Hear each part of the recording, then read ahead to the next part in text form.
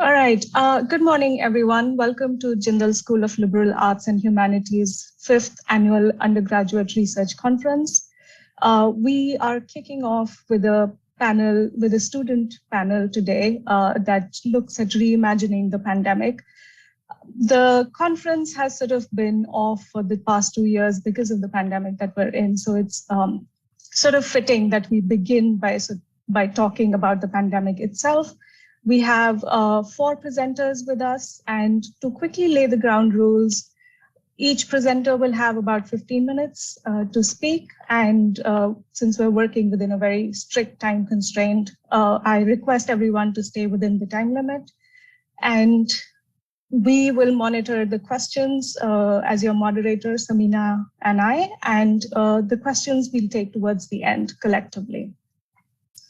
All right, with that very brief intro of the panel, I just want to say that today's panel sort of draws attention to the wider and still unfolding impacts of the public health crisis that we're currently in. This panel and the papers within it draw attention or reiterate the fact that any idea of health, illness, well-being are not just medical concerns and things that necessitate medical intervention, but they're also sociological facts. They are embedded and entangled with our everyday lives. They reiterate or reveal different aspects of the social order that we currently inhabit, the power hierarchies and inequalities. And the speakers today will illuminate some of those aspects. So with that, over to the presenters. And I think our first speaker is Natasha Somaya from Azim Premji University, and her paper is titled Changes in Household Income and Female Employment During the COVID-19 Pandemic. Natasha, the floor is all yours.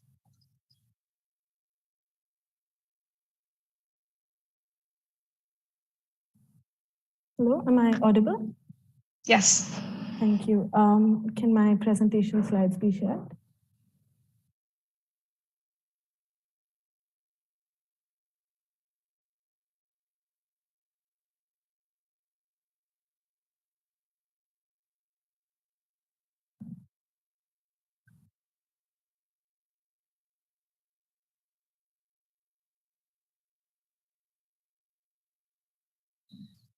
Could we have Natasha's presentation slides, please?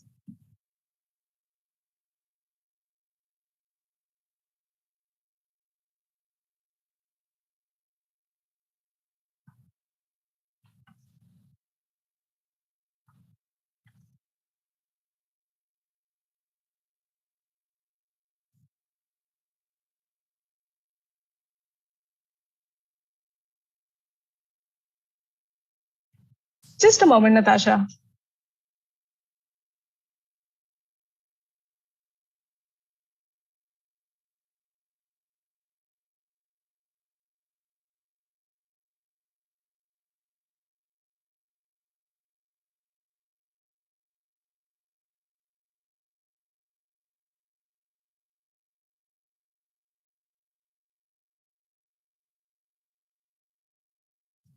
Okay, I just put in Natasha, you are going to be presenting your slides yourself, is that right? That's the information that we have. No, I just requested that my slides be shared. Did you? Yes. Okay, okay.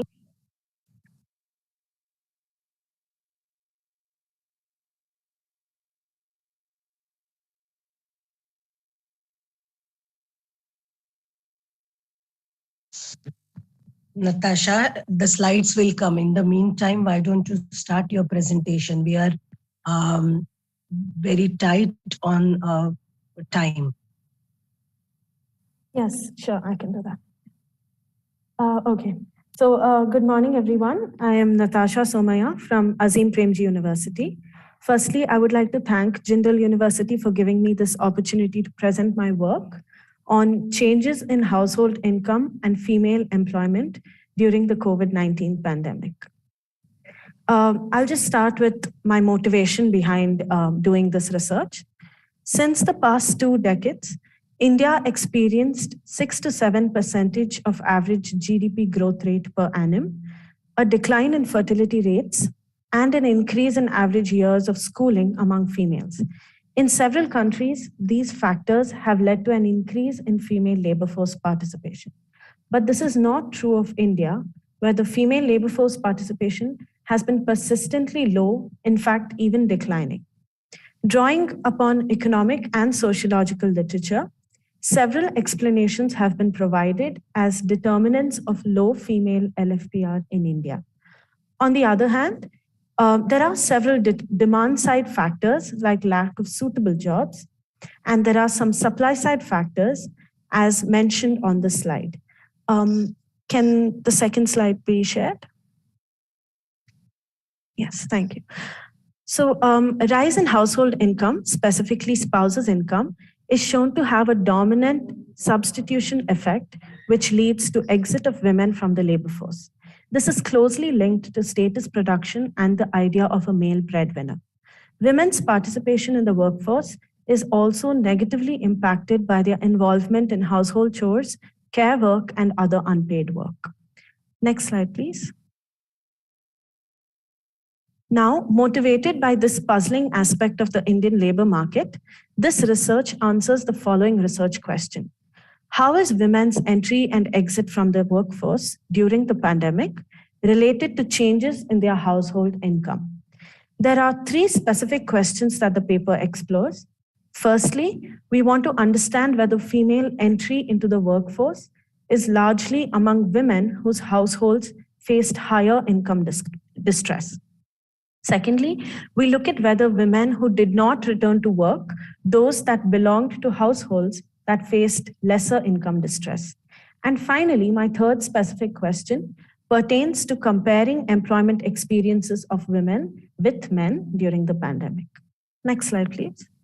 Recent studies that have analyzed the impact of the lockdown on employment patterns have suggested strong gendered effects of the lockdown. It is found that females are around 7 times more likely to lose jobs compared to men.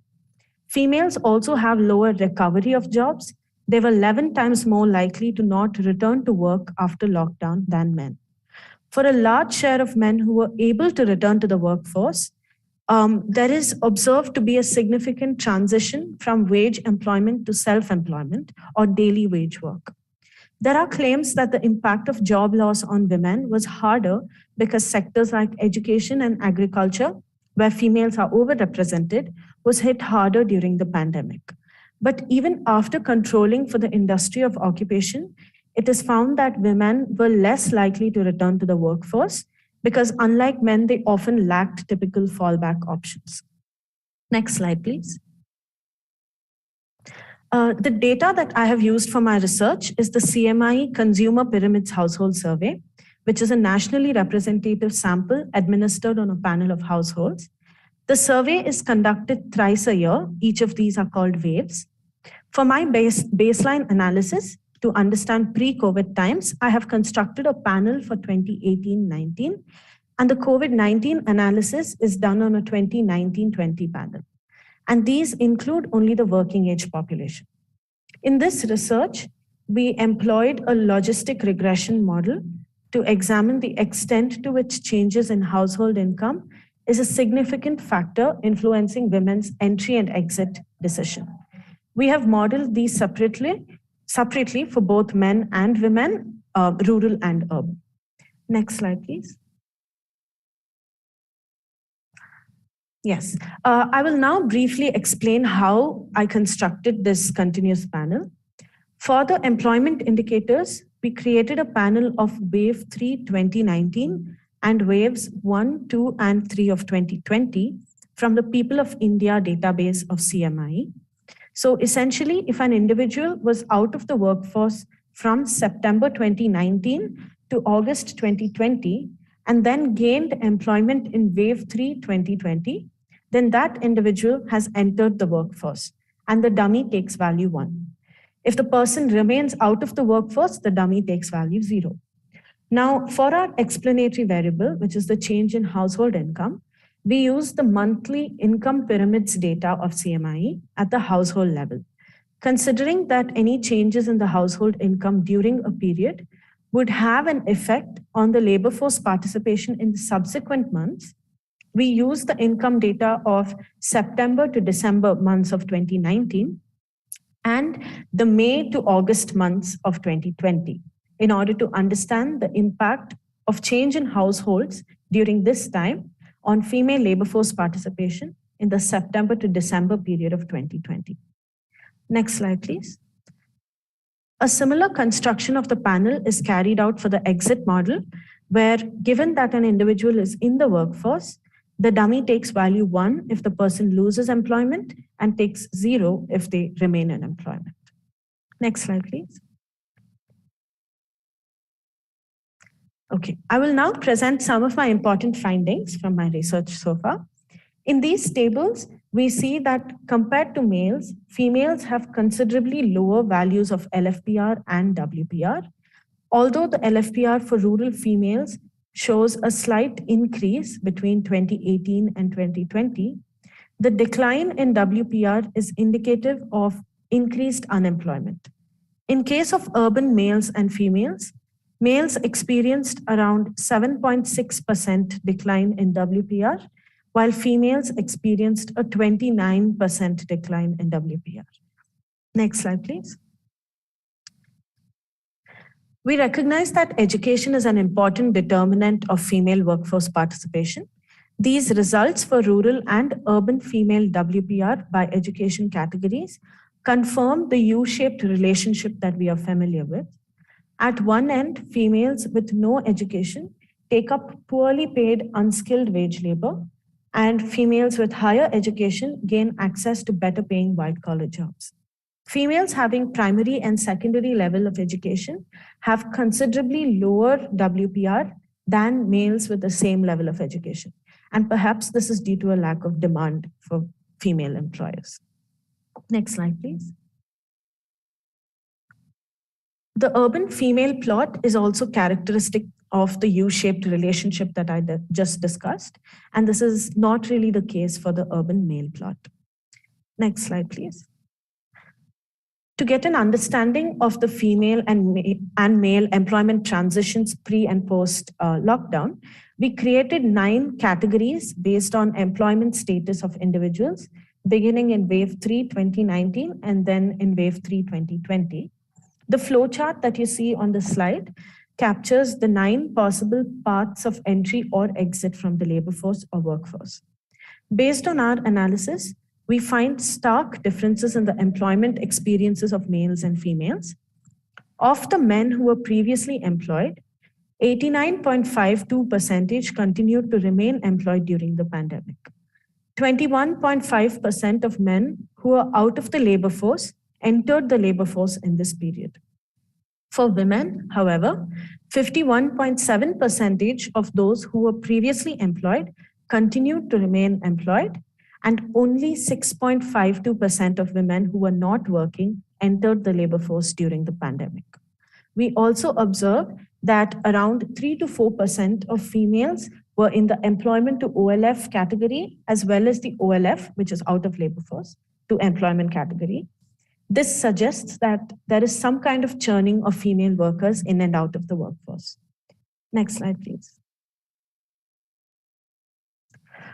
This figure shows the effect of household income change on entry into workforce for both rural and urban areas, controlling for all other demographic variables. The income change category is also shown here, where the base category, as mentioned, represents more than 50% loss in average household income. In households that experienced a loss of up to 50% of their income, we find that females in both rural and urban areas are lesser likely to enter the workforce, with this effect being more substantial in rural areas. One possible explanation for this could be the lack of demand for work in sectors like agriculture, which readily absorb a large share of female labor force.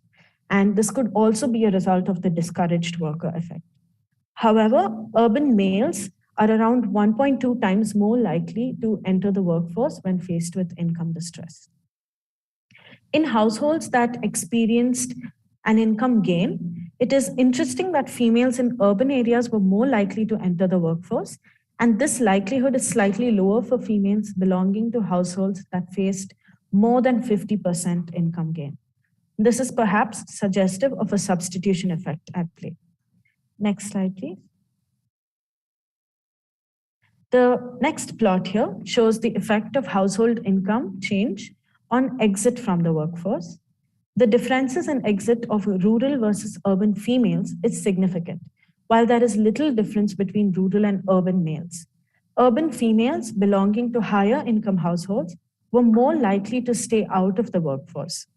Within the income change categories, income gain corresponded to lesser likelihood of rural females exiting the workforce, which is a rather interesting finding.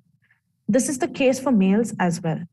To investigate this further, we intend to look at the nature of employment arrangements and industry of employment for these workers. In conclusion, the findings of this paper provide valuable insights on the gendered effects of the pandemic and the nature of female employment during this period. It looks at whether the entry or exit of women post-lockdown is related to household income changes and whether it is accompanied by a change in the kind of women who participate and the kind of work that they do. Next slide, please. Yeah, thank you. And I have my bibliography and references below that. Thank you. Thank you, Natasha, for your wonderful paper and also for keeping it within the time limit. All right, next we have Kangana Verma from Sri Venkateswara College, Delhi University, and she will share with us her paper titled Impact of COVID-19 Pandemic on Obsessive Compulsive Disorder, a Case Study. Over to you, Kangana. Yeah, to reiterate, yes. Yes. Just give me 1 second. To reiterate, we will take the questions towards the end of the panel after all the papers are done. You can leave them in the chat box, comment section as well. All right.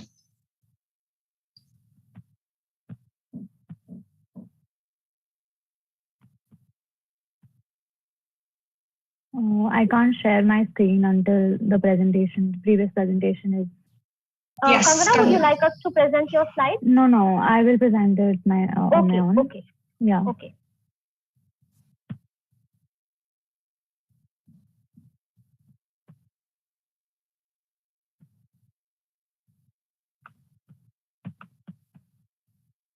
Yeah, are my slides visible? Yes, they are. Okay.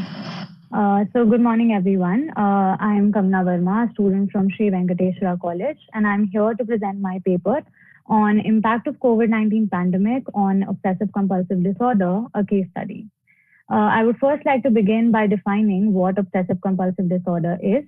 It is where a person tries to resist certain thoughts termed as obsessions and feels driven to perform certain compulsions to resist those thoughts, but often fails to do so. Obsessions are defined as repetitive, intrusive, and unwanted thoughts or images, and are also associated with anxiety. Compulsions, on the other hand, refer to the mental acts that the person feels driven to perform in response to an obsession to achieve a sense of completeness. Now, we all experience recurrent obsessions and compulsions of one kind or another. It is only when they become severe enough to cause marked distress and they become so time-consuming that they might lead to a disorder. Lifetime prevalence of OCD is around 2 to 3% and is equally common in both men and women.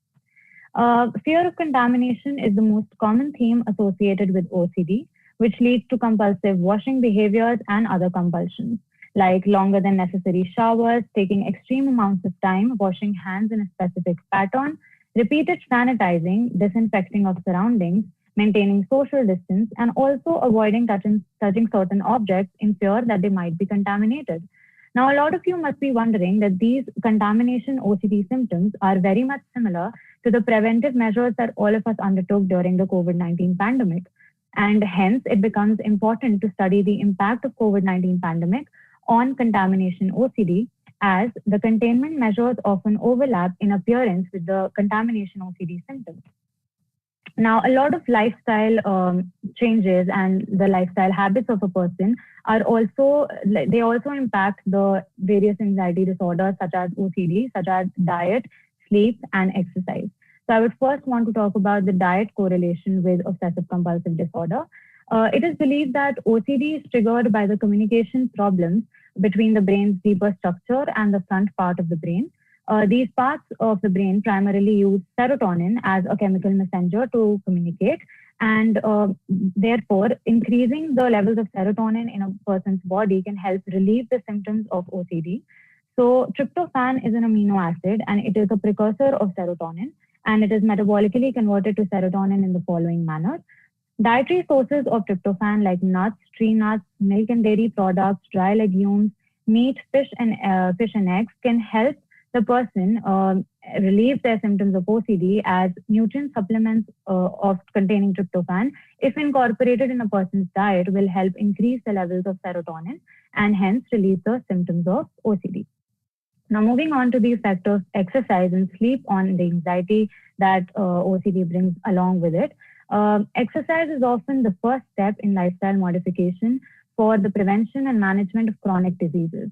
Exercise improves one's self-esteem and a sense of well-being, as it decreases the release of the stress hormone cortisol in our body, and it also increases the feel-good endorphins of our body, which naturally help to elevate our mood. Sleep, on the other hand, is a very important psychobiological process that is responsible for the maintenance of physical as well as the emotional well-being.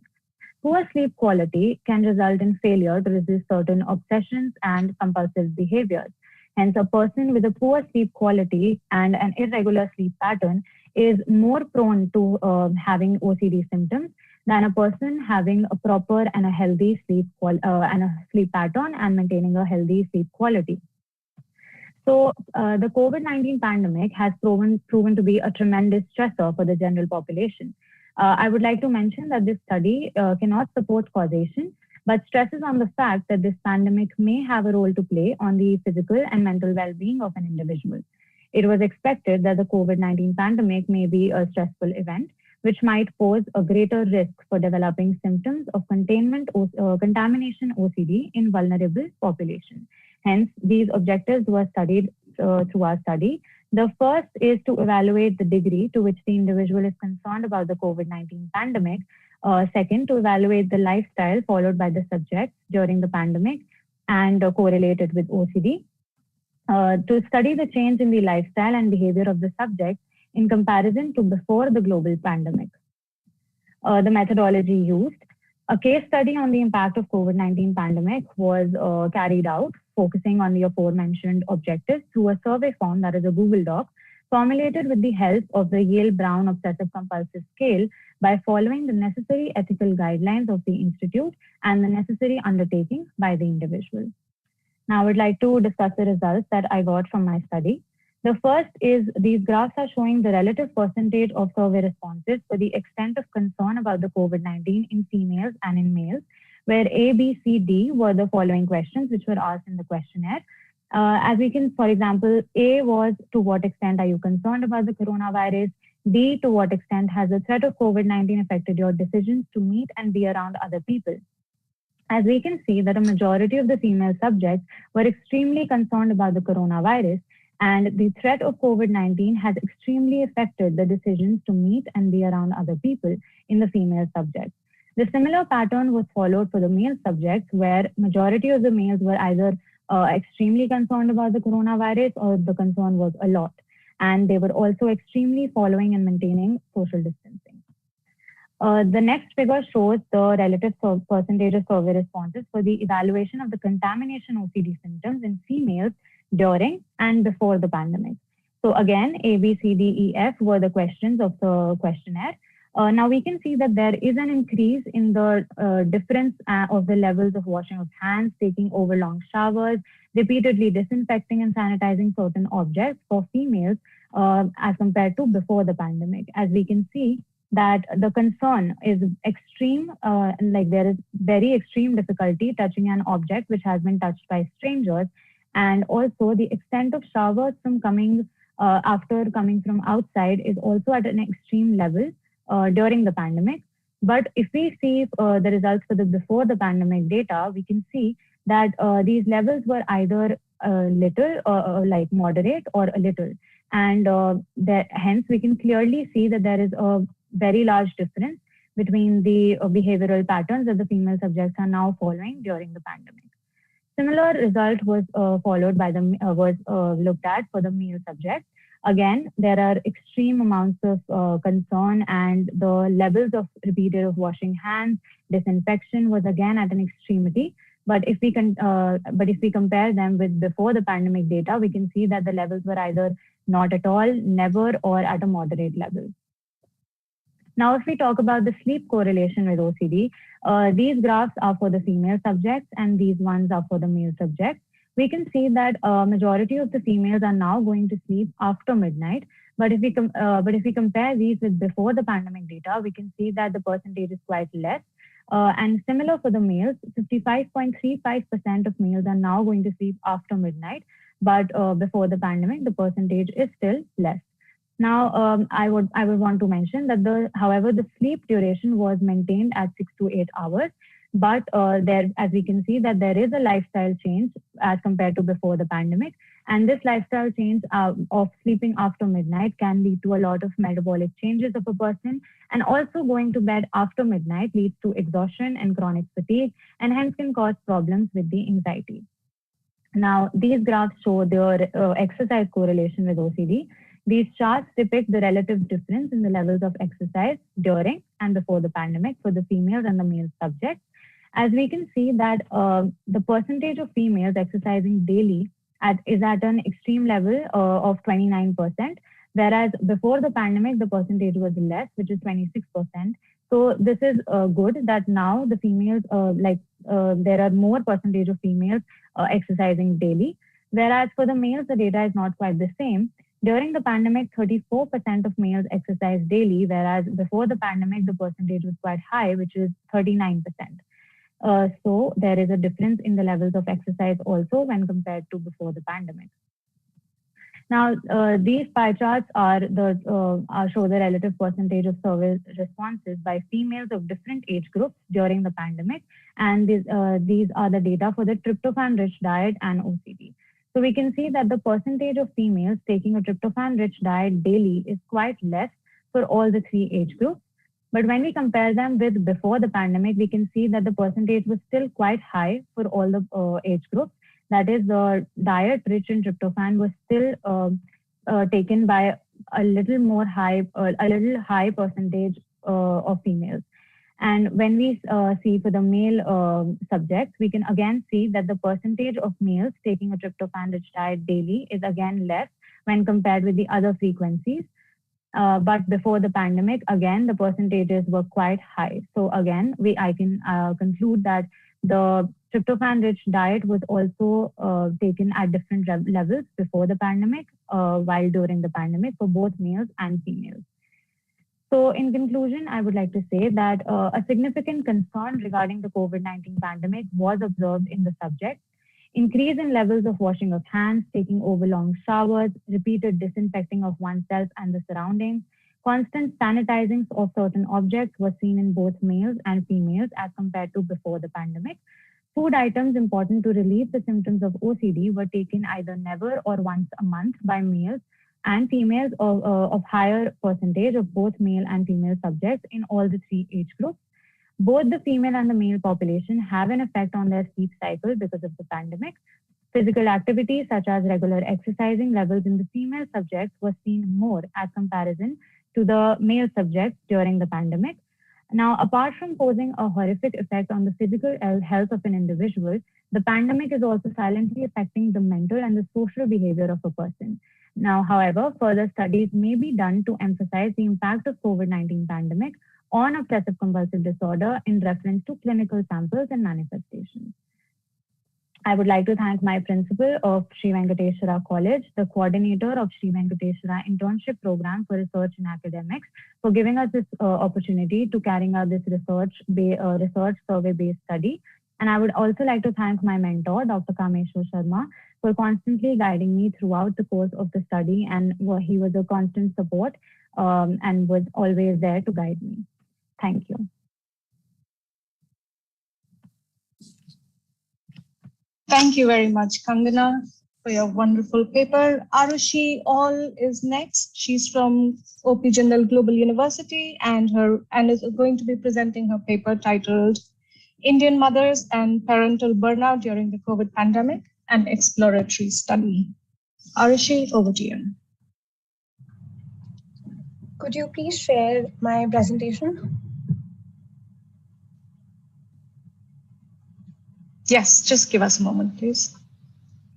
Perfect. All right. Good morning to one and all present here. I would be talking about Indian mothers and parental burnout during the COVID pandemic. My study is an exploratory study. Please go to the next slide. Could you please go to the next slide?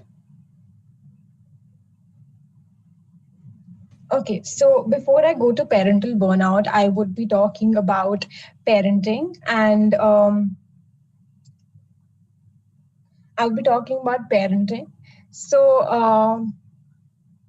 parenting is not a linear path and involves both ups and downs. And sometimes parents find it difficult to grapple between their duties towards childcare and at the workplace.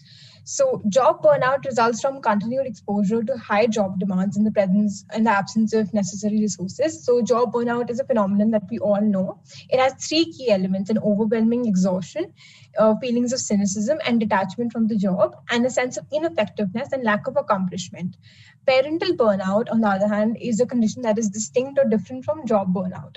So parental burnout has three elements. That is, firstly, massive exhaustion or tiredness associated with one's parental role, an emotional distancing or sense of separation with one's children, and a feeling of inadequacy in one's parental role. And mothers are more susceptible to burnout due to a variety of interpersonal and intrapersonal factors. So, for instance, the amount of support that they have at home or the family dynamics, this deeply affects their ability to be burnt out or not. And motherhood has shifted during the pandemic. So this is because of a shift in identity. So earlier, before the pandemic, they were not expected to take care of their children and workplace at the same time seamlessly. But now that transition it's kind of blurred the boundaries, because they're expected to work around the clock and ensure all the necessities of their children and work are met. And every woman almost found it challenging to maintain her own well-being and stress levels. Please go to the next slide. So in India, the concept of motherhood has a special place in the formation of a woman's self and social identity and self. And the thing is that she's judged in spite of whether she chooses to work or whether she does not work. If she chooses to work, she seems to be crossing the boundary in how she defines her role as a mother. And if she leaves working, her roles at work and at home are reevaluated. The concept of ideal mother has not left the definition in India, as nurturing and caring for a child is seen as more maternal than paternal. In India, women are evaluated harshly if they don't adhere to the social norms of a good wife and mother. She's expected to look after childcare and household duties more than her work duties, even during the pandemic. There is also limited or an absence of personal space given to her, especially if she has young children who need constant attention and if everyone is sharing the same room or there is limited space. Hence, the family dynamics and the amount of space that is available to her has a major role to play here. And further, while I was researching on this, the kind of research that's come about has really been affected because of the cultural notions of motherhood and how ideal motherhood takes place in India. There's not enough research done on the experience of Indian mothers, which is why my study is an exploratory study. And I hope to be able to contribute to the literature around burnout. Please go to the next slide. Please go to the next slide. All right, so what is the aim of my study? So my aim, like I mentioned, it's an exploratory study, and I aim to ask Indian mothers, or basically the aim of my study is that what do Indian mothers perceive as sources of their exhaustion? Please go to the previous slide. Yeah. So what do Indian mothers perceive as sources of their exhaustion in times of the COVID pandemic? So the motives of my thesis, or the research objectives of my thesis, explore what Indian mothers perceive as sources of their exhaustion in terms of socially prescribed perfectionism, mental load, and exhaustion, and gendered expectations. So I would be talking about socially prescribed perfectionism now. Please go to the next slide. All right. So before I go to socially prescribed perfectionism, it is important to understand what perfectionism means. So perfectionism is mostly an internal personality disposition that is characterized by an individual striving for extremely high standards with overtly negative self-evaluations and criticism towards oneself. Socially prescribed perfectionism is perceived or observed higher society. Please go to the previous slide. Yeah. Socially prescribed perfectionism is perceived or observed higher societal standards, and it has an impact on parental burnout. So intensive mothering norms further normalize prioritizing a child's needs over one's own to the point that it's exhausting. So there is a phenomenon called maternal gatekeeping, which is basically a mother guarding all the responsibilities at home and not involving other individuals, including her husband or anyone else, because the perfectionism or the socially prescribed perfectionism really exhausts the mother, and it becomes internalized to the point that she's not able to dissociate between her own work duties as well as the household, and she feels like everything is her responsibility. So this is extremely exhausting, and it also affects the workplace. But before that, I would request you to please go to the next slide. Could you please go to the next slide? Yes, so this is a picture, which is a humanist representation of what happened during the pandemic. So it's basically just talking about the cultural context of India and context of motherhood. So how sacred motherhood is, and the ideals of perfectionism is, and how much she's just supposed to be cool-headed and even-tempered in spite of whatever that's going on. So that's the expectation, and the reality is that she's extremely exhausted, living up to everyone's expectations. Please go to the next slide. All right, so how does this show up at the workplace? So at the workplace, the pressure of being a perfect mother can reaffirm or reestablish gender inequalities in various ways. And it places them at a structurally disadvantageous position because they're not able to have any representation of leadership positions, and they're supposed to work like they have no home. They have no home duties, and they're supposed to be at home like they have no work outside of the household duties. So how often have you seen a mother seamlessly transition at work after becoming a mother? I mean, this is a question to everyone out here. Motherhood is still very stigmatized in India, and the amount of norms that exist in the workplace, there are not enough norms to make the workplace inclusive. So even though we might focus on gender equality, what we really need at the workplace is gender sensitivity. So the motherhood needs to be destigmatized at the workplace, and norms at the workplace and at home, it should be made keeping in mind the transitions of a woman from being a working woman to being a working mother. Please go to the next slide. So this is again a humoristic depiction of how she's supposed to work endlessly in spite of whatever household duties that she has, or at the workplace also she's supposed to devote 100% of her efforts there. Please go to the next slide.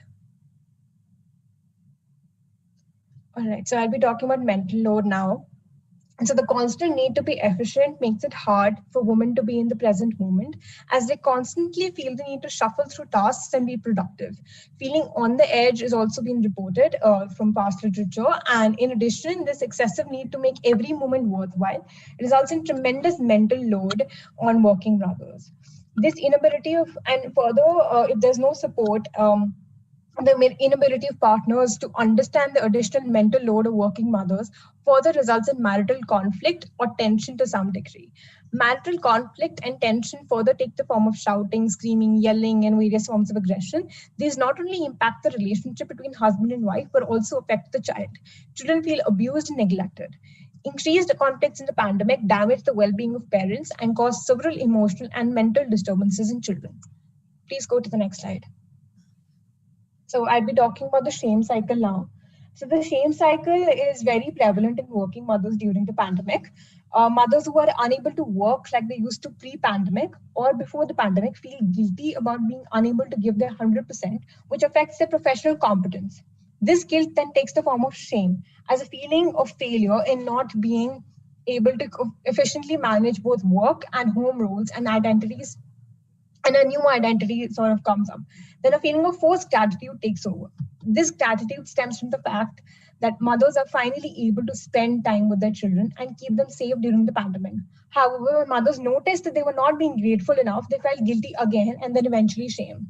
So if you notice, the first cycle, it starts with guilt in the flow chart, and then it proceeds towards shame and then towards gratitude. So they feel guilty at not being able to give the same amount of time that they used to before, and then it goes towards shame and then gratitude. Please go to the next slide. So now I'd be talking about the methodology. So like I mentioned before, this is an exploratory study. So I would be conducting semi-structured interviews containing open-ended questions. And before the interview, consent form and a form for socio-demographic details would be sent out to all the participants. The participants would be about 5 to 10 participants who are working Indian mothers of children in primary school.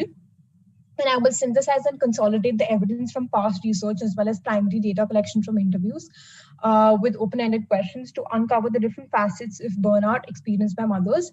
The interview would explore the complexity of subjective experiences in mothers through an incident-specific approach that would enable the participants to share their experiences in detail about a specific event or incident and further build on that throughout the interview. After the interview, a verbatim of the recording would be analyzed to obtain categorized themes or groups into which responses can be classified into. Please go to the next slide.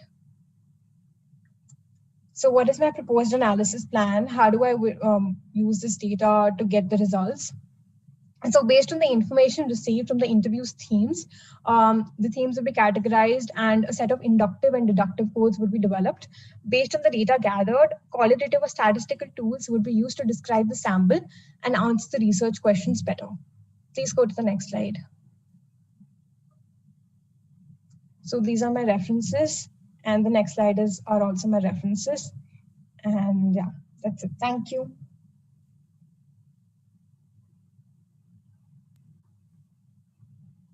Thank you, Arushi, for your wonderful presentation. Very thought-provoking, and the use of memes and GIFs has been excellent. All right. Last but not the least, we have with us Shreya Bayana. She's also from OP Jindal Global University, and she'll be presenting her paper on pandemics missing women, tracing gender inequalities in a global crisis. Hi, thank you, Professor.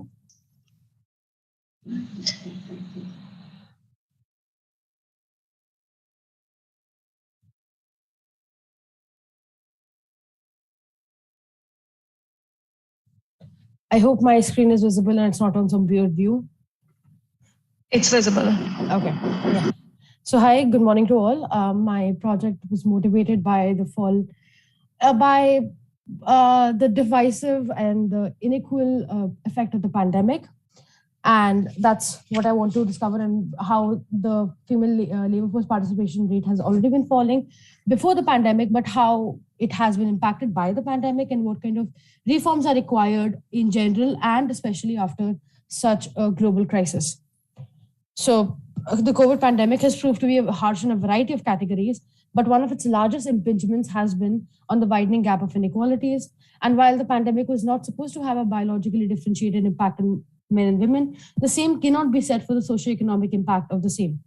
The pandemic led to a recession in the global economy and forced governments like ours to cut down on their social expenditure, which increased burden of care work on women. the increase in unpaid care labor caused women to have less time to engage with wage-producing work, and hence has a negative impact on their labor force participation rate.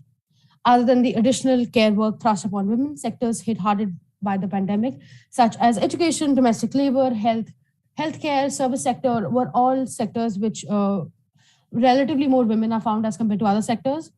Moreover, other studies in other countries, such as the one by Dang and Newman, show that from their surveys show that in countries like United Kingdom, United States, Italy, China, and South Korea and Japan, women were not only fired more out of their jobs, but they were also more likely to be looked over for promotions. They were more likely to suffer wage losses as compared to their male counterparts.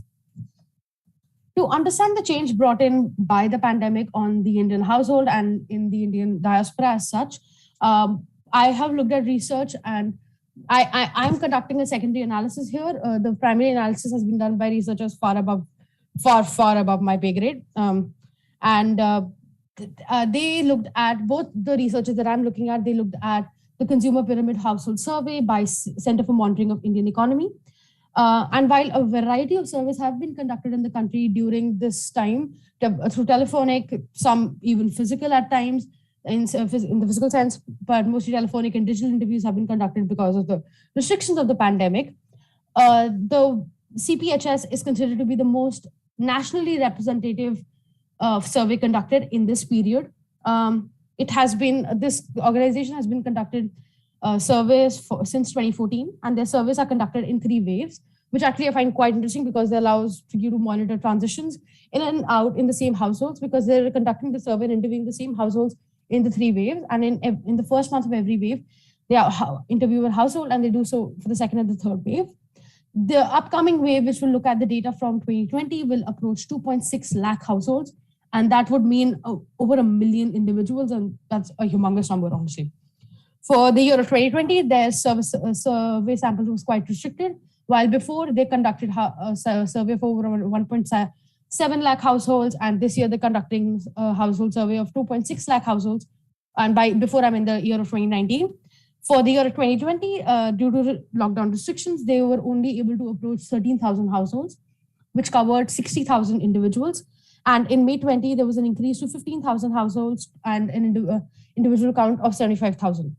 The data I cite in this presentation will be from the paper from Azim Premji University's professors Abraham Bhosle, Rosa Abraham, Amit Bhosle, and Surbhi Kesar on their working paper on tracking employment trajectories. And they employed a baseline on the previous available data from the 2019 fiscal year. And then they compared that with the transitions in the pandemic year. The pandemic saw a large contraction in the workforce participation rate. And they also use VPR instead of unemployment rate, because they believe, they talk about how when it comes to surveys, and especially in the case of women, women do not admit to not look for work, even when they are willing to work. And an unemployment rate, which also contributes to the labor force participation rate, accounts for people who are part of the labor force and are actively or willing to do work, whereas women often don't count themselves in that category. So the absolute loss of unemployment for men was much higher than that for women. The absolute loss for men was 100 million, whereas that for women was 19.3 million. But in proportional form into the already available labor force participation, that meant a 30% fall for men and 43% fall for women.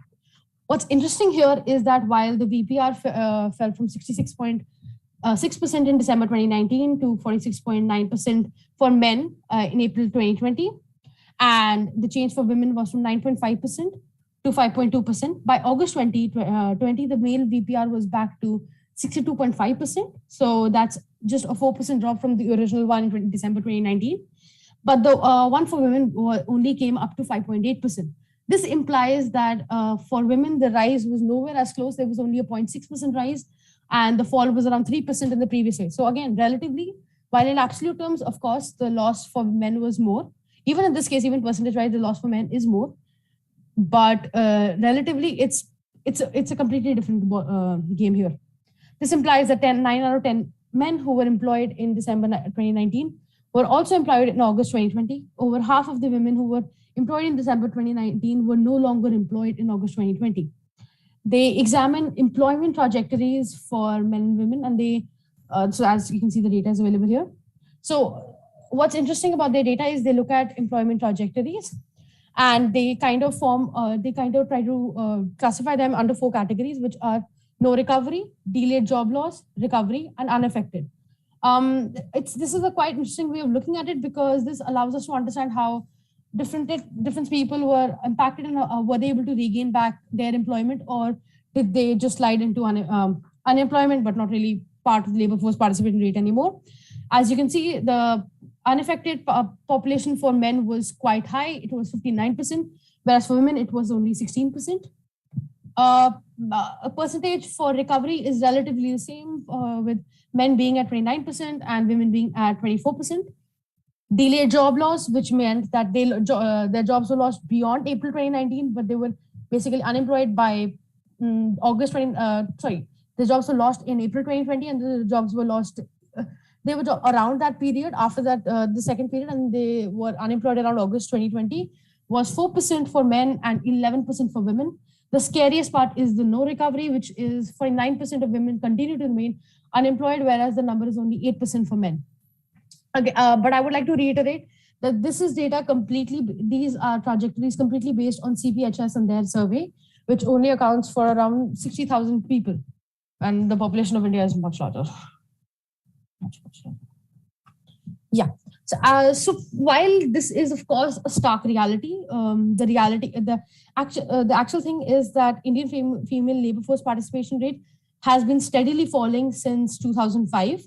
It was relatively around 30% before that, but now it's dropped to around 15% in the pandemic year. This fall has been attributed to the job loss or the unemployment, increase in unemployment in the rural sector. The employment in the urban sector has been relatively the same throughout since 1990s. It has consistently been around 20%. The labor force participant rate, this fall in LFPR for rural women is not completely unprecedented, because as per a feminization hue hypothesis theory, it is estimated that the highest employment found in a developing country like ours is supposed to be when the wages are the lowest, when people are desperate for work. So for women, the employment rate will be high at this point. When the households start transitioning from low income to middle income households, their education for women increases. Even the idea of, because the kind of work at the first half of this part of the graph is also the kind of work is not considered to be suitable, is not safe work. It's highly dependent upon, it's highly exploitative. So women tend to transition out of this work. They're supposed to go into education. They're supposed to get skill training, and then the increase is supposed to happen again with an increase in GDP per capita. This is, of course, stringent on the fact that growth also comes with increase in employment, which has not been the case of India. It's also cause for anxiety for a lot of economic and social theorists. This implies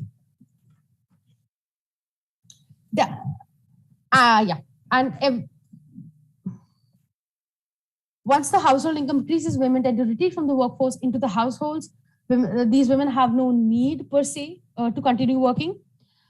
Sociologists have said this can also be attributed to the ideology of the male breadwinner, which of course there is some merit in the idea that there is, of course, a caste reproduction happening, because upper caste households take pride in the fact that their women don't work, but women from lower class and lower caste households rarely have the choice in the matter, because they're because of the fact that they belong to low income households. The idea of the sociologists have often attributed the idea of the male breadwinner ideology, where it is considered prestigious for women not to work and devote themselves to care and domestic labor instead. It may also be due to unavailability of suitable jobs for women around their villages.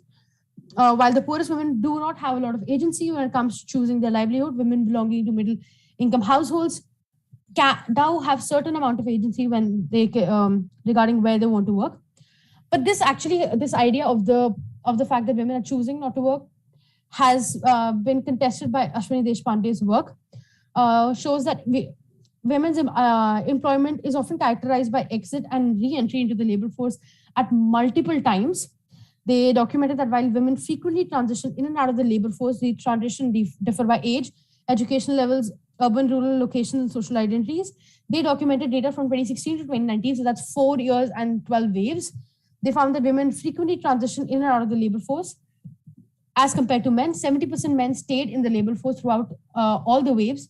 20% men made 2 transitions, which means 1 out of the labor force and 1 back into it. Each is counted as 1. On the other hand, 5% were present in the labor force throughout, implying that 95% women made at least 1 transition. 34 made 1 transition for sure, 36 made 2 transitions, minimum 25 made more than 3 transitions. This indicates that stable work was not always available for women throughout the years of 2016 to 2019. This actually brings us to the idea that it's not as much as a supply side constraint when it comes to women's employment. It's more of a demand side constraint, or the fact that women's employment is not often valued as much as it's supposed to be, and other categorizations. This rapid change in employment status denotes that that the problem for low FLP, female labor force participation rate, may not be supply oriented, as customs and norms do not change that fast. They do not change over a period of 3 months. Women are not leaving the labor force voluntarily, rather they're attempting to constantly re-enter it, but are unable to do so. Moreover, women's repeated movements in and out of the workforce denotes lack of steady and regular avenues of employment for them. The widespread informalization of the Indian economy attributes to higher worth attributed to men's work and forces women to only join the workforce when work is available. This implies that these women consider themselves to be out of the workforce when they are not working, and classify themselves as to not be looking for workforce. So this implies they're not accounted for in the labor force. This is a slight over, because for men the distinction is very dichotomous between they're not working and or that they're working, or they're not working but are looking for work. This is a very dichotomous, and it's usually correct. But for women, the relationship is not as dichotomous, and a lot of women who are willing to work fall into this widening gap.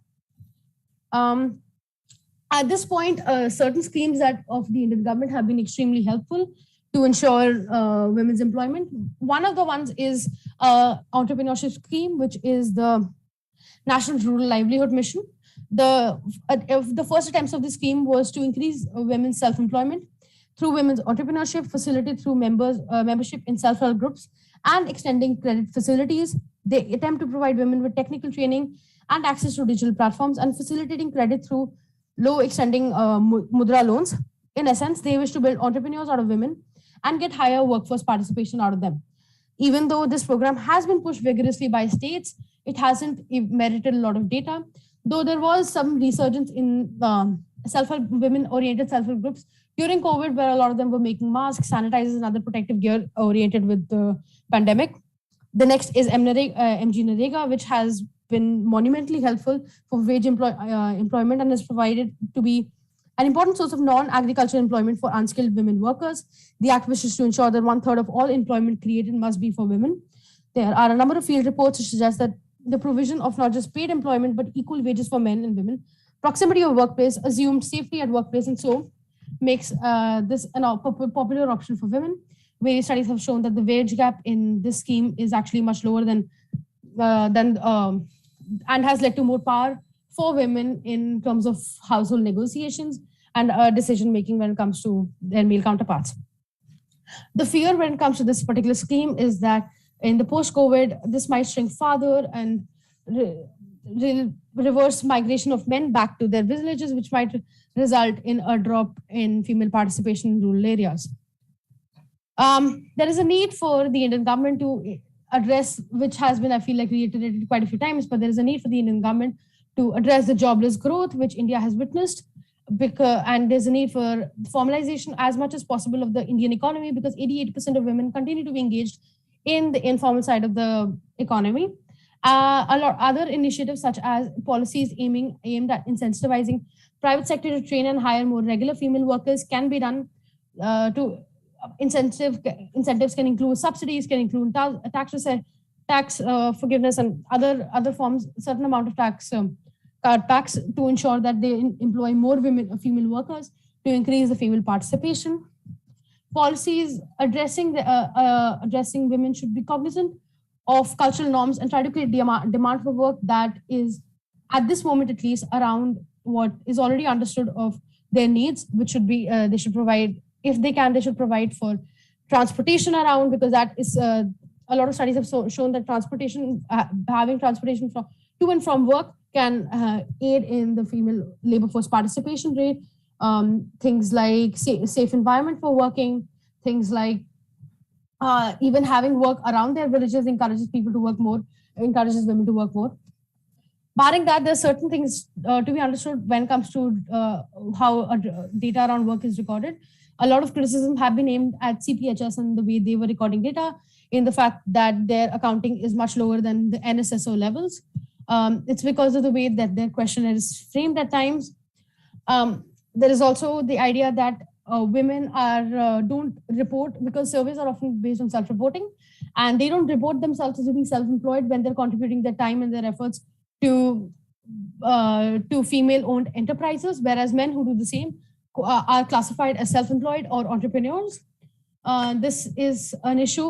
It causes an issue of crisis because this is wage-producing labor, this is good producing labor, which has it is expenditure saving in terms of production, but it's not been accounted for in terms of their how much work they're putting towards it.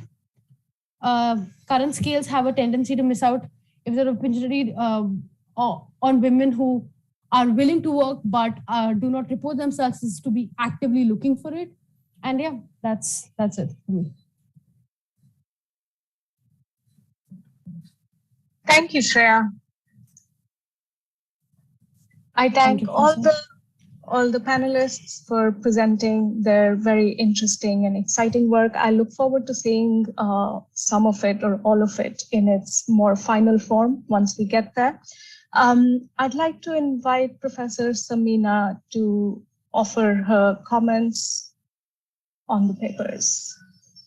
Hi, I am really bowled over by the quality of presentations in this student conference. I think I have rarely seen this level of dedication to research and the kind of efforts you have put and the nuanced understanding you have all shown about your subjects. So I am going to congratulate you, all four of you. Excellent work. I am very genuinely going to congratulate you on that. I'm going to respond to all four papers, raise some questions, give some suggestions, and bring in some literature that is already out there. Natasha's paper and Shreya's paper are connected, right? You are both speaking of economics, and you're both looking at women in workforce in India. You're both looking at the missing women and the participation of women in the workforce. So there are several things here, right? Women's entry happens in desperate times. Hence they are distressed labor. And when women enter as distressed labor, their wages are low. I think Natasha mentioned that, and then Shreya said it from the other point of view, just exact opposite, that the wages are low when women are entering, right? So both of you have touched upon this point. Similarly, exit happens in good times. So when the economy is flourishing and you could have good wages, because men's wages also rise, women exit, right? And both of you have noted this.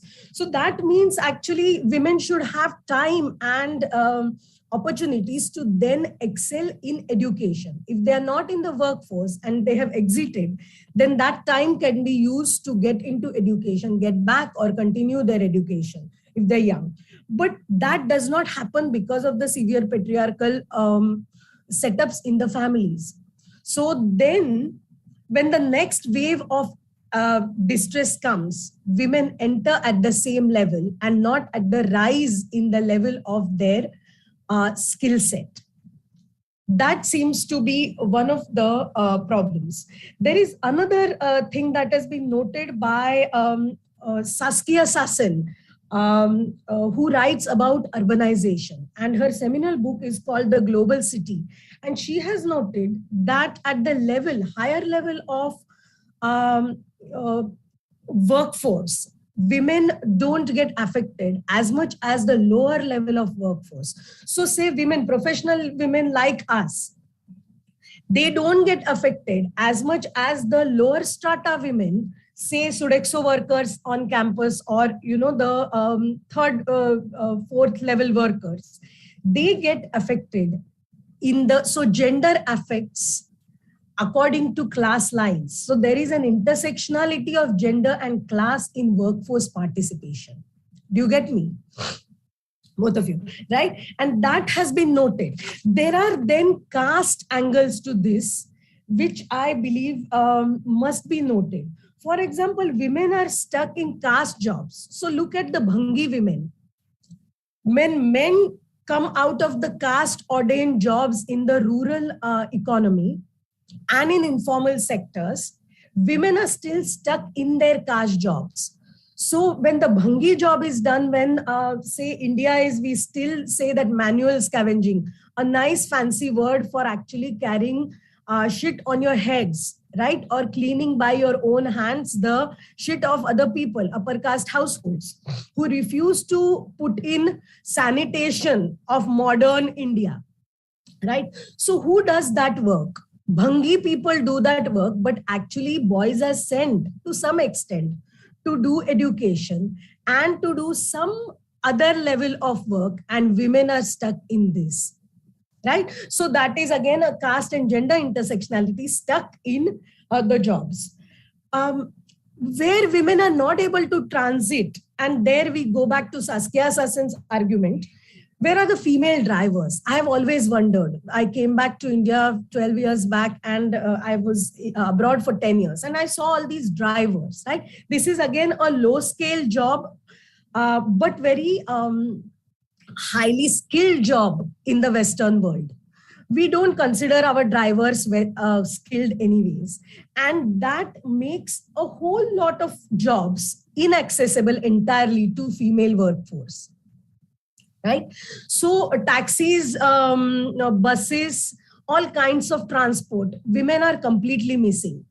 That makes the lower strata women. So we have engineers, women doctors, women IFS officers, but we do not have women drivers, women factory workers. So you see the upper strata, lower strata difference in women's participation. You got that, right? So female drivers are missing. Then when we look at 88% women in informal sector, there is also a failure of Indian feminisms. We discuss here a lot of our maternity leaves. We always discuss it should be 3 months or it should be 6 months, but it is only for 12% women. So I get 3 months or 6 months. It is my concern, but I'm not concerned whether 88% women who are actually in informal sector are given even 8 days of week. So woman who comes to my place as a domestic worker, am I giving her even 8 days full paid leave after delivery? It's a question that we don't ask ourselves as women, as researchers, and feminism then fails in all of us. So that is one question I wanted you to, it's irrelevant to 88% women, whatever the government does, 3 or 6 or whatever 1 year of maternity leave. Shreya mentioned a very interesting thing of women don't count themselves as workers. There is an excellent book called Lace Workers of Narsapur, done by a feminist economist, and also a interesting work of ecofeminism has been done by her called Maria Mies. And Lace Workers of Narsapur, she says, are producing female workers at home, housewives producing for the global market. So this very serious global market of lace production that goes to West, goes to France, goes to Belgium, and is sold there. You see see this lace. You see this lace? This kind of lace is used everywhere, and it is produced by household, what are called housewives. But it is actually the productive worker, and they are not counted in the government's count. They don't themselves count themselves, and the government doesn't count. So that is an important point to note. I was thinking, the U hypothesis that Shreya mentioned, and is also not just the female problem, it is a problem of the rural population that is stuck in very stagnant economy. So we have a very serious India shining in the metro cities that has actually toppled during the last 2 years of pandemic. But before that, we saw the shining malls. But as you go from one city to the next on the rural roads, the roads are better now, and thanks to many governments actually. Even BJP governments have done very well in terms of the roads in UP. I must say the good things also, right? And but the population, as you see, is stagnant. And that, then how will the youth go down even? They're stuck in the first part of distress labor. They're supposed to actually come out of labor here, and then they're supposed to go to labor again at a higher skill. But if the whole population is stuck here, there is no chance for women, along with their men, to even come to a better education or skill set. So we are now not looking at only the females of India, but also the men, right? The boys and girls going to school, having the chance of getting out of their rural, caste-ordained, class-tied occupations. And we are not able to see that kind of growth. So growth is very tilted, and that's why we are also seeing this kind of being stuck. So these are my points for both of you. Thank you so much. You've done excellent, I must say. Then I go to Kangana's paper. I wanted to actually ask some things because I was not sure if there are, so there is difference between men and women. So obviously the other two papers are connected to the first two papers. If women don't have jobs, then they are going to behave, they are going to be affected mentally, emotionally, and they are going to do, going to be stuck with contamination, OCD more, right? If I have work, if I'm outside, if I have to get through life, then I am going to have less emotional problems, or so can be said at a very non-research but logical level. But as women are stuck at home, domestic violence rises. You have to stay with women and children, both have to stay with abusive partners, fathers, grandfathers, etc. And there is no go to actually leave home and have a respite. So we have seen domestic violence rising, we have seen abuse rising. In the same way, we have seen OCD rising. But was there a age-wise difference also? Was there, are older women prone to OCD more than younger women? So there are a lot of questions here. I was very interested in what you presented, Kangana, and I wanted to have more. I was also delighted to see that women actually started more exercise, and that they were, so some level of reduction in commute time and reduction of going to office, coming back, getting dressed for the office. All of that, as we saw that our everyday dress was pajamas and shorts, and that made us actually do many other things in pandemic. So pandemic has had all of these positive effects on all of us. I have loved pandemic time personally.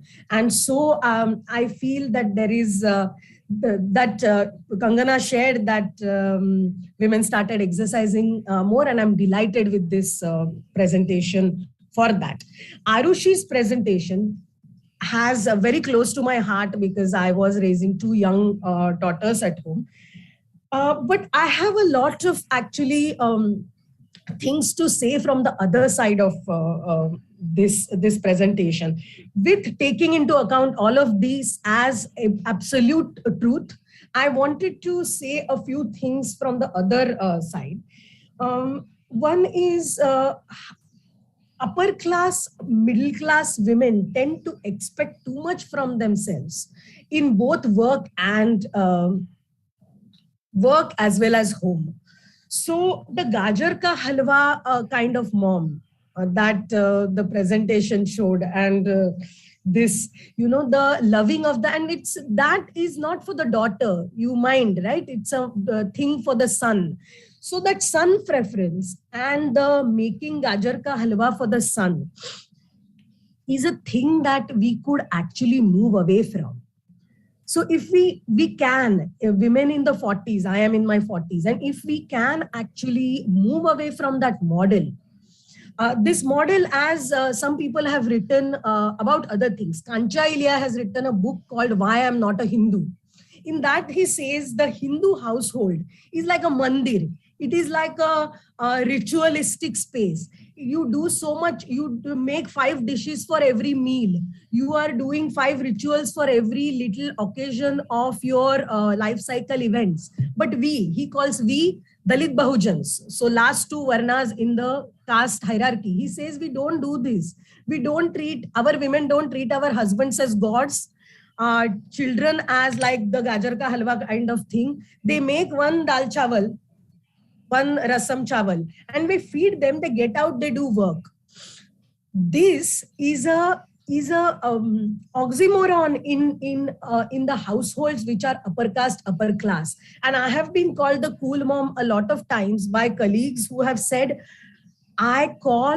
this is a research I mean to do, I haven't got into.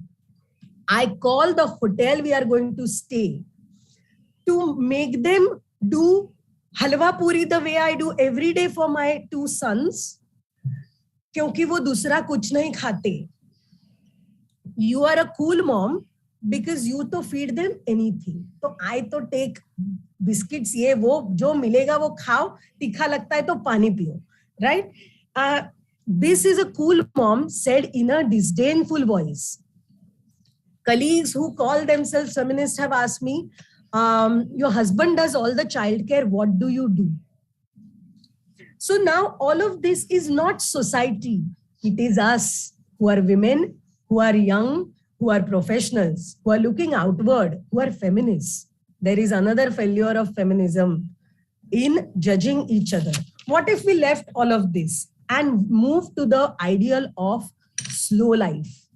I have been practicing. It is delightful to live like that. Slow life is like slow cooking. कल रात को लगा दिया, आज सुबह तक तैयार हो जाएगा. Profession may also judge your success differently rather than your constant hurry to do something, constant grabbing of success. Judge your success differently. Raise your children with others as your grandmothers did earlier. Right? Don't judge yourself by all your child's success and failure. Let them fail. Let your partners, who are men and obviously incapable of doing things, they are faulty human beings, but let them make mistakes. Don't judge them. And with all of that, if we are able to move into, there are feminist ideals that are spoken of. Black feminists have written about this, and they have said, don't come ask me questions alone. Come speak to me with my family, with my child, with his father, with my grandmother, and then look at my narratives. Look at me as a female in all of this. So there are ideals that have come from feminism, that are ideal, that have come from environmentalism. Leave your footprints less on the world. And so with all of this, it's possible to get dirty with your children, to paint, sing, all of this we do imperfectly. But then we learn to enjoy our children. Many of you don't have children, but when you do, if you decide to do, there are possibilities of getting out of this. It's not just society. And I have tried to write about this in Marathi. Book of mine is coming out, and I write non-fiction like a social commentary. And I've tried to do this. कि जो हम बहुत परेशान, जो मातृत्व से जो परेशान रहते हैं, उसको कैसे, how do we look at that? So these are some 2 pens. I disagree with the term, Arushi's term of stigmatized mother. I have a feeling actually stigmatized mother comes from the Western views. Anything happens, a man goes on a killing spree, the newspaper articles write how in childhood he was abused by his mother. That's America and England. In India, there is no bad mother. We never, we are not allowed to say bad things about our mothers in that sense. And because of that, actually, being a mother is very easily, you become a heroine of a group of children. So in a sense, we don't have stigmatization of motherhood. The way we have too much expectation, and you were right there. You have too much expectation from mothers, and they can be wrong and they are judged. You are right with all of that, but we don't have stigma towards motherhood. We have, in fact, actually utilization of the mothers. बहुत ज़्यादा mothers का I tell my daughters, come on, you are not American, you are in India, your mother is always right. As mine was always right. Mother always knows correct. And we know, I teach law and I say to my students, if there is a state law and there is a mummy law at home, which law is held primacy? And they always answer mummy law. So mummy law in India is actually more important than state law. If mummy says you cannot marry Shah Rukh Khan, you can't marry Shah Rukh Khan, even if the state law allows you. So think of it like this: we don't stigmatize our mothers. We actually utilize them, we worship them, and then that makes a problem. Like mothers are considered, wives are considered Devi. So you have the slave thing, or you have the goddess thing. You don't have the human, citizen, worker. And we can't live up to the goddess ideal. We are not goddesses, we are humans. So that is a problem. Goddess is a problem. But please take that into account. And once again, thank you so much for the department, JSLH, for organizing such a good space for students to do this, for inviting me to do this and give my 2 pence on YouTube too, and Riddhi for holding such a tight ship and so competently. All right, on that note, I'm going to interrupt you and continue with the tight shippingness of this conference. Thank you, Samina, for your wonderful and very thoughtful comments. There is a question for Natasha, perhaps something to think over, Natasha, as you work more on your paper. To what extent do you feel that workplace gender inequality affects women joining the workforce? And to take it a step forward, women occupying positions of power. So I think the question alludes to how workplaces are not designed for women per se, which perhaps adds to their level of not wanting to enter it or feeling excluded from it for a variety of reasons. And I think Shreya has alluded to some of that. I really hope that all of you will continue to be in conversation with one another. This is just the beginning of your engagement as young student researchers. Please do keep up with each other's work. We're all better for it the more we collaborate, right? So do take that into account. And Kangana, something for you to think over as well. There emerges for me hints of the fact that there are gender differentiated behaviors vis-a-vis behavioral patterns with OCD and the pandemic. And it would be good to think of how scientists think about that, or how scientists make sense of these gender trends, right? Because social scientists hold forth on this all the time, but it would be good to think of what natural scientists think of it. Right. So as you move forward, and on a closing note, I will, this is a discussion I always have with my colleague and fellow sociologist, Professor Shruti Ganguly.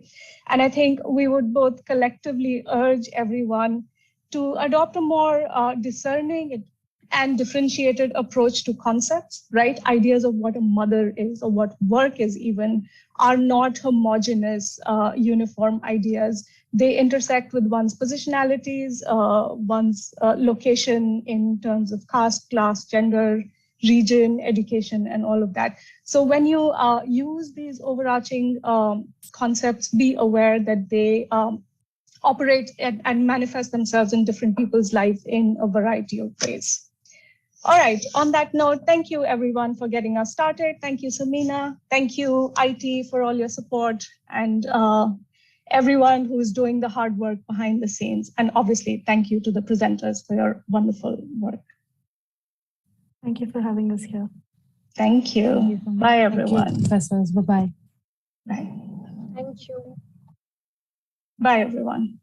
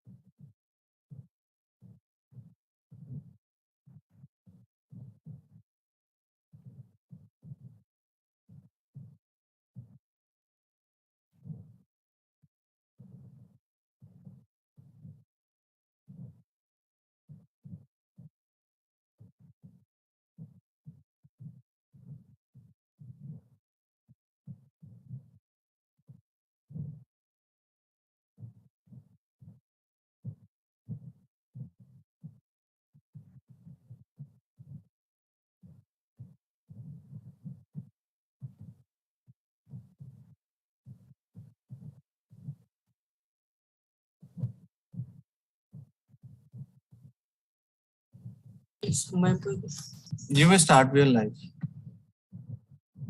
Sorry, should I start? Oh. Okay, hi everyone. Welcome to our 5th Undergraduate Research Conference hosted by the Jindal School of Liberal Arts and Humanities. Thank you so much for all of you who are tuning in and have taken time out from your, I'm pretty sure, hectic schedules on a weekend. But this promises also to be quite exciting. We have quite a heavy lineup of faculty who are sort of overseeing different students who are coming in from schools and very different interests and are largely presenting not just research, but papers and on topics which are of varied interdisciplinary pursuits. Right. So for this particular module, we have 3 very different papers actually from different forms of art, right? And this particular panel is called Approaches to Art, Performativity and Popular Culture. For your moderators and as your moderators today, I am Yashodhara Rakshit. I teach cinema studies and writing in Jindal School of Liberal Arts and Humanities. And joining me is my co-moderator, Akia Anzi. Akia, do you want to just introduce yourself very briefly? Okay. Hi, my name is Akia. I'm teaching visual art at JSLH. Hi. Pleasure to be here. Hi. Thank you, Akia. So without further ado, because we also have a larger paucity of time, we have so many wonderful presenters, and we actually welcome all 3 of you who are currently on our panel to our school. And very interestingly, none of the presenters today are actually from JSLH. So this is very exciting for Akia and me to also get introduced to students coming in from very different, maybe cultural tropes and ideas. And we can't wait to hear what you have to share with us. So for our very first presenter, we have Arnaz Dholakia, who's from Flame University. And Arnaz would be presenting on the paper titled Akar Pe Prakar, which is taking the multidisciplinary juxtaposition of sacred geometry. It's always fascinating. Was never a fan of shapes because I couldn't really discern them. And I'm really hoping that Arnaz's paper sort of moves me to the antithesis of it, right? So Arnaz, without further ado, if we have you with us, and do keep your video on during your presentation. Thank you. Certainly, ma'am. I would just like to add one more thing. There are 2 more people with me, Oshi and Pranati, who will be joining us for the Q&A round. So it's a teamwork and not a solo presentation. So so here we have Oshi and here we have Pranati. So starting with the presentation. Are we good to go? Yeah. Yes, is our screen visible? Okay, I believe so. So hi, good afternoon, everyone. Today, while we present our research paper, we aim to dwell on the significance and theme of sacred geometry to trace its principles and application with our report. And the title of our report is Akar Ke Prakar. Moving on to the next slide, which is a research question. Shapes have been ascribed a multitude of meanings and symbolism through ideas of sacredness and auspiciousness. As the terminology suggests, the 2 words, sacred and geometry, comprise an attachment of anything measurable on earth to what it is perceived, accepted as sacred. Geometry in itself has been conceptualized as a sacred art form with intrinsically divine plan. The harmonical attribution simultaneously connects to the precise allocation of mathematical ratios and proportions like golden ratio or sacred mean observed across classical periods and medieval civilization. Our research project aims to analyze the precedents and application of geometric principles found across traditions in India.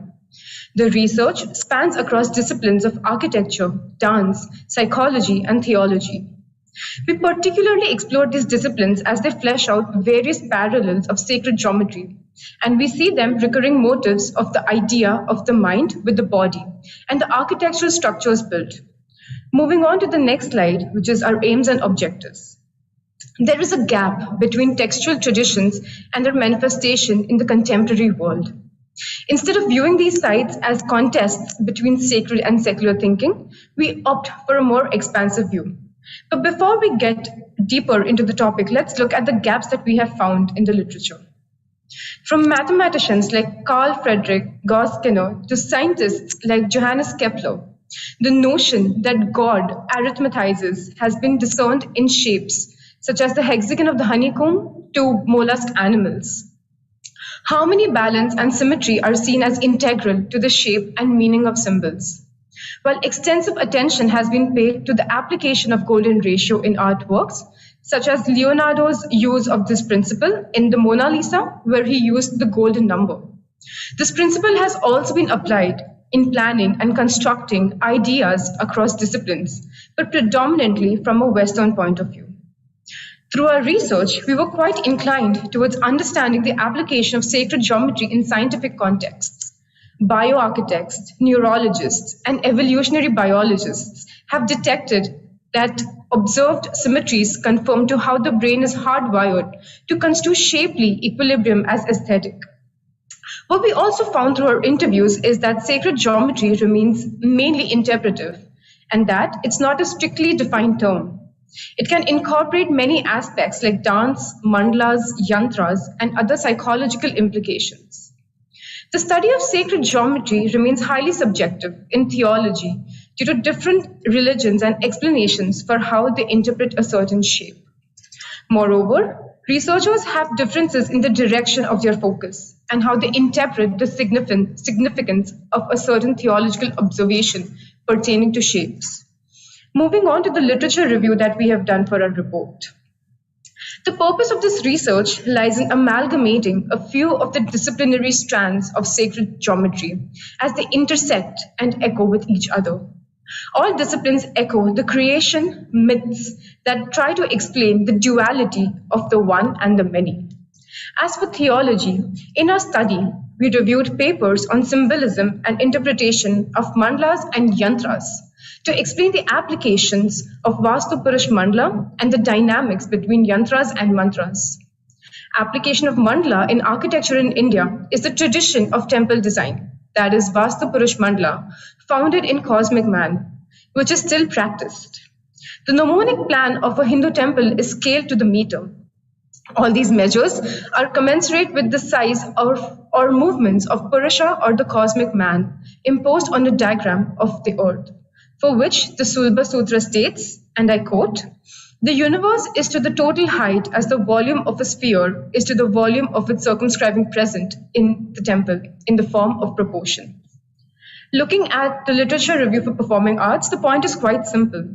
Shiva is also represented as Nataraja, the king of dancers, known for performing in the cosmic dance. In our literature review, we highlight the dance forms symbolizes the interplay between beauty and truth, rhythm and force, movement and change. As for the discipline of architecture, architecture professors and scholars Durbajyoti Sardar and S.Y. Kulkarni from IIT Roorkee found out that fractals in Hindu architecture in India have existed a few centuries before Western scholarship scientifically established the fractal theory. In India, the patterns in temple architecture followed self-similarity, but were not explicitly called fractal in nature. But the scholars found that these self-similar and complex iterations were inherently fractal.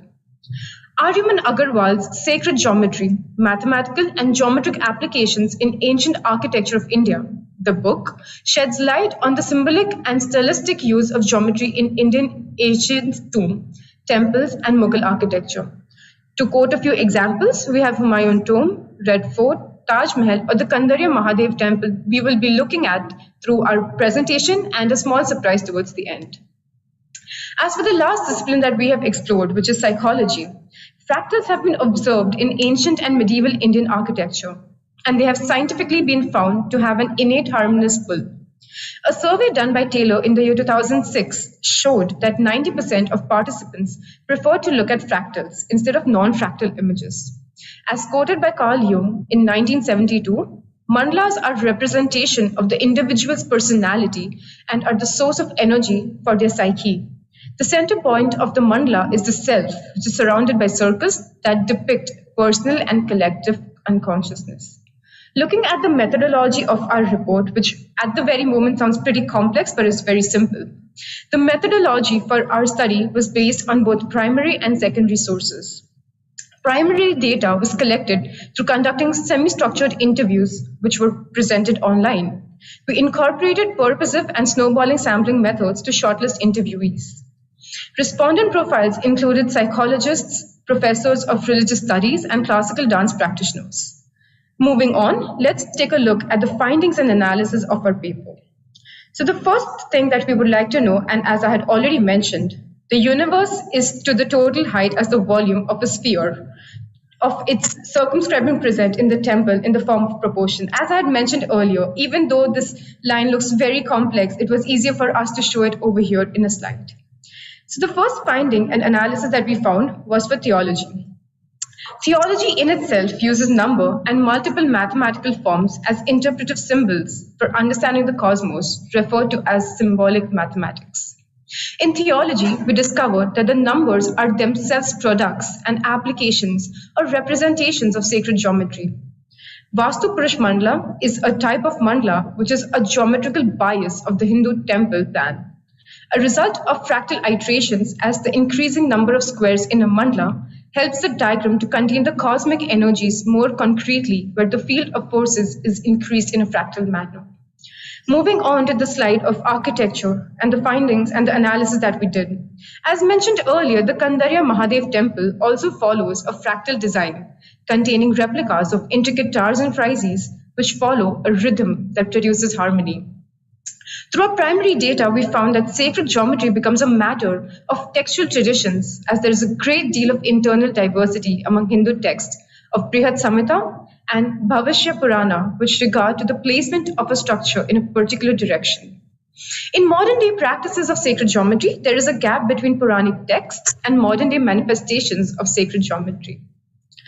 The next slide is about performing arts, and this one is a very interesting findings that we all will be shocked to hear.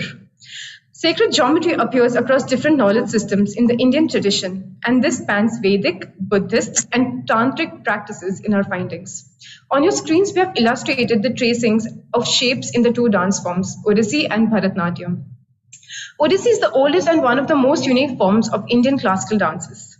If we look at Bharatnatyam, the most recurring shape that is observed is triangles. My apologies. As you can see on the screen, the dancers as combination of lines and angles. And when the two components come together, they form our shapes such as triangle or rhombus. With swift and swish movements, we have a circle. The world patronizes Nataraja iconography for the proportion system. And the Indian students study the proportion system of the Vitruvian man, but not the Nataraja. Nataraja is popular in the world for its sacred geometry as it exists in the form of golden ratio. Well, this was an eye-opener for all the group members. Moving on to the psychology part. In this section, we will discuss the scientific basis of mandalas and fractals. Earlier, we spoke about natural fractals occurring in our environment. Well, fractals can also be produced artificially. They're classified into two types, exact and statistical fractals. For some time, the psychological implications of observing nature have been thoroughly researched. The fractal technique is used to explore the unconscious, and fractal designs are also used in art therapy, and they also help in reducing stress and anxiety. Several psychotherapists use mandalas as a basic method for self-expression and healing. After interviewing mandala art therapists, we have also explained how a therapy session is conducted, along with its long list of benefits. Mandala art therapy also aids individuals who experience negative thoughts or suffer from mental disorders like trauma, PTSD, etc. Moving on to the future directions of our presentation, as you can see on the screen. Given the scale of our examples, we compiled a website to summarize and present the legends of our journey with sacred geometry, as well as to make it easy for our audience to understand our findings. You can scan the QR code or click on the link that we could have shared in the chat box to present. To summarize what we exactly found, directed studies are warranted on further applications of mandalas and fractals. The theological aspect of sacred geometry is a vast area of study. Since theology is a study of religious belief, there is a need to form connotations with aspects of many yantras other than Shri Yantra and Vastu Purush Mandala. There is still a lack of consensus in architecture whether the Vastu Purush Mandala is completely scientific or could be considered superstitious. Vastu Purush Mandala remains an explorable topic of study. There's a need to shift the paradigm of education in India to encourage engagement with subcontinent's rich history and creative side, to educate children and architecture and performing arts that have originated in our own context, would enable a deeper appreciation of where many modern-day ideas and practices have originated. I'm sure that you guys have scanned the QR code. If not, moving on to the website of our report. So as you can see on the home screen, we actually show what exactly sacred geometry means to us. And as we move further, we also came across a beautiful documentary that we would like to share with our audience. And the name of the documentary is Inner World's Outer World. To go through at least two of the disciplines, we would first like to go through performing arts, in where we have looked at the Natya Shastra, and there are some inspiring articles and stories related to dance forms and how it has helped individuals to cope with many disorders or problems. As for looking at the architecture, we would like to show that there are some basic shapes and their meaning and how they get transformed into intricate architectural designs, as we see in Taj Mahal, Humayun's tomb, Ranakpur temple, and many more. To end our presentation over here, despite the fact that most standard results in basic arithmetic originate in India, we see a lack of historical thinking in amalgamating a shared cultural history of common principles across arts and science in Indian culture. Thank you.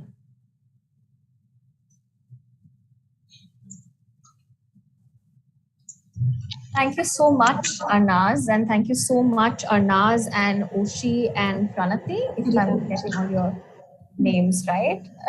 This is an incredibly detailed and a very wonderful paper. It was highly educative for me. I can't speak for anybody else, but I think it was particularly fascinating about what you spoke about in terms of fractals and how the larger idea of the Nataraj versus the Vitruvian man to also maybe in a way construct the questions of a certain kind of Orientalism and imperialism, which still very much exists within larger cultural spaces. So we have comments, and I'm sure so does Professor Akia, but we'll reserve our comments for the end once all the presenters have put forward their paper, right? But an excellent effort from all three of you. So what we're going to do is that we're sort of going through all the presenters, and then once we have final comments and other Q&As, and of course, questions that you might have for other commentators and other presenters as well, okay? So thank you so much, all three of you. So from deification and forms of sacred and profane and demonization of shapes, we are now moving to the idea of a certain kind of demonization of the self. And the next paper that we have is from Niharika, and Niharika is from NMIMS, and Niharika's paper is called Mommy Theorist, Motherhood and Home in Horror Cinema. And that's one of my pet subjects because my primary research is in and around horror. So Niharika, if you're here with us. Shall I share my screen now? Yes, please. All right, just a second.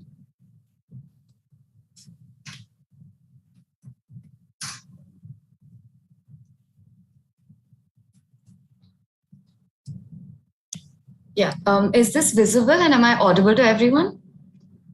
Great. Okay, so I'll begin. Like ma'am introduced, the topic of my research is, the title is Mommy Theorist, Motherhood and the Home in Horror Cinema. The essential research problem that I'm looking at is to explore the relationship between the mother figure and the home by using three films. The first one is The Others, The Babadook, and Hereditary. And I'm attempting to understand how the perceived safe space of the home becomes not just the site of the haunting, but also the site of the mother's spiral into paranoia and insanity, and into harming her own children. And I will be looking at this idea through Gaston Bachelard's text, The Poetics of Space. And I will also be looking at this problem through Freud's idea of the uncanny, as posited in his essay, The Uncanny. So there are a few research objectives that I've looked at in this paper. One is tracing the mother's descent into paranoia and madness and what drives her to harm her own children.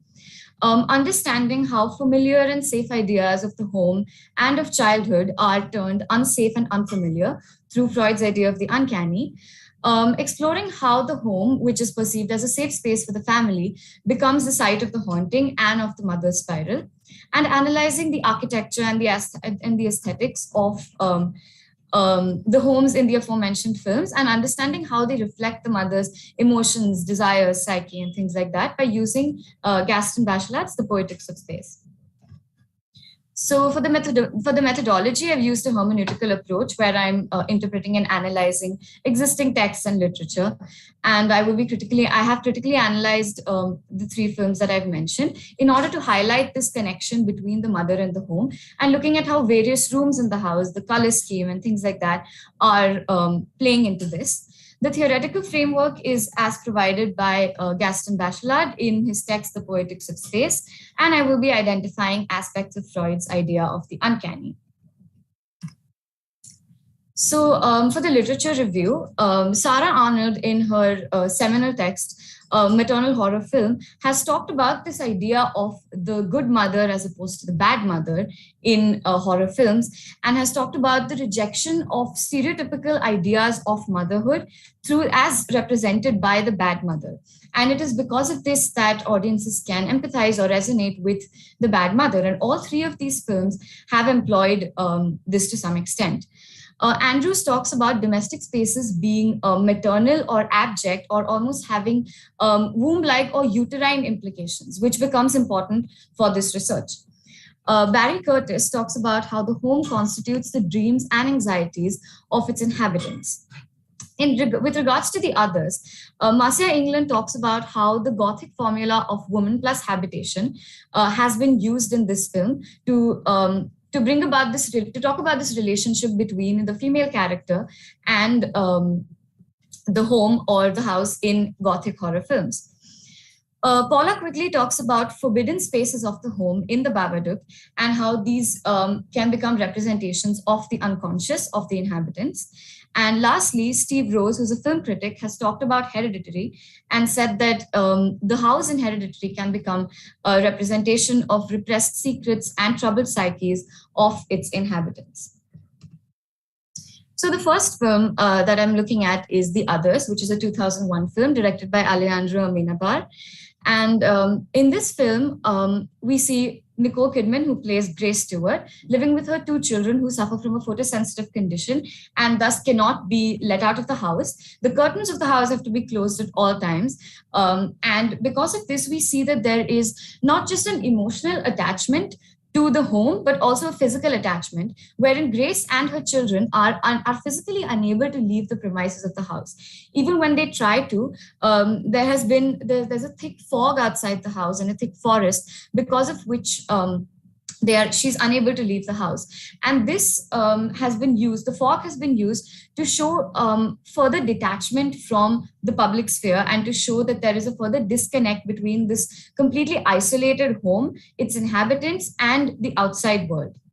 Now, in this film, the house is not only the space that holds terror, but it's the very source of terror, because we don't see any kind of ghostly entities, any apparitions for the most part of the film. Most of the horror is coming from things like opened doors, missing curtains, pianos playing by itself, and things like that. So the terror in this film comes from the house itself.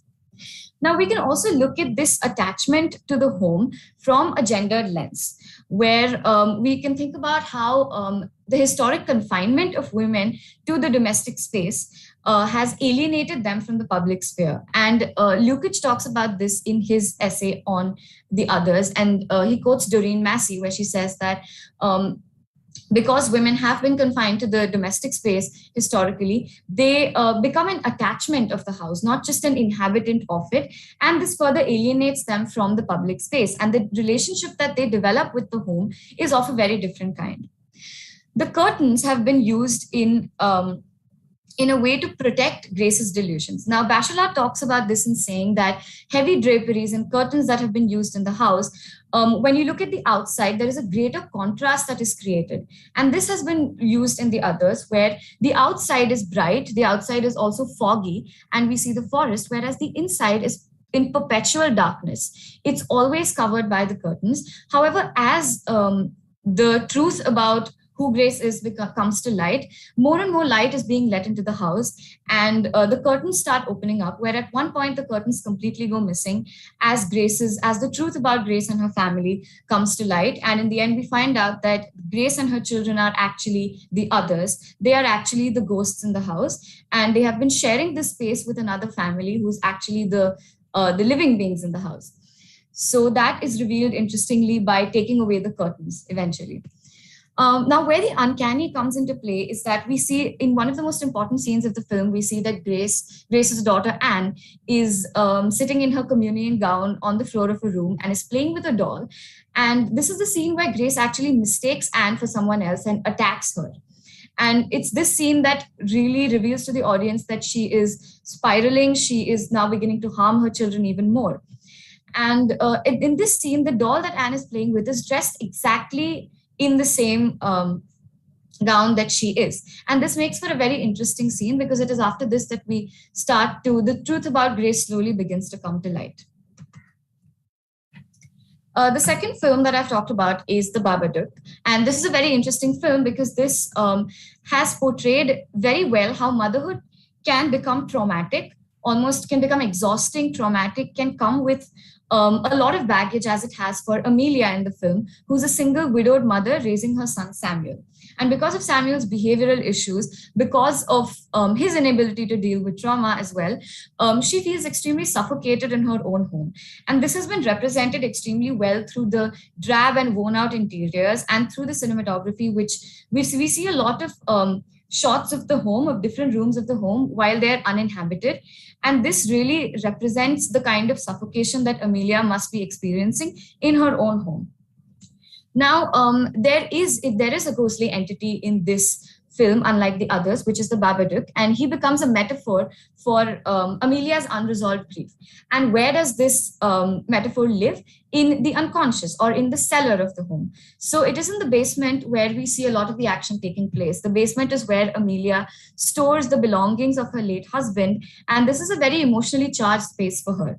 And ultimately, the Babadook is seen retreating to the basement, not coming out of there and harming the family, but living in there forever.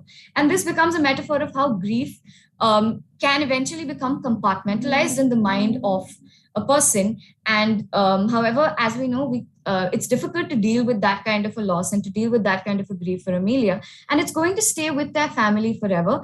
However, instead of taking over their entire life, it must remain locked away somewhere. And Bachelor talks about the basement or the cellar being the first and foremost dark entity of a home. It is a place where one may experience fear, and it is a place where which can be looked at as a reflection of the unconscious. Lastly, to talk about the uncanny, there are several interesting parallels between the Babadook and E.T.A. Hoffman's short story, The Sandman. And this story is important because Freud uses this story to illustrate examples of the uncanny. So there are various similarities wherein both the boys, Nathaniel in The Sandman and Samuel in the Babadook, experience the loss of their father. They become preoccupied and obsessed with this monstrous figure, the Sandman and the Babadook respectively. And because of this, it eventually drives them to become extremely protective over themselves, extremely protective over the people around them, to the point that they have this unhealthy obsession with the monster. Now, the last film that I will be talking about is Hereditary. So in this film, there are a few things that make it different from the others and from the Babadook, wherein firstly, Annie in Hereditary is not a single mother. She does live with her husband and 2 children. And another observation made by Crittenden is that the house in Hereditary is not an isolated space. It is not it looks like an extremely normal suburban home where an American family would live. And this is what makes Hereditary particularly interesting. Now, it's not just the house that becomes a representation of Annie's state of mind, but it is also her miniatures. She is a miniature artist who makes dioramas that usually connect to things that are happening in her personal life. And we see in many scenes that this, whatever is happening in her personal life is actually reflected onto these miniatures. And she works tirelessly at these throughout the film. So as in the Babadook, we see that there is a manifestation, a physical manifestation of grief in the form of a demonic entity. We see the demon king Payman, who Annie's mother worships, as a metaphor for unchecked trauma and especially unchecked mental illness that runs in the family and has gone untreated for many generations.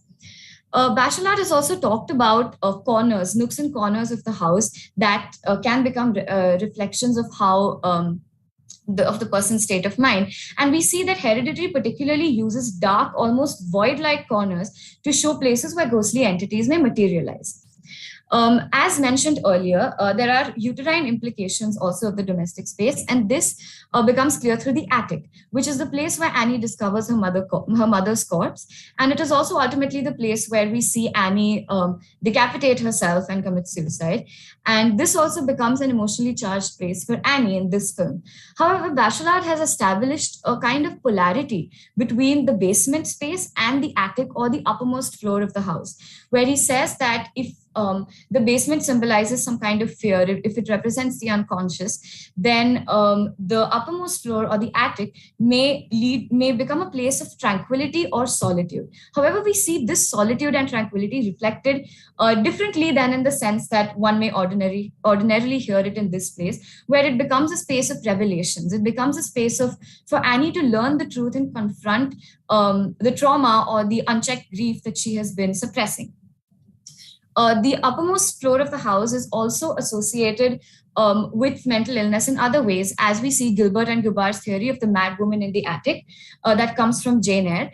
And this also talks about, especially with regards to women and the domestic space, how the attic or the uppermost floor of a home can reflect mental illness for women.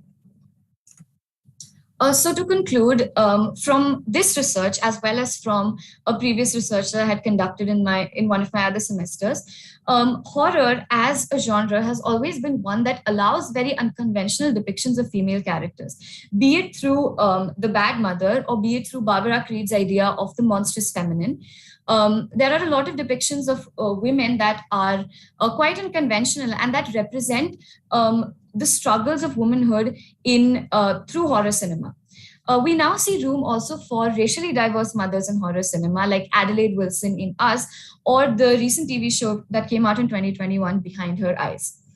Where I see scope for further research is to actually think about the heteropatriarchal understanding of the family unit and how this has an impact on the representations of motherhood in horror cinema. Now, this is something that I didn't get to look at much in this research, but I would like to look at it in the future and try to understand how our heteropatriarchal understanding of the family unit also plays a role on what we understand as a good mother and a bad mother, and what we understand as a good father and a bad father.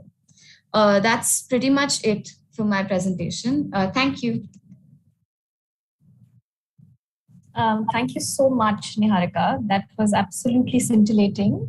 I think there's so much that one like to discuss and talk about. I love the way that you also brought about the vagaries of the haunted house and the supposedly haunted body of the mother, which is a deeply, largely traditional and again a very, very heteronormatized role that a lot of particularly women or people who identify themselves as women are relegated to. This also reminded me of Shirley Jackson's The Haunting of Hill House, simply because there was the idea of the mother there is also somebody who's deeply struggling with the question of her psychological and emotional health and is literally negated. So a lot of these films or TV shows are also talking about the questions of the geography or the topography of the house. Very interestingly, how the basement and the attic is a very American and largely Europeanized space as well. And now they represent the nation state, which is sort of crumbling from inside. But we'll come back to that as well. I'm sure there are a lot of other comments that everybody else also has to make, right? But thank you so much for the wonderful presentation. So moving from the surrealism and the trauma of the mother figure, We now have our final presenter with us. This is the realism of Viveka Shah's paper. Viveka Shah is here with us from Kriya. Hi, Viveka. Right, and the paper would be How Real Was Snow White? Reconsidering Disney's animated realism. Right, so Viveka, if you're here with us and if you would like to share your screen. Yeah, can you hear me? Yeah, I can. You have 15 minutes exactly. Yeah. Viveka. Thank you. I'll just share my screen. Can you see it? Okay, all right. Good afternoon, everyone. I'm Viveka, and I'm currently in my final year at Kriya University. And this present. Viveka, you have to be a little louder. Yeah, I think, all right. Yeah. Because could also just be me. Okay, can you hear me? Is this better? All right. So hang on one second. Just give me a minute.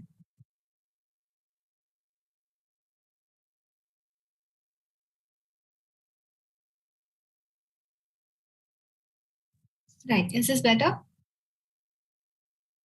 Okay. All right. So this presentation is part of my final year capstone research project, which is basically, it's on the sort of style of realism in animation, specifically looking at Disney animation during the sort of 1930s and the 1940s. I'm basically looking at how this style that evolved during that period has kind of, how it's been defined and how it influences the way we sort of look at animation in general, and how Disney impacts our understanding of animation as well. Okay, to begin, I wanted to quickly sort of define realism and then contextualize animation within this definition, because the concept of animated realism does seem sort of oxymoronic in a way, right? All right, so okay, so just quickly to clarify, the definition of animation that I'm working with here is the process where several successive drawings are, they're each photographed as one frame on a film strip, and then they're played with a projector in rapid sequence, such that the drawings appear to move. So now within the visual arts and in literature and cinema, realism can be broadly understood as sort of the attempt to depict actual life and everyday reality in an unobtrusive and kind of unembellished manner. But of course, this is very broad of a definition, and realism has its own history all over the world. But I think what is pertinent to realism in the case of animation is the fact that the film camera appears to record reality truthfully. Whether it does or not is a different question. There are a lot of theories about how the camera itself is a sort of illusionist and constructive technology that sort of does not actually record reality truthfully, but that's sort of a different question. Now, to kind of illustrate animated realism and its connections to the camera's representation of reality, I'm going to show two clips to sort of visually contextualize and illustrate it. The first one is from a really well-known animated short film called Steamboat Willie. It's about 7 minutes long, and it was released in, I think, in 1928. And it was one of the first Mickey Mouse cartoons. So notice in particular how the body of the characters does not follow any real-life rules. And so this is the kind of animation that is typically not considered realistic. It's sort of considered the precursor to Disney's realism.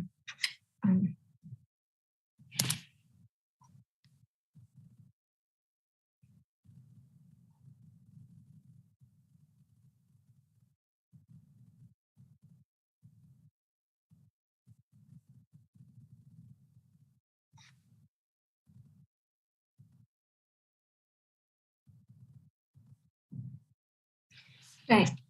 So as you saw, there was sort of a great looseness and elasticity in the depiction of the bodies. They bend and stretch beyond what is possible in the real world. And there's a kind of humor and playfulness inherent in the form of the animation. Now, the second clip that I'll play is from about a decade later, from Snow White, which was the first feature-length film that Disney released. It was about 90 minutes long. Okay, sorry.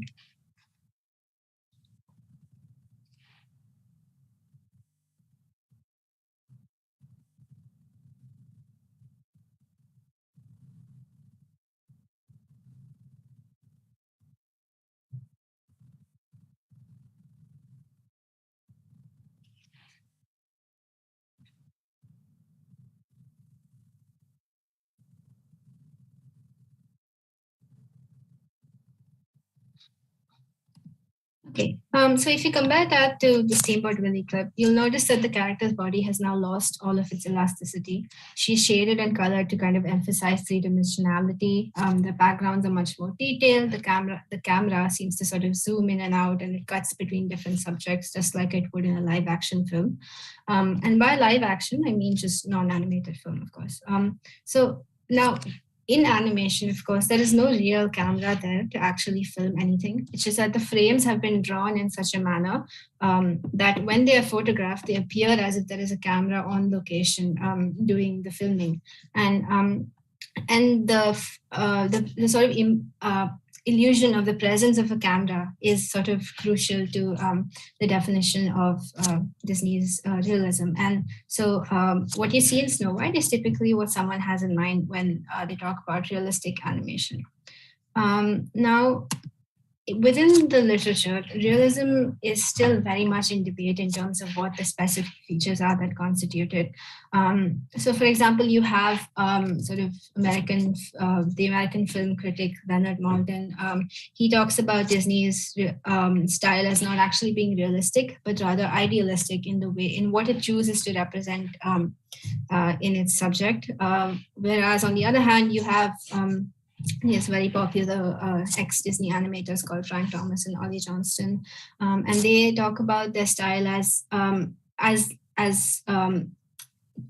they say that they are aiming for a realistic effect, but not through realistic drawing, rather through exaggeration of reality. So it's impossible to exactly present a straightforward definition. But I'm going to consider one specific definition by a well-known animation theorist called Paul Wells from his book, Understanding Animation. Basically, he says that because animation is entirely artificial, it can only put on an appearance of realism. That is, animated realism is the recreation of the codes of live-action cinema. And drawing from Umberto Eco's work, he calls this style hyperrealism.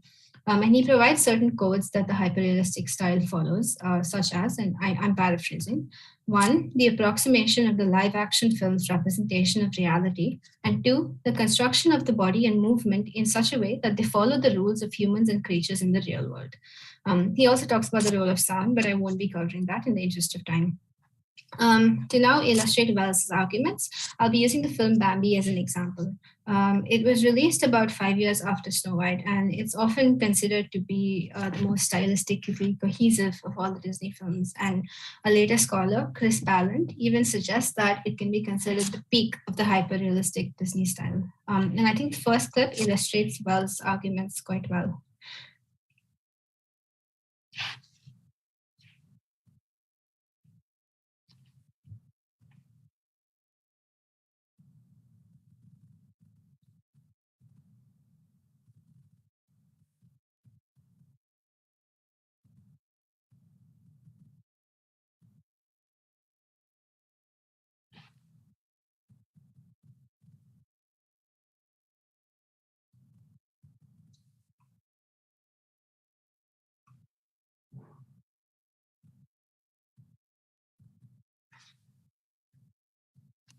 Okay, so as you can see, the character of the stag is drawn and animated with an extensive level of detail and precision.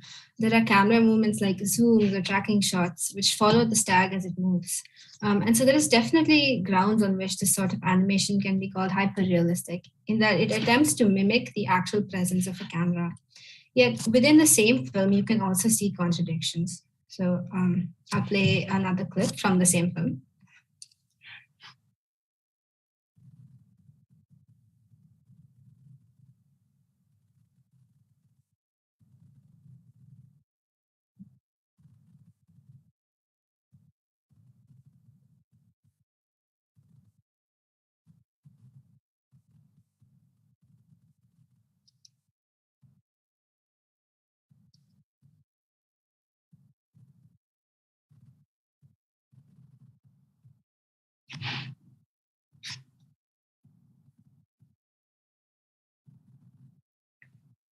Okay, so here it's evident that the rules which were followed in animating the stag don't really apply. The owl kind of walks like a human in a highly exaggerated manner. He defies gravity, and there are several moments for comedic effects, such as his flashing eyes or spinning head, that really don't follow the real laws of owl anatomy. And in fact, this harks back to the same type of almost surreal visual humor that we saw in Steamboat Willie in the previous slide. And this sort of stylistic contradiction is present throughout all Disney films that are hailed as realistic, like in Snow White, for example, where the human characters are drawn very realistically with more lifelike proportions and features, whereas the dwarves are much more cartoonish, exaggerated, and less realistic, often for comedic purposes. So Wells' idea that Disney's style only aims towards recreating live action does capture one specific tendency, but I don't think it justifies saying that the entirety of these films only aspire to some sort of realism. There are other impulses there as well, as in Bambi. And I think more broadly, this is also an issue where believable representations of the real world are firstly equated only with the rules of live action cinema, and secondly, only with the visual genealogy that's kind of been birthed by Disney. And I think the problem of realism also leads us to ask some further questions about, for example, the company's ideological influences. This is an area that I haven't as yet explored in my research, but I think it's definitely a fruitful possibility. Take, for instance, the fact that Snow White was always only shown doing domestic chores and very gendered activities. She's always sweeping or cleaning or singing or picking flowers. And whereas the kind of cartoonish, non-realistic dwarves were freer to be rebellious and subversive and playful. And the popularity of the realistic Snow White also kickstarted a long history of realistic Disney princesses, several of whom are today notorious for being depicted in manners that exoticize and fetishize various marginalized cultures. Like Princess Jasmine from Aladdin, who is overtly sexualized as a part of a sort of larger Orientalist perception of Arab cultures in that film. And today you have Disney, for example, making films where they kind of metatextually reference and mock their earlier prejudiced portrayals in an attempt to sort of distance themselves from that legacy. Like in Ralph Breaks the Internet, where many Disney princesses, including Snow White and Jasmine, they kind of get together very uncharacteristically to save a male protagonist. So, you know, the films from the first few decades of the 20th century are still very much participating in like the discourse of today. And the Disney Corporation has a lot of power and influence in today's media world. And it's likely that whenever someone thinks of animated films, they're going to think of Disney and also therefore Disney's realism. So I think that deconstructing the various features of Disney's realism is an important part in reflecting on how the company influences us. And of course, I'm not suggesting that realistic animation by itself is in any way harmful or limiting. It isn't. It's simply one way of doing things. But I do think we need to kind of collectively rethink even the unsaid and implicit categories that we associate with the media that we consume. In this case, that would be coming to terms with how Disney's style influences our understanding of animation's connection to reality. But also, it could also mean rethinking the way that Disney has influenced our perception of what is real. And yeah, thank you. That's my presentation. Thank you, Viveka. That was wonderful and very informative. You actually made me remember Ralph Breaks the Internet, something which I had, the trauma in my mind had blocked it, right? And it's fascinating because you're also sort of asking deeper questions about the proto-capitalist structure of the giant corporation that Disney is and what kind of larger responsibilities, especially in the so-called post-truth world, is Disney also taking on. And it would be very fascinating for me to hear, you know, maybe further sort of ideas and suggestions around stop motion as an animated space and how is it contributing to larger forms of realism, right? But thank you so much. That was a wonderful paper, right? So right now we are opening the floor, but before that, we'll just have comments from the moderators. In this case, that is Professor Akia and me. So Akia, would you like to start? Do you have comments for 1, 2, or all the papers? We have about 10 minutes. We have 10 minutes. Do we have already question coming in the chat? Not right now. Okay. I mean, the volunteers just told me there is nothing on YouTube yet. But post the moderator comments. If any of you who are watching have any questions, please feel free to put it into your YouTube chat so that our volunteers can let us know. Right? Akia, please. Thank you very much, Yashodra. And the presenters, I think it was a very fascinating session and very enriching. A general comment about all the undergraduate conferences that we have, that every year I'm surprised, first of all, with the amount of stuff that I have to learn, but that's not surprising, I guess. But with the ability of third year, second year students from different kind of universities in India to come up with very interesting, serious research, which I think can easily lead to a dissertation in the postgraduate and perhaps also to a PhD. I know I'm speaking to top students here, and I hope more and more students will be capable of this type of research. But yeah, I wanted to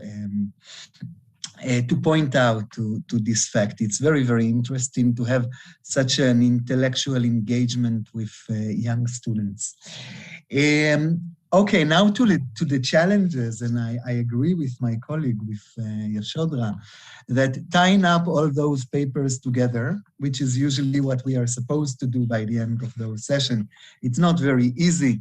And yet I'm going to try to do it. If it's not working so well, please appreciate the effort at least.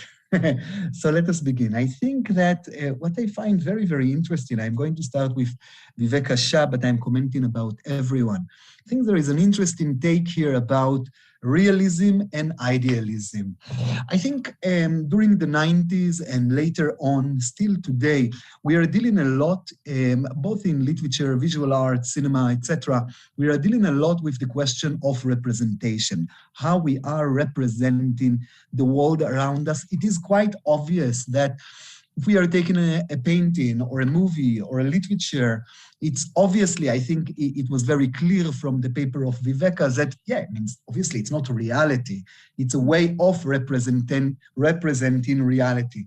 Nevertheless, in the last 2 decades, I feel, sense, think, there is a shift, and I'm not speaking only about outspoken philosophical schools such as speculative realism, but also some Marxist thinkers and some phenomenologists who are saying, okay, well and good, we are definitely representing the world, but let's try to touch the hardcore reality, so to speak.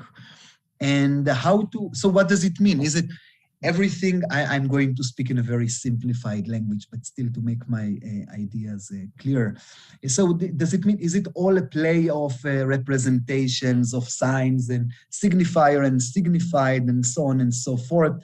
Of course, the post-structuralist theory is far more complex, but yet I think there is more and more interest in the so-called reality, which we are still putting under quotation mark. And I think that that's the ways that I would like to see all the papers, how they are looking at the idea of reality and how they are engaging with that. I'm going to start with Viveka, who helped me with this idea, but I will try to tie the other papers. Fascinating. I think when I read the abstract, I was thinking to myself, right, exactly. We need to question not only realism, but we need to question what is our idea of realism, right? So realism nowadays as a school or a style or a trend that attempts to show reality as is. One can think of photorealism, for example, photojournalism. So this is something that we are very suspicious of, but at the same time, we need to think about realism in a more sophisticated way, right? So what will be the meaning of realism?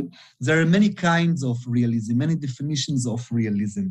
I want to mention a few thinkers that maybe Viveka will find useful. The French philosopher Jacques Rancière, dealing a lot, challenging the idea of mimesis and the way we understand it. And I think he is taking a lot from Roland Barthes. And Roland Barthes speaks about he makes a distinction between two kinds of mimesis of realism. There is a realism of substance in which you copy the reality. But there is a mimesis that is more a realism which is more relevant to art. And this is copying the structure of the world. It's not the idea when you read a story, you don't want to know exactly what happened. You want to know there is a restructuring of reality, so to speak. And Rancière is building up on this idea and looking hence at realism not simply as a way of replicating what is going on in the world, but a way of constructing this story. So these two are contemporary thinkers. Looking at history, we have Aristotle's Poetics, and there the idea of realism, and here I differ from Rancière, did not really exist in the way that we understand it today. When Aristotle speaks about reality, he speaks about characters and about their moral behavior. So he's saying in tragedy, there are characters are depicted in idealistic way. Idealistic way is not that they are very beautiful or the marks of age are not visible on their face, but morally, their moral behavior is higher than that you will usually find in reality. Comedy, on the other hand, you will see lower, people who are acting in lower standards from what you usually expect. So it's a very different idea of realism. And it's interesting and important, I think, to point out those differences. And I'm very happy that you are trying to problematize what is the notion of realism. And I think your discourse should be, your debate should be not with the realism, the mimesis of substance, but that of structure. So that's very important. And looking, I gave Aristotle as another kind of mimesis. I will just mention that the roots of this, realism, crude realism that we have today is coming from Christianity, and the idea is that by depicting reality, we actually imitate the Lord. So that's something that one can consider. So thank you very much. I have many comments about, these are areas that I like, so I'm going to stop because there are some excellent comments. Unfortunately, because of time, that's the only restriction we have. Right. Yeah. But Akia, please, you have 1 more minute to kind of. Okay, so I'm going very, very, excellent. So I will go very, very quickly. I think from the perspective, there is the paper of Niharika, I believe Yashodhara will be able to say much more. That's her field, both cinema and gender. I wanted to say that the psychology, looking at the way that the viewer might react to certain situation, that can be a very interesting way of looking again at the realism, the real effect of the movie of people. But I'm going, since I have more comments, but I'm going to give that to Yashodhara. Finally, I wanted Arnaz and her team, Oshi and Pranati, try to look at the relation between science and sacred knowledge. Let me put it like this. I think this is very, very fascinating and very complicated exercise, because one has to take into account that if you're expecting the sacred knowledge, I'm taking geometry as knowledge, if you're expecting that to behave like a secular science, I think we are missing something of that knowledge. If you will prove that psychologically certain geometrical patterns are bringing harmony, beauty, and peace in the mind of the person, you secularized that sacred knowledge. You made it, So this is something, I think when you look usually at this kind of deviation and power, in many books, you find that the intention of the subject, the grace of the Lord, the grace of the gods, that is very fundamental to what is happening. And again, we can speak a lot about those differences, but I want to flag this out. But the attempt to bring together the two is fascinating, not only fascinating, very, very important, because we left modernity, we left so much of our traditional knowledge, and it's important to see what we can take from that. Thank you very, very much. Thank you so much, Akia. And I think we're all very sorry about the fact that we don't have as much time as we would like it to be, because I think both of us are very excited with the papers that were presented and have so much to talk about, because as academics, that's the one thing that we truly love to talk, right? And this was very useful because I think largely Akia's points, not just relating to what Viveka presented, of course, but also towards the question of, for example, geometry as knowledge is something that we should always sort of adhere to and go back to. For me, the larger sense of all three papers was actually about taking on terms which have been used in the very first presentation, right? About the sacred and the profane. Because for me, all three papers in their own way were dealing with the question of what is largely deified and what continues to be demonized, and how the deified is also increasingly created to be in the guise of a monster. And I think, of course, Akia very succinctly commented on all the three papers, and I think only for Niharika's, particular one, but this I think goes out for everybody else. I think there's just this sense of the other and how the monster is also created. I think maybe also to look at questions of, for example, the mother figure that Niharika had talked about in her paper is deeply connected to long protracted questions around postpartum depression, for instance, right? And how postpartum is not continually also recognized or legitimized as something that you can fall back on, right? Or legitimized as something that is very much a part of your psyche. And the very idea of postpartum is particularly not just to do with the monstrous idea of the parent in horror cinema, but also to do with pregnancy horror, which continues to be very, very popular. There's a French film called Inside, which is essentially about the trope of the womb, and the womb being this almost this horrifying place, and not just a space of generosity and I think giving. So I think that's something that I think Niharika has dealt with very well. I think the idea of also the house as a very conventional trope, what I mentioned, of the family and the nation state, and the fractured family somehow being dependent on the fracturing of the parent. Usually it's the mother, because the female figure being possessed or being owned by a ghostly spectral presence is always much more successful, because the larger patriarchal norms want to kind of see the body of the woman being broken down. But films like Amityville Horror have also dealt with the idea of the father figure being not just complicit, but actually being responsible for the fracturing of the family. This, you can see it connecting to America of a certain time when the rise of Christianity and conservatism was all about promoting heterosexual nuclear family structures, right? And of course, we have so much to talk about, but I think we have about the one question, and I think it's towards any of you can of course deal with it, but I think it's also taken maybe for Viveka's paper. So the question is, I think from one of our audience members, does gender play a role in how differently the characters are animated, especially in modern Disney productions? Most Disney women have similar features. And this is something I think Viveka had talked about. But Viveka, do you want to sort of answer that very briefly if you can? Yeah, just quickly. Gender definitely does play a role.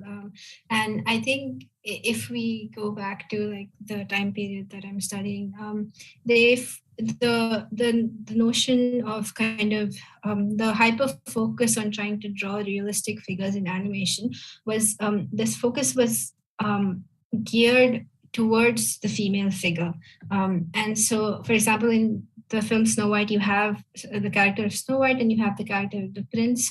And most of the attention went into working with live women models and drawing Snow White.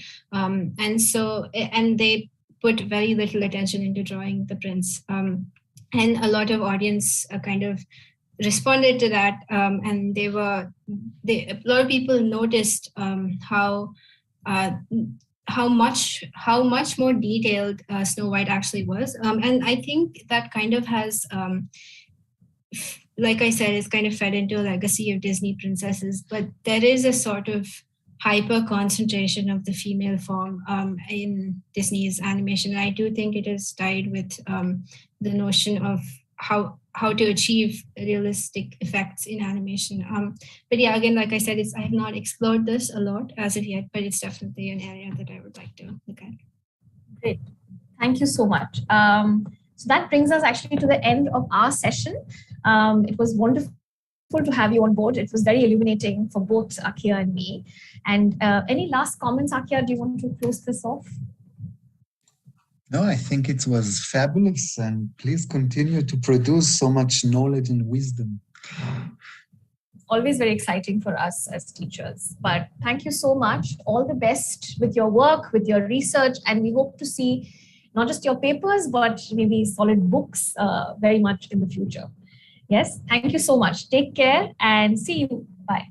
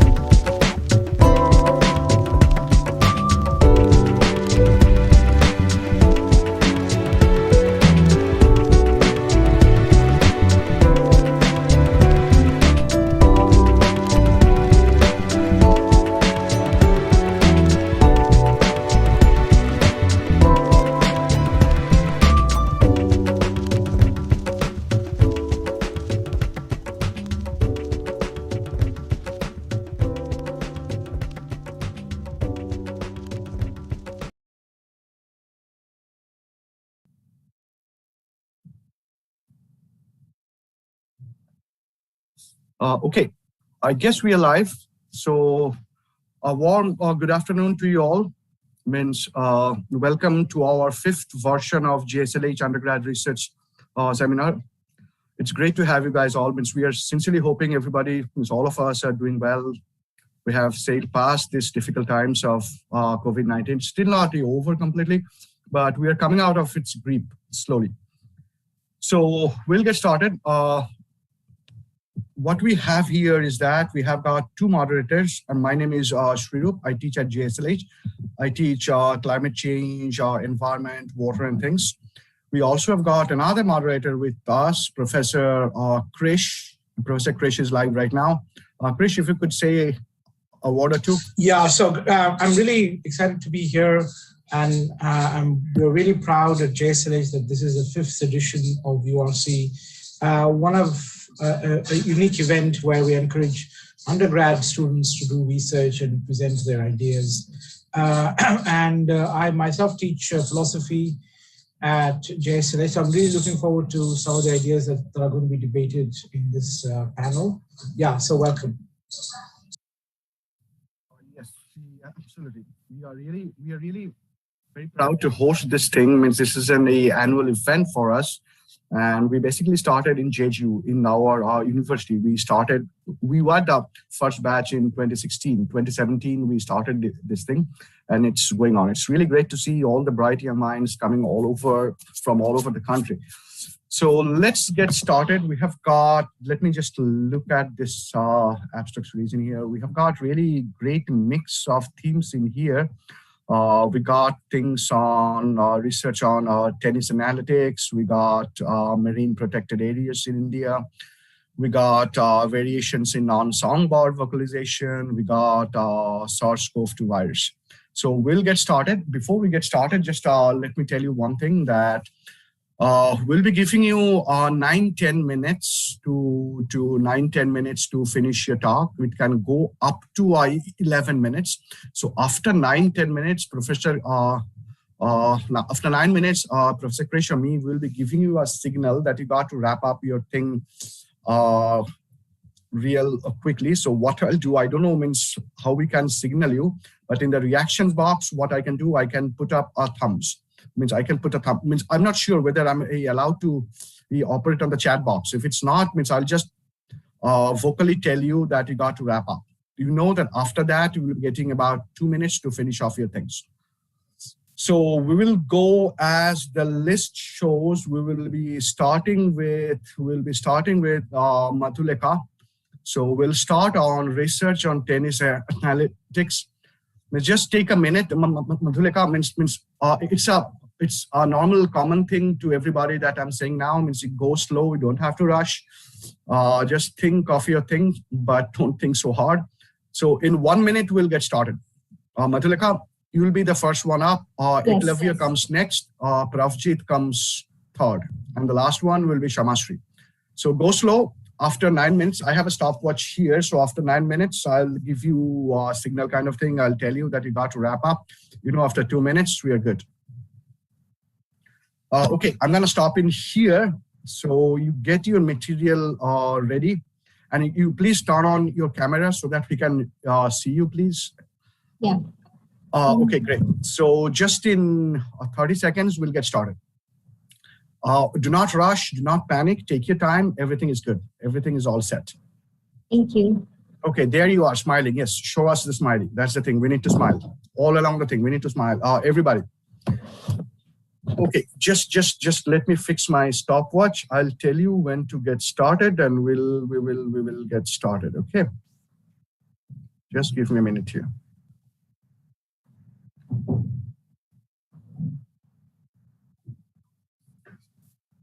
Okay, if you are ready, Madhulika, we can get started. Yeah, thank you. I'm Madhulika from Azim Premji University, Bangalore, and I would be presenting my work where we computed the odds of winning in a professional tennis match. The next slide, please. So last year during the French Open, I was scrolling through the match schedules and I noticed that the expected time of the next match is displayed next to the players who would be playing the match. My mind immediately asked the question, how do they estimate the duration of a match so well? And this was because during the 2010 Wimbledon match between Nicholas Mahut and John Isner, it extended for over 11 hours and 5 minutes. And this is the longest match in tennis history. Another match that went on for over 5 hours was the match between Roger Federer and Novak Djokovic, where they played the Wimbledon final. And we wanted to explore the methods to estimate the duration of professional tennis matches. And this led us to the question of how to calculate the probability of winning a match. I went on to see that Novak Djokovic's projected path to victory. And if they had to draw this map, they must know the probability with which the players in the tournament would win each of their matches. And I was intrigued. So this naturally led me to the question that I'll be answering today. What is the probability that a player would win a tennis match, and how do we compute this? Next slide, please. Can I stop you for 1 minute, please? Yes. Was that Nicholas Mahut Isner match that went on to the next day? Yes. Okay, cool. So we read literature by Newton and Keller, where they formulate the probability of winning a game, set, and a match in the sport of tennis using the probability that the given player wins a rally on their serve. So we reconstructed these formulae, and Newton and Keller compute the probability of winning a set by using recursive methods, while we use combinatorial methods to calculate the same and hence establish the credibility of their formulae as well. Tennis rallies here can be considered as two-person zero-sum games. That is, it involves two people, and my victory equals my opponent's loss. And each probability of winning a rally here is a Bernoulli trial. That is, each trial only has two possibilities. That is, the person serving the shot wins the rally with a certain probability, say P, or loses the rally with a probability 1 minus P. And the outcome of the previous rally does not change the outcome of the next rally. That is, they're independent events. So a sequence of such Bernoulli trials, that is a game, can be considered as a binomial distribution. And we are making the assumption that the probability of winning a serve does not depend on the opponent.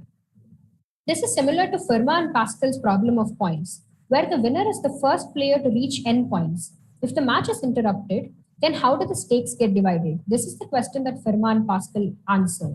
And for this, they exhaustively enumerated the possibilities to reach n points and found the probability of a player winning and then divided the stakes based on this result. Next slide, please. How does scoring work in tennis? So there are 3 stages in a tennis match. That is a game, set, and a match. The first person to reach 4 points with a minimum of a 2-point lead, that is the difference between player A and player B's points must be 2 points minimum. And that person wins the game. And if there is not a 2-point difference, that is a score of 3-3 is reached, then they play a deuce where both players reach n points, from where the first person to win 2 consecutive points wins the game. When it comes to a set, the first person who wins 6 games with a minimum lead again of 2 games wins the set. Else a tiebreak is played. In the tiebreak, the first person who reaches 7 points wins the set. Else again, if a score of 6-6 is reached, the first person to win 2 consecutive points wins the set. A match has 2 formats. There's a 3-set match and a 5-set match. In a 3-set match, the person who wins 2 out of 3 sets played wins the match. And in a 5-set match, the person who wins 3 out of 5 sets played wins the match. Next slide. We computed the probability of winning a game by exhaustively listing out all the possibilities. That is, the scores 4-0, 4-1, 4-2, or 3-3 and playing the deuce. Here we've illustrated how we computed the probability of each score by taking the example of the score 4-2. If we take the game score of 4-2, a total of 6 points have been played, of which the last point must be won by the player who wins the game, in this case, player A. Since the last point is played by A, there are 5 points in which player B must have scored 2 points. We consider 2 cases here, where player B wins the 5th point and where player A wins the 5th point. Here we say that player A wins 3 points out of the first 4 points if player B wins the 5th point. In this situation, we choose 3 out of 4, that is 4 choice 3, PA, where PA is the probability with which A wins the rally, and QA, where probability with which A loses the rally. Since A wins 3 points, 4 choose 3 into PA cubed.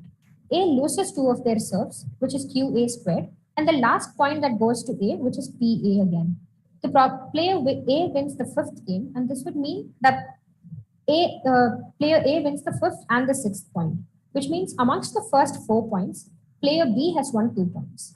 That is, 4 choose 2 into QA squared, and 4 points have been won by A on their serve, which is PA power 4. And the sum of these two cases would give us the probability that the score reaches 4-2. Next slide, please. This table shows the probability of winning a game corresponding to the score that is reached. And here, the total probability of player A winning the game would be the probability that they win a game with 4-0, 4-1, 4-2, or 3-3 plus 2s, and hence the summation of all the possibilities. Next slide, please. We again calculated the probability of winning a set by exhaustively listing out all the possibilities of winning a set, which include reaching the scores of 6-0, 6-1, 6-2, 6-3, 6-4, 7-5, or reaching the score 6-6 and playing the tiebreak. Here we have taken the illustration of reaching the score 6-1 to explain how we computed the probabilities. Again, the last game must be won by player A, else the score would have been 6-0 at the previous stage and A would have already won the set. Here again, we consider two cases. That is, player B could have won the game on their serve or on A's serve. How the serving pattern works in a set is that alternate games are served by alternate players. That is, in this situation, the serving pattern would be A, B, A, B, A, B, and A. So the last game has been served by A and won by A. So amongst the first 6 games, 3 games have been served by A, of which 1 game has been won by B, which is QA. The other 3 games served by B are won by B. The other 3 games served by A are won by A, which is PA cubed. And the 3 games served by B are lost by B, which is QB cubed. And the way this one game that B wins on A's serve is chosen by 3 choose 1, which is 3. The other situation is that B won the game on their serve. Again, amongst the 3 games that they've served, the way to choose this one game would be 3C1, which is 3, times PB, since they won on their serve, QB squared, since 2 other games that they served have been lost by B, and all the 4 games that A has served have been won by A. So PA power 4. And again, the summation of these 2 cases gives us the probability that the score reaches 6-1. Next slide, please. The probability of winning a set would be the summation of the probability of the score reaching 6i, where I runs from 0 to 4, plus the probability that the score reaches 7-5 and A wins, plus the probability that the score reaches 6-6 and a tiebreak is played where A wins the tiebreak. Next slide, please. Now we compute the probability of winning a match, but this is slightly different from the way we calculate the probability of winning a game and a set. This is because every point in a game is served by a single player and alternate games in a set are served by alternate players. But in this situation, the person who served the last game of the first set cannot serve the first game of the next set. Hence, we split the probability of winning a set into 2 cases. That is, the probability of A winning a set where A serves the first and the last game, or probability of A winning a set where A serves the first game and B serves the last game. We also know that probability of A serving the first and the last set and winning, and probability of A serving the first set and B serving the last set and winning would give us probability of A winning the set. We construct a recursive formula where PAAM describes the probability that A serves the first and the last game of the match and A wins the match and reaches a score of IJ. Here, IJ could have been reached in 2 possible situations, from I-1 to I or from J-1 to J.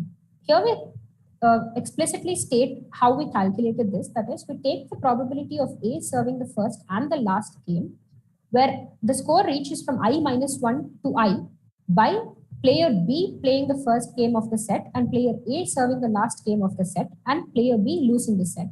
Or the same situation can occur where player A serves the first game, player B serves the last game, and from I-1 to I by player A serving both the first and the last game and winning the set. The other possibility is to reach the point J from J-1.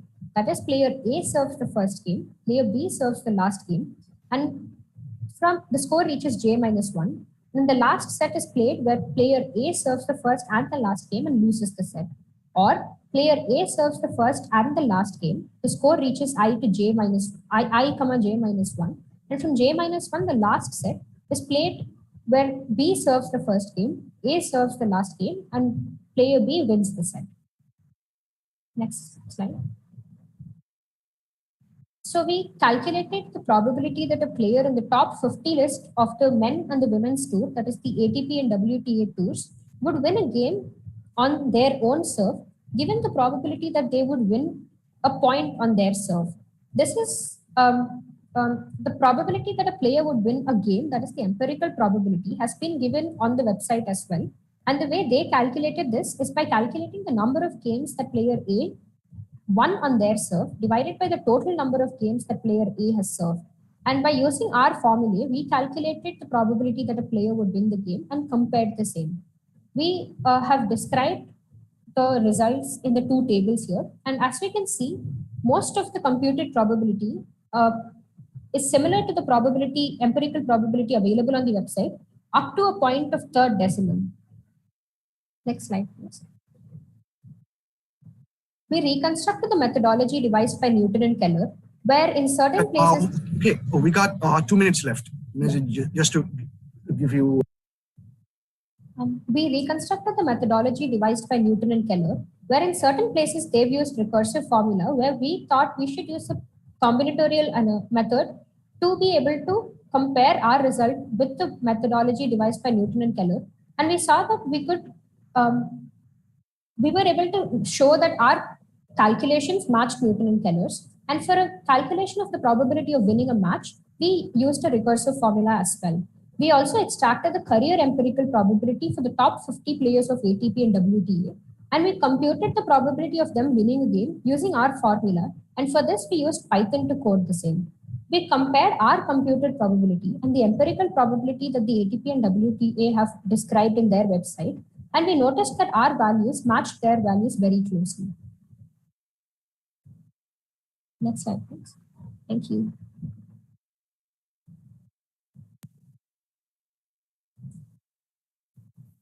Okay, Madhulika, that's pretty great. That's pretty good. We never knew. Means I love tennis. I basically love tennis, and I know for sure Professor Krish loves tennis too. But we yes, I do. We didn't know there could be so much of mathematical interpretation to the thing. Let me ask you, means I'm not sure if anybody has any question. If anybody has any questions, I just have a comment. I'll just have a comment, and I'll just make a comment. So I mean, thanks for this presentation. But I just have one comment.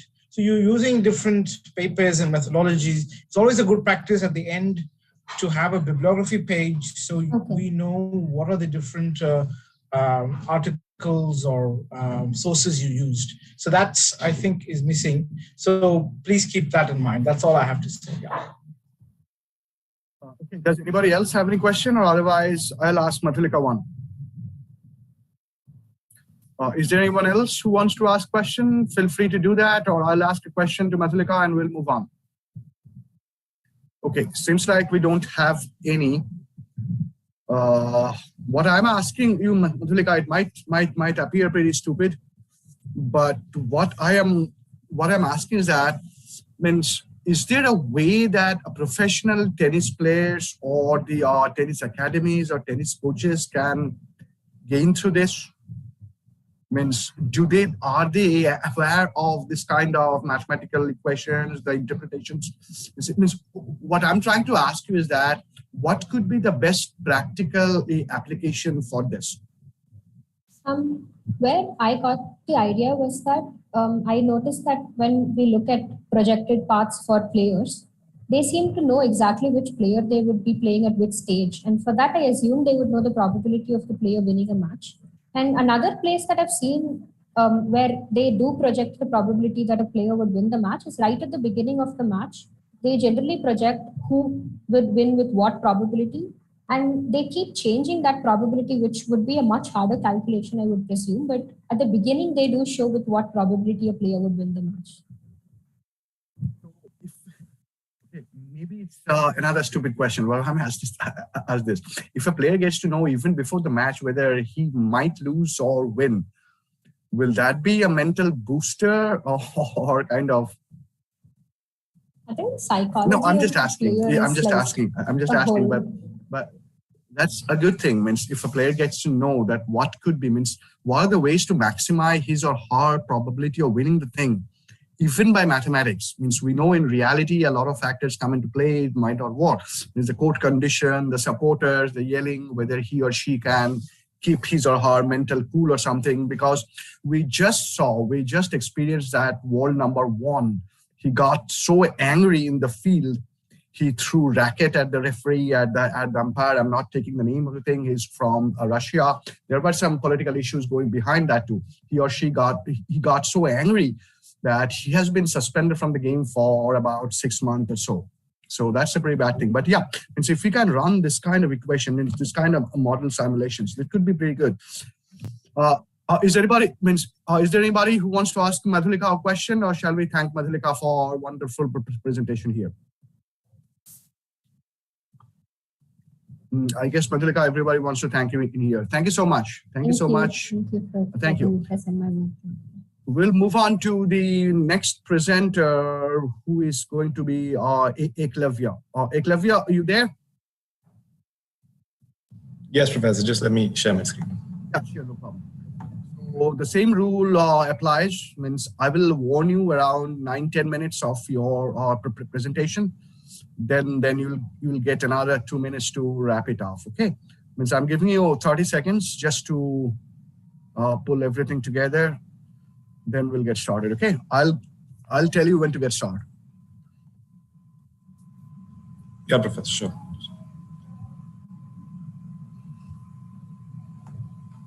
Can you, just to confirm, can you see me and hear me and see my presentation? Yes. Yeah, I can see you. Yeah, we can see you. Great. We'll be switching off our camera and voice, things like that. You can count about 10 or 12, then get started. Yeah. Okay. Means for everyone, as I said in the beginning, means go slow. You don't have to rush. You don't have to panic. We are missing our last presenter in here. So go slow, that's fine. Okay, but same rule applies. 9-10 minutes, I warn you. Then after 12 minutes, I stop you. Okay, you can get started now. All right, so good afternoon, everyone.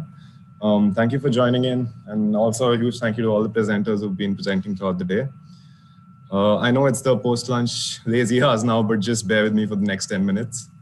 And also at the outset, I would also like to offer my gratitude to the URC committee to provide this opportunity to me, which I will be using to present the second part of a series of website articles that were published by the National Maritime Foundation, titled Decoding Marine Protected Areas in India, Challenges in Marine Conservation in the EEZ, Exclusive Economic Zone, and Transboundary Areas.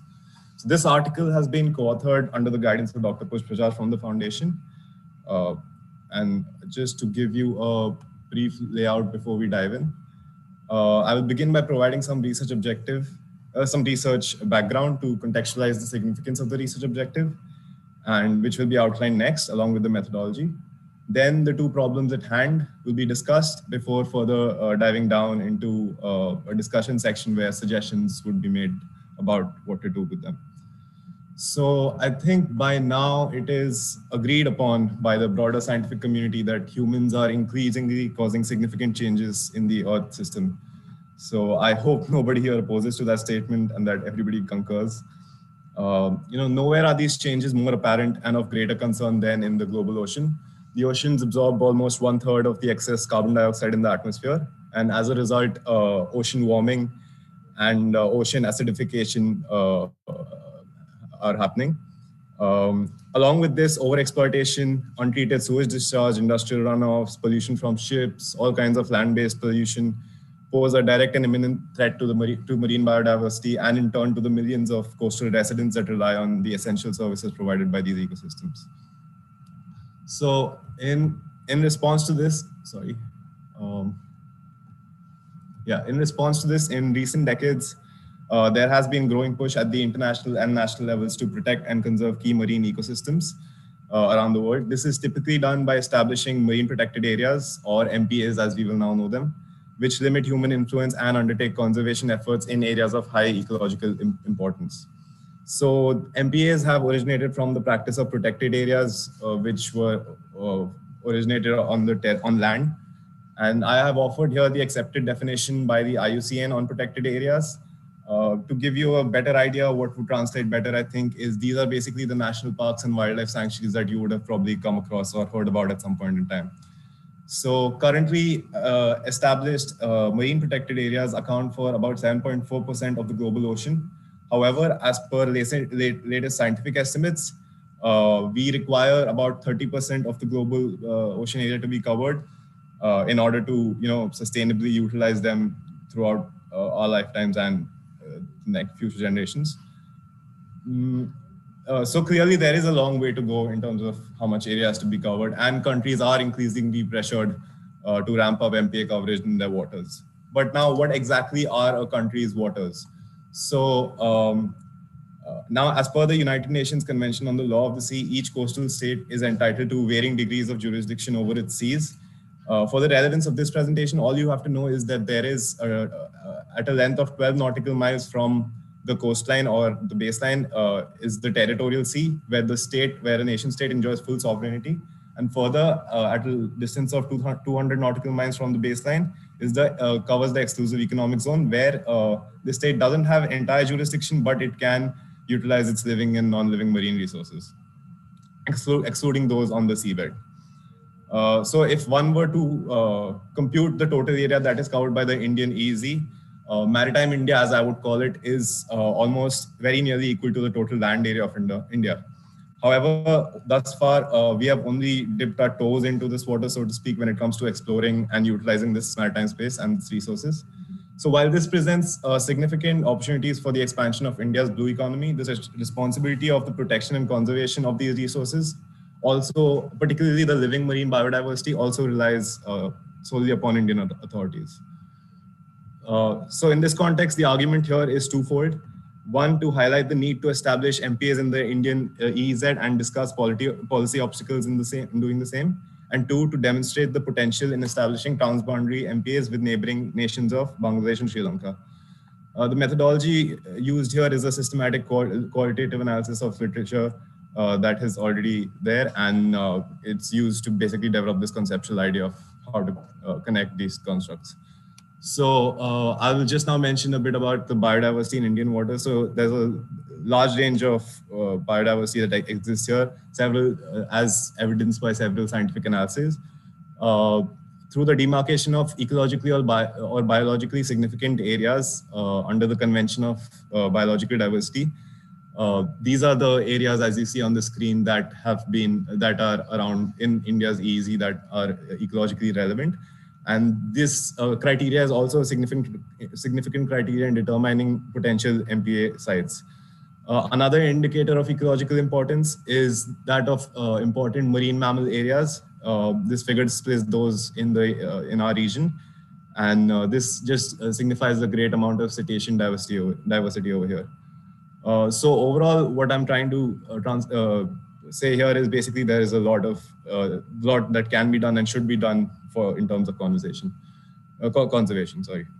So now to the legal framework for EEZ. So MPAs in India have not yet been utilized for protection in the exclusive economic zone. So far, no area beyond the territorial sea has been offered protection. This is due to the Wildlife Protection Act, which is the core document that enables protected areas in India. Its jurisdiction is limited only to the territorial sea. For conservation beyond these waters, there exists another government provision called the Maritime Zones Act. But this law allows, there is a problem. This law so far has not been used anywhere in terms of this particular clause. And it only allows the regulation and guidelines of these areas to be drafted on a case-to-case basis, which could be problematic. So here we have a problem. It is an important question of which of these two legal pathways should now be used as the standard for establishing MPAs in the exclusive economic zone. So we argue here that the Wildlife Act should be the one that should be more favorable, as it already offers a systematic classification as per IUCN guidelines. And two, the existing framework under the Wildlife Act is already, all the national conservation plans are based on that existing framework. So it's an already well-established mechanism. And that's why this should be moved on further with. The next part of this presentation would be that on transboundary conservation. So marine species do not understand the concept of international boundaries. Obviously, for them, there is only one global ocean. These arbitrary boundaries are all man-made concepts. So it is often the case that you will find ecologically significant regions transcend national boundaries. So in these cases, all countries involved must play a part in protecting and conserving the region. So as per IUCN, IUCN recognizes 3 forms of transboundary conservation: transboundary PAs, transboundary landscapes, seascapes, and transboundary migration areas. India shares a mutually agreed international boundary with via international agreement with 5 countries: Maldives, Sri Lanka, Bangladesh, Myanmar, and Thailand. In our context here, we will be analyzing the potential to establish transboundary conservation with Bangladesh and Sri Lanka in order as a mechanism to operationalize already made commitments under the regional initiatives. So Bangladesh, as we all know the Sundarbans, they are home to an array of mangroves that provide critical habitats for numerous species. In this region, this map also shows an expansive, important marine mammal area that has been marked here. And as well as transboundary hilsa and mackerel stocks, which are significant for food security of both economies, are found in this region. So over recent years, MPAs have gained traction in Bangladesh. However, these conservation efforts are being threatened by upstream stressors like land-based discharges, as well as over-exploitation and illegal, unreported and unregulated fishing. That's very self-explanatory by the name itself. I don't think I need to explain further. So what also is, there is a lot of social inequity that is straining the livelihoods of local fishers. For example, hilsa sanctuaries in Bangladesh have a seasonal 65-day ban to restore fish stocks. But these bans are often not followed, and as much as 60% of fishers ignore the bans. So the artisanal fishermen that do comply by the bans and are forced to comply by the bans are the ones who sort of miss out on these opportunities. And current compensation schemes also are insufficient and not inclusive. Secondly, coming to Sri Lanka, Sri Lanka has the Gulf of Mannar and the Park Bay. The Park Bay would be this region, and it stretches on into the larger. This is the Gulf of Mannar.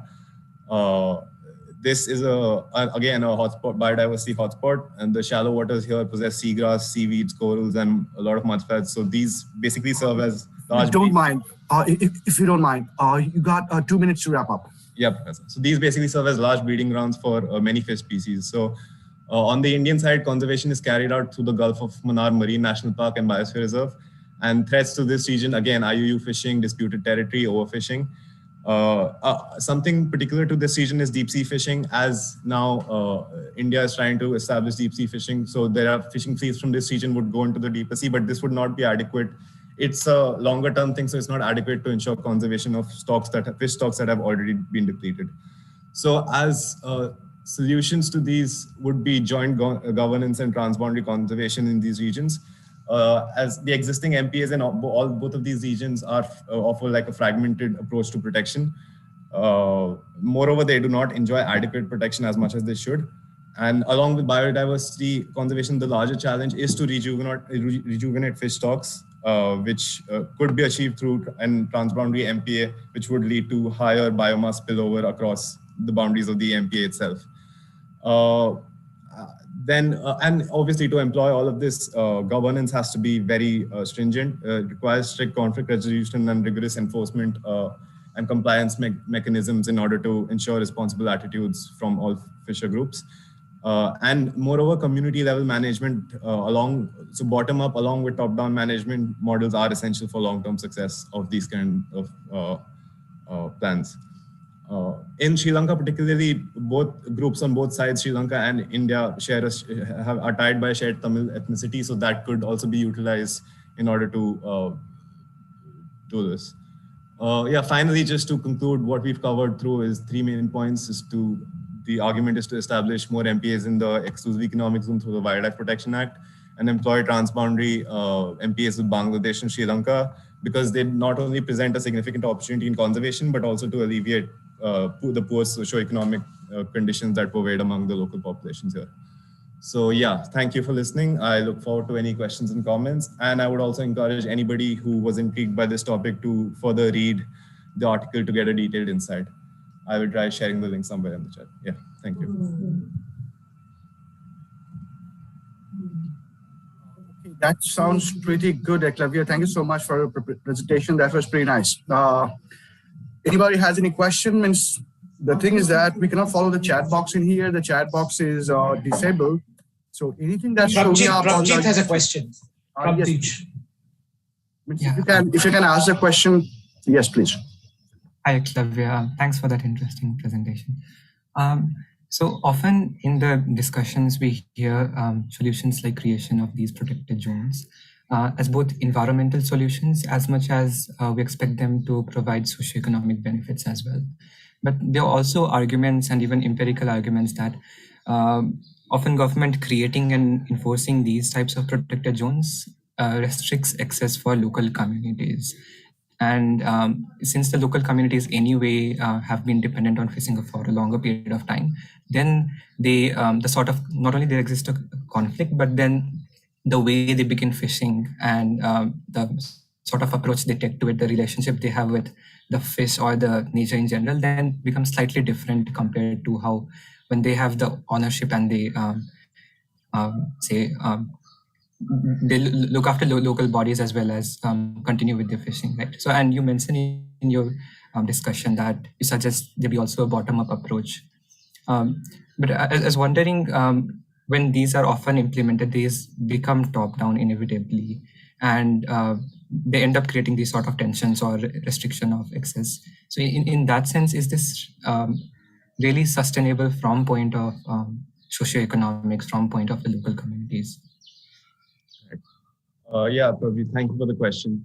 So it's a very, this answer that I would give you, it applies to almost all conservation models everywhere, not particular to MPAs and to environmental management in general. Now, all of this bottom-up approach that has been mentioned so far, there are very few cases where it's actually been implemented on ground. It's always been only on paper or a theoretical idea. They try to, when it comes to implementation, a lot of it doesn't happen. It doesn't happen as it is supposed to. And basically because of bureaucracy and other governance challenges, a lot of it just goes down the drain along the way. So yeah, as long as it is, theory is applied as well as it can, implemented as well as it can on ground, which requires a lot of communication with local stakeholders, and local wisdom is the most key element of all of this, because they know the area better than anyone else, right? So, and they've been practicing, they themselves have a lot of conservation practices that are not known to like the government or whatever stuff like that, but they themselves have been doing, they themselves wouldn't know their really conservation measures, but with cultural practices which they've been practicing for a long time. So yeah, as long as it happens efficiently, which is, it's a very ideal situation. It's a very difficult thing to do. I'm not blaming it on anyone. It's not always not easy, but yes, as long as everything goes as per paper and as with proper consultations and everything, it is a, I mean, it'll become a success story. Okay. Anybody else has a question, or I'll shoot one? Okay. What I want to know is that I'm kind of curious on this thing, that what happens to this idea of MPAs and transboundary collaboration between the countries which already have their bonds, their ties kind of going through a lot of friction due to geopolitical reasons, Sri Lanka, Bangladesh, India. What happens when there is sea level rise? What happens when there is climate change? Means the plans that they have right now, do these plans account for climate change? Means climatic anomalies? Means how the marine movement, marine migration of the animals will or might change? Means are they taking into account the sea level rise factor? The more ideal plans do, but as far as national plans at the Indian level are concerned, no, there's no mention of adapting to any climatic driver or stressor, which is upsetting to some level, but at the same time, it's a very realistic question that has to be asked. And the idea is not to, I mean, yeah, it is for conservation and to limit all of these climate change events, but as they happen and as they are happening, all these adapting to them at the same time at the same level pace as which they are happening is a very difficult challenge. And so far in Indian policy, there's no mention of it anywhere. One of the things that I was thinking that means all the climate reports, all the global climate reports, they mention Bangladesh is going to be the most vulnerable country, the southern coast of Bangladesh, Sundarban, all the mangroves, they're going to be washed away pretty soon with the sea level rise and things. So if they're planning on this MPH really and transboundary cooperations, so all their plans should be centered on sea level rise and climate change, because the livelihoods of all the people, as Avjit pointed out, means the socioeconomic inequity is going to be a main factor to compel these people or convince the people at least that there is an MPA structure, there is, you got to follow the Wildlife Protection Act and things. So the better means the sooner they realize this thing and incorporate the issues of climate change in there, the better it is. Okay, is there any question more for Eklavya, or shall we thank him? I guess we don't. I don't see any hands in here. I don't see any question on YouTube yet. Sakshi, do we have any questions? No. We can move on. Thank you very much. Thank you. Thanks a lot, Eklavya. Thank you. Thank you. So we have got our last presenter, Pravjeet. So Pravjeet is going to talk about plasticity and variation in non-songbird vocalization. Pravjeet, are you there? Yeah, Professor. Yes. So we'll start in half a minute. Just take your time.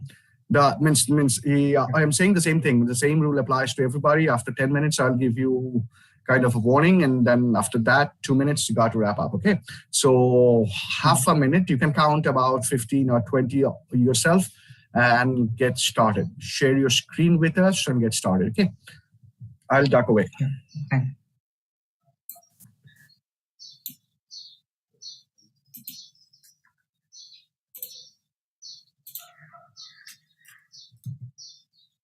So can you confirm if you see my screen? I can see your screen. Yeah, we can see your screen. We can hear you clear and loud. So whenever you are ready, get started. I'll start to clock you from them.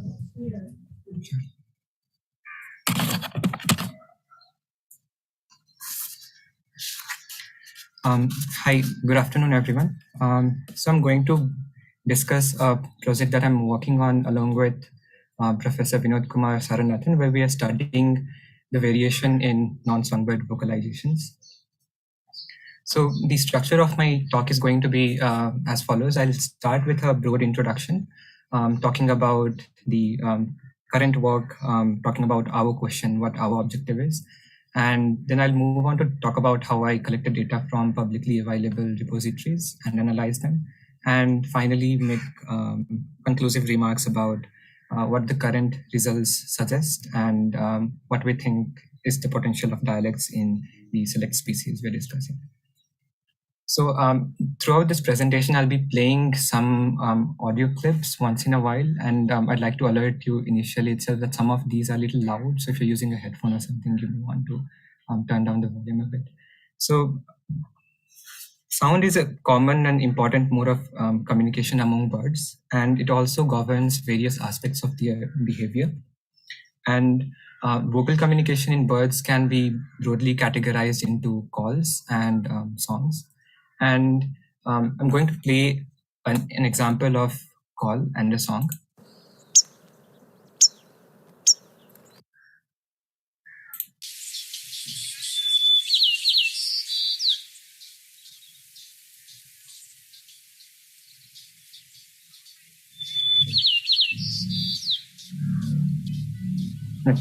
So what you heard was examples of calls and songs of a white-crowned sparrow.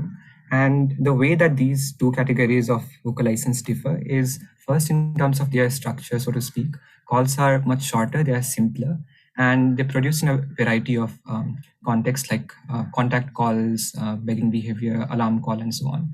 While songs are more elaborate and they are complex in that they have a lot of components or notes to them and which are arranged in particular orders. And songs are also produced primarily in behaviors like territorial defense or mating and so on.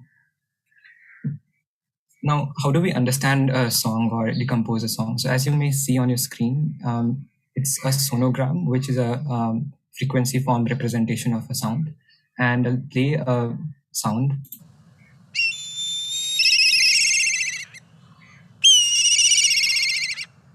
So what you just heard was a motif of black kite vocalization, which consists of two phrases, which you could decompose as having an initiating note, a whistle followed by a bird.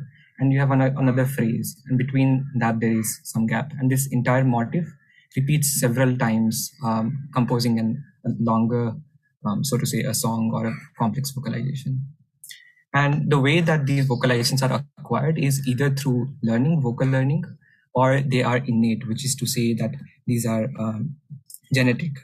And the vocal learning is mainly where you have the populations, the juvenile learning songs from the adults in the population of the local community, while innate is where the birds somehow know the songs, and the vocalization is driven or governed primarily through genetics. And so if you isolate a bird which has innate vocalizations in its early days, then it will still be able to produce the same vocalizations, while that does not happen with vocal learners. They depend upon the other members of the community to learn vocalizations.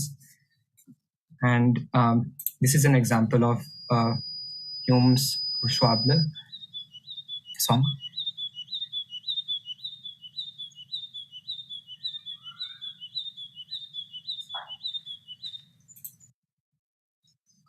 While this is a song from A Common Doom.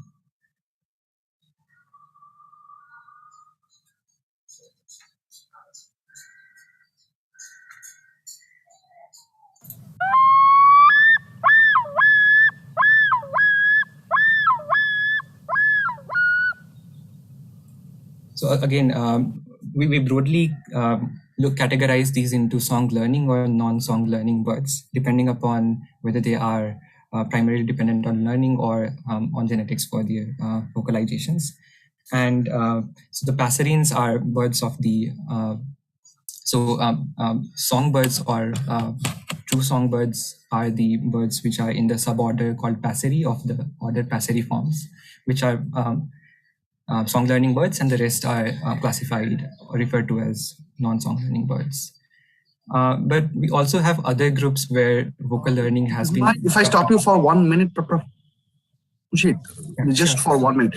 Means these songs, they're really good, really nice. What I'm asking is that, what is the way that you tell that whether a thing came from vocal learning or innate kind of thing? Is there a way to tell between them? Right. I'll try to come to this in our discussion, if that's fine. So go ahead. Yeah. Thanks.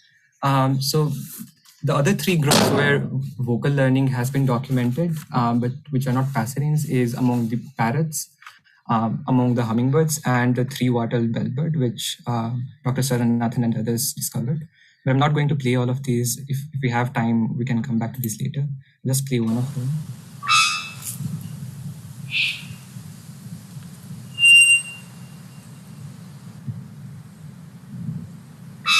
Yeah, it just consists of the whistles and barks. And what happens among vocal learners is over greater geographical areas, because you are learning song through the local populations, they tend to have different, so to say, dialects.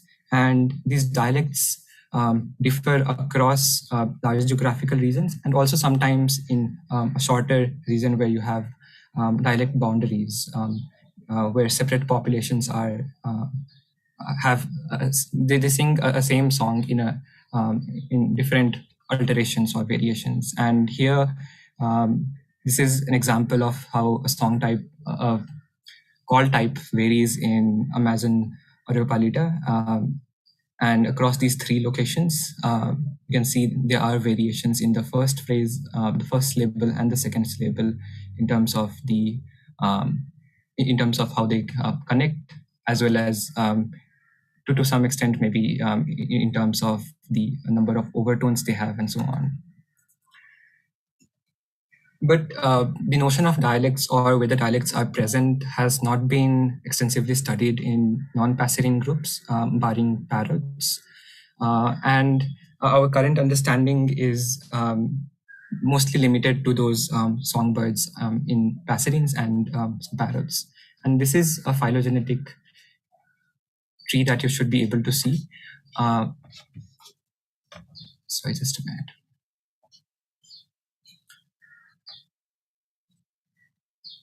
So probably you have a couple of minutes to go. Okay, thanks. Yeah, so this is a phylogenetic tree where Kate identifies some of the orders with potential vocal learning mechanisms based on anecdotal evidence and literature review. And in our study, we look at these orders and also look at some other species by using the data that's already publicly available in the Xenocanto repository and Macaulay library. And the initial song that you heard for the black kite, if you feed that sort of song into the software, we use Reven Pro, it would give you a sonogram. And then you can look at the qualitatively look at the structural features of these vocalizations, as well as you can make measurements to more quantitatively assess the variations. And so what are the two types of patterns you'd observe from this sort of analysis? The two types of patterns we expect is either that you see a clinal variation along with distance, which means that there is a relationship between the variation of vocal parameters with increasing geographical distance. It could be a positive slope, it could be a negative slope, that doesn't matter, but there is some sort of relationship with that. And that is observed because we naturally expect there to be genetic differences in populations which are isolated by differences, and then that corresponding to variations in vocal features. But if you do not see that sort of a pattern, then the other hypothesis that you'd have is that it would have some sort of local similarities. So there you do not have any slope across a particular distance, which is one locality, and then you have a sudden change. But again, in the other locality, you do not have any, so to speak, slope again. And so what we are trying to look at is if the species that we're interested in do exhibit a dialect type patterns, in which case we could probably identify that there is some component of learning that's taking place, and it's not just genetically determined as you see in this pattern. And I'm going to discuss one of the examples from our study, which is of a hoopoo. And I have two sonograms here. One is from Mongolia and the other is from Ukraine. Now these two sound very similar.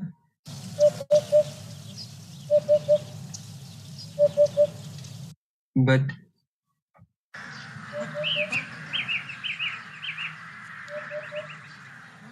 here, as you may see, the separation between the syllables is slightly greater, as well as you see a certain spectral power at the end, which is not present in the previous one. So these are just two representative sonograms I've taken to indicate the difference between sounds from different localities. And we try to plot the variations, quantitative measurements across distance to just try to visualize the variation. Again, this is a very rough for first step visualization, but we need to really see whether there is a dialect or whether there is a clinal variation. You would have to do a statistical test, which we're yet to do. So I'm just using this as a reference to suggest that there is variation across increasing distance. If I can ask you one short question, one quick. The graph on the right-hand side, the graph that you're showing in here, there are several different shades, different colors. What do these colors mean? Right. So for the first graph, we're looking at how frequency varies over. We're looking at how the length of the phrase varies over distance, which is the the orange one, and the yellow one shows the gap between the phrases over distance. And here we are looking at the frequency variation, the minimum frequency, which is in blue, the maximum frequency, which is in orange. And once these two are varying, the difference is definitely bound to vary. The other species where, again, you cannot tell by just looking at the spectrogram whether there is a difference is of the cuckoo, which I'll quickly play. So this was one of the phrase from Russia. And this is from UK. So by hearing, you can say that there is some difference, but just by visual inspection, you can't say there is much difference, except that this is longer. And that is where we need a quantitative analysis of it. And so far, we have been able to look at some of these species, among which white-crowned sparrow is, of course, songbird. And the reason we still want to do an analysis for a songbird is so that we can compare differences among the group that we are looking at, which is non-songbirds, and how that pattern compares or contrasts with known songbird, which has been studied. And these are the species where the analysis is yet to be done. But we see qualitative variations based on sonograms across all these species. And we even see quantitative variations among black kite and among Eurasian hoopoe, one of the examples which I just showed you. So with that, I would conclude my presentation, and I'd like to acknowledge the recordists who have recorded and uploaded their recordings to these repositories, the Xenocanto, the open source birdsong repository, as well as Macaulay Library for sending us the media files. And we'd also want to thank Korea University for supporting our project through the Undergraduate Research Fund. And I'm looking forward to any queries, comments. Okay. Thank you, Prabhjit, for that very interesting presentation. Now, okay, before I have a question, but before I start my question, I would like to open the floor for questions from students or faculty who are listening. Any questions?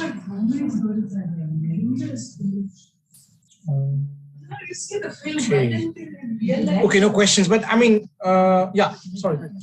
Yeah, I might have a little question, but I think that might sound really stupid because I do not know much about these things. So what I'm saying is that, say, for example, when two birds from two different geographic localities meet, means what the way of, means when they are talking to each other, when they are communicating with each other, means do they recognize the same vocal pattern, or what they're saying means do they recognize the language, means what they're trying to tell each other, or means is the communication between birds of the same thing, means same species, same clan, when they are communicating from two different geographic locations, is the communication smooth?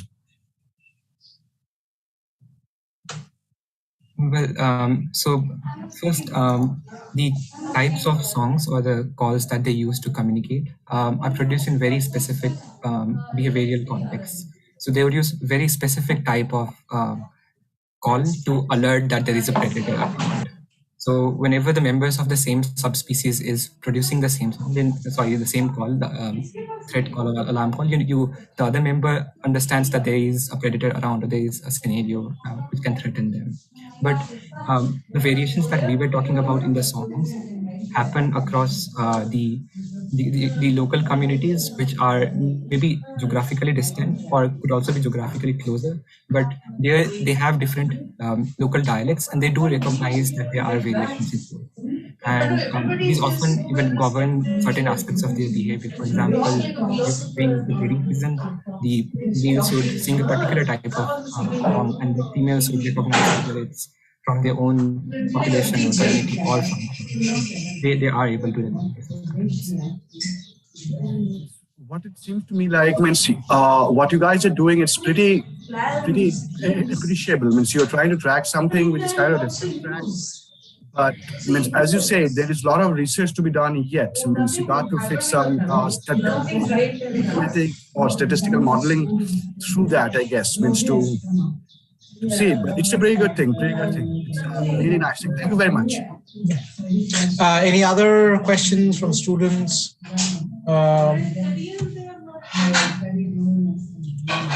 Okay, I mean, I have a couple of questions. One is, underlying your research seems to be this kind of methodological assumption that you make, and I think that's something Professor Shirup had pointed out earlier, between innate and learned, and you seem to make a kind of a fundamental difference. But I just want to kind of maybe question it a bit.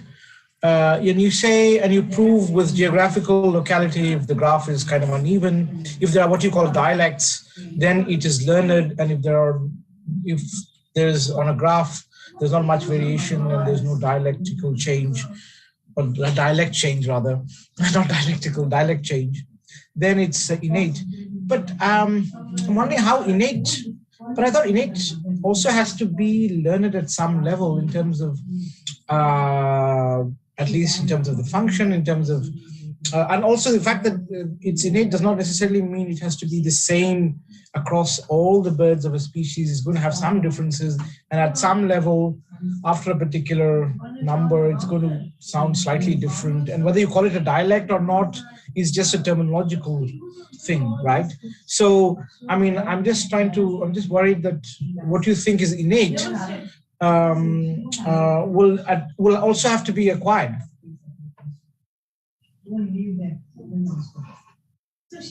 Yes. Any vocalization that is produced would have certain element of learning to it potentially, but and also responding to the previous question that was raised, how do you distinguish if a bird is learning it or whether it can acquire it through learning? So, like I mentioned, if you take a bird during its juvenile stage or early stage, and you isolate it from its community, and it still tends to follow the same template or the same structure of the song that it vocalizes, then we refer to it as being purely governed by the genetic.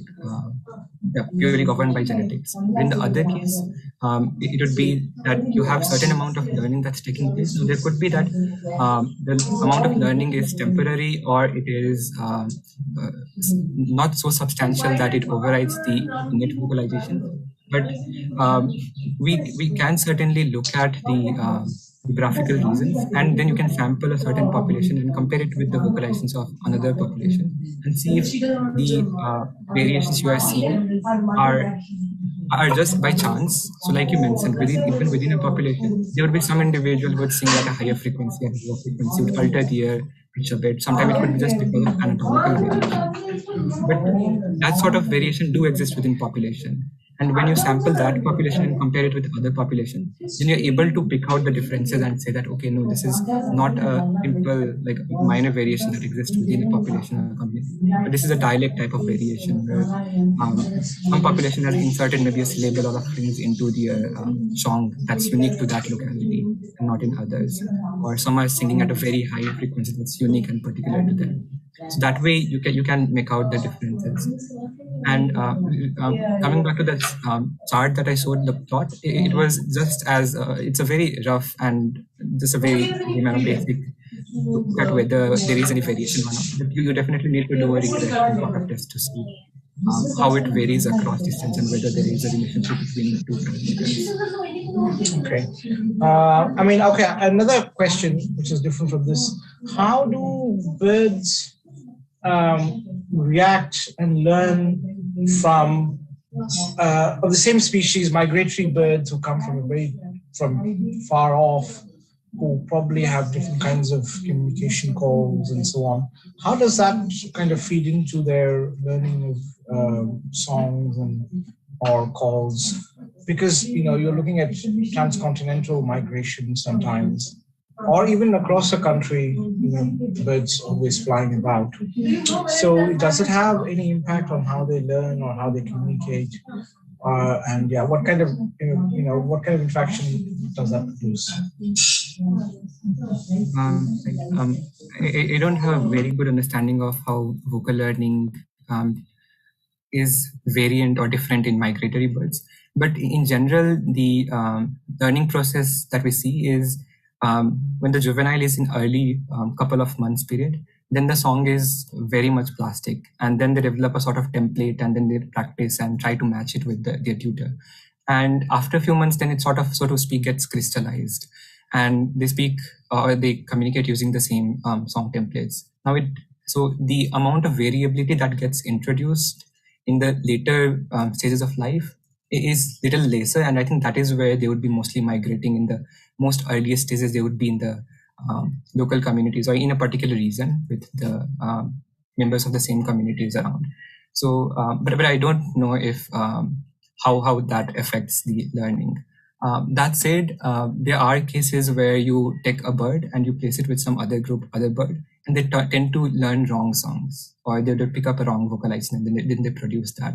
And when you again put them back into their communities, they continue producing those sort of vocalizations, or some of the vocalizations, some of the songs, they try to move it again closer to their conspecific models of singing that they hear around. Thank you. Any other questions? I think no. Well, if we have no other questions, thank you very much. Yeah, I have one question. Sure. I just got a question from our faculty. It's directed to Madhulika. So Madhulika, means I kind of sort of started to ask you about this kind of thing, but our faculty wants to know is this: when you are producing this kind of mathematical equations to future predict the outcome of a game, and who is going to win, or what is the probability of for a particular player to win or something, means do these equations take into account factors outside mathematics? It's like means what he's trying to say is that means do these equations take into account the external factors too, means other than purely mathematical outcome? And say, for example, if there will be a rain stops the play. So after that, when the game starts again, will the still mathematical equation start again? So what we take as the probability that a player would win a rally on their serve, which again is empirical, that is calculated by taking a total number of points that the player has won on serve and the probability divided by the total number of rallies that they've served in their career. So if these were to affect a player, then their probability of winning a rally would be low already, which is the only place where we consider any external factor. Because if we were to take, say, a rain stopping a match, we wouldn't be considering it as a change in the probability of winning a rally, because we consider each of them to be independent events. So we assume that the outcome of the prior serve or the point does not affect their way of serving in the next point. Okay, that's all from my side. Is there any other question for any of our presenters in here? Don't see any. So, Krish, shall we wrap it up? Yeah, let's. Yeah. So, thank you very much, guys. Thank you very much. Thank you very much. Yeah, sorry, go on. To have you guys. We expect to have you guys sometime on our campus soon when all the restrictions are lifted, something which can only happen next semester. Okay, but it was really nice to have you guys in here. Means we are really happy to see you that you guys are really pursuing some really qualitative research, really quality research in here. We really hope to have you guys sometime with us. Stay well, stay safe. Yeah, if you have thank any you very questions, much. If you have any questions, you can contact any of our conference or organizers later on. Thank you so much. Thank guys. you. It was great listening to you. Thank you very much. Bye. Be safe.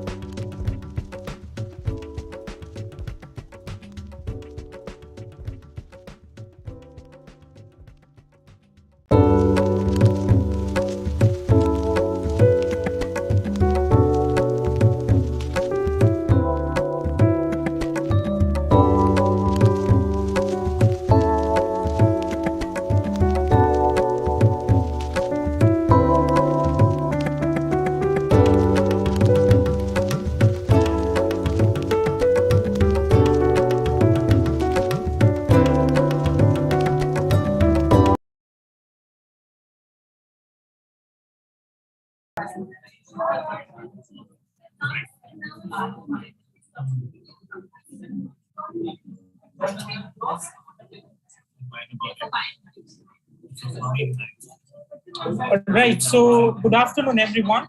It's a wonderful opportunity for all of us to come together in this fascinating conference, and I would like to welcome all the student presenters who are talking more about their work. Sorry for the background noise, just at a location which is outside the university. But what we'd like to do is, because we have a little more time with this particular panel discussion, is to take the opportunity for each student to have more bandwidth to talk about the particular abstracts that they had submitted. And the way we were planning to go about this was that we'll have two presentations made by student presenters, and then we'll have a quick time for question and answer from our audience, some comments from the discussants, that's myself and Dr. Leena, and we will then move to the other two presentations and then have the question and answer and comments taken. It's been a fascinating morning and early afternoon listening to some students and more importantly to the excellent talk that T.M. Krishna gave this morning, which had just so much for us to absorb. And I'd like to sort of, in the comments that I make to the presentation shared, also reflect a little bit about what Krishna said, which is relevant to the context of a few presentations, at least from the case of Rashi's paper, which is titled "Art Should Be Separated from Artists." I got a sense reading this and reflecting upon Krishna's remarks very closely on what he was trying to make on asking the right questions, discussing the case of musicology and sort of the applied practice of learning and practicing the vocation. So there's a lot to, I think, absorb and reflect on. The diversity of presentations are enriching. It's very difficult to thematically categorize or classify a presentation on behavioral economics and an art at the same panel, but that's the beauty of having an undergraduate research seminar. Most of you as students of the discipline, and all of us as being students of the discipline, just at different stages of learning, are trying to make the same effort to expand our interests and pathways and apply the knowledge of other domains to the discipline of what we are practicing. So without much ado, I'll request our first presenter, that's Alokita, to please share her screen and make her presentation. Our title is Consumer Awareness Survey on Food Packaging and Labeling Among Consumers in Various Parts of India. This is a co-authored submission by Alokita, Nipun. If I'm correct, I think the other co-authors are Mansi, Preeti, and Perumal. Yes, Jairaj. All right, so off to you, Alokita. You have exactly 15 minutes. After 12 minutes, we'll give you a heads up that you have 3 minutes remaining. Yes, sir. Okay. Good afternoon, everyone. I am Alokita Kesarwani from Sri Venkateshwara College, University of Delhi. Today, I am here to present my poster on Consumer Awareness Survey on Food Packaging and Labeling Among Consumers in Various Parts of India. While shopping for food products, we are often provided with multiple options for similar items. Hence, a consumer must consider a number of things that matter to him or her. From the manufacturer's point of view, it is important to convey all the essential details about the product so that their product can stand out from the other similar choices provided to the consumers. As mentioned in my poster, a standard food packet has all the important details regarding various aspects of food, and just mentioning them would be very inefficient, as it would require extra effort and time for consumers to navigate to the required details. Hence, a visual representation needs to be adopted to navigate to required details. Standard logos and labeling on food products make it easier for consumers to compare products and make better informed choices. The objective of this study was to analyze consumer understanding regarding various labels found on commonly consumed packaged food items. This image shows a standard food packet that appropriately mentions all the important details regarding food item and the manufacturer. Some of the highlights from this image can be nutritional information of the product, ingredients, added elements, licensed by FSSAI, price or the MRP, manufacturing date, and so on. A Google form-based survey was conducted among 242 consumers across India. The questionnaire included demographic, introductory, and the main questions. The main questions were multiple choice type and were targeted around collecting data regarding consumer awareness and shopping pattern. Based on the responses, all the respondents were graded out of 8 points. That is referred to as the awareness score. Data analysis and the visualization was carried out via Microsoft Excel. The 242 consumers were categorized into different groups according to their age, gender, residence, and mode of shopping, whether they shop in online mode or in the retail stores. Consumers from diverse age groups participated in this survey. The age groups 19 to 25 had maximum respondents, followed by the teenagers. Due to availability of infrastructure and demand, highest percentage of consumers who primarily shop online belong to urban residents, followed by semi-urban and rural areas. Graph A and B gives the analysis of what people generally look and ignore in the food labels. Pricing, expiry date, brand, and whether the food item is veg or non-veg were found to be the most relevant details that consumers consider while buying or comparing food items. This graph is a direct indicator of consumers' priorities. Over 75% of respondents always checked for pricing and expiry date, and more than 50% of respondents always checked for brand and non-veg and veg food items. Graph B indicates that the allergen and the trans fat information were found to be most neglected by all the Indian consumers.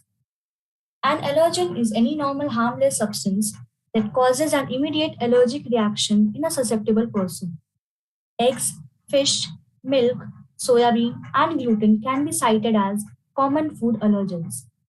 Some estimates suggest up to 3% of Indians may already have food allergies. Up to 3 million Indians may have peanut allergies. In our survey, we found that over 30% of respondents never looked for allergen information. Trans fat is even more neglected. Higher consumption of trans fat can lead to several cardiovascular diseases.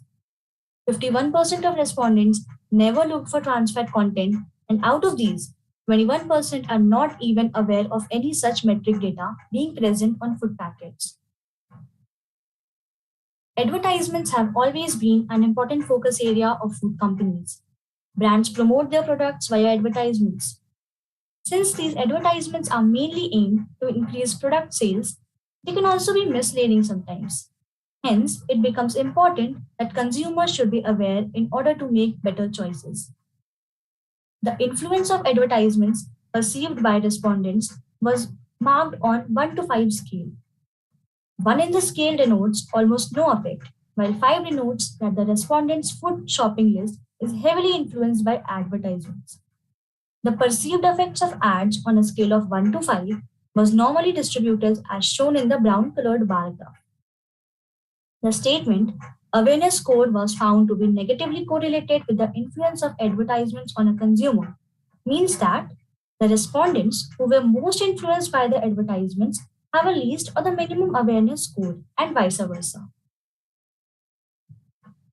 Our survey also analyzed the information on added elements present in the food. Most of the packaged food products available in the market are typically loaded with a variety of preservatives, stabilizers, colorants, and artificial flavoring substances, etc. They are added to increase the value and shelf life of the product. Therefore, a consumer has to be aware about various added elements in their food and what they consume on a daily basis. Participants were also asked to identify some commonly used standard logos. More than 90% of respondents correctly identified the logos of FSSAI and non-veg food. More than 90% of respondents correctly identified the logos of FSSAI and the non-veg food. 82% of respondents were familiar with the Tetra Pak logo, and 74% of respondents are able to identify logo of fortified logo. 73% of respondents identified the egg mark logo. Our survey found a huge gap of understanding between the logo who understand the persons who understand the logo and those who have a basic understanding of the logo. Out of 92% of respondents who recognized the FSSAI logo, 97% of them had a basic understanding about it. 74% of respondents who were able to recognize the logo for fortified food, but only 41% of them understood fortification. Only 35% respondents correctly identified the logo for organic food, while 18% of respondents had a basic awareness regarding organic logo. Now, I would like to conclude by mentioning that lack of knowledge and information about the food labels choices greatly affects their health. A majority of people found it complicated to understand various labels of the food.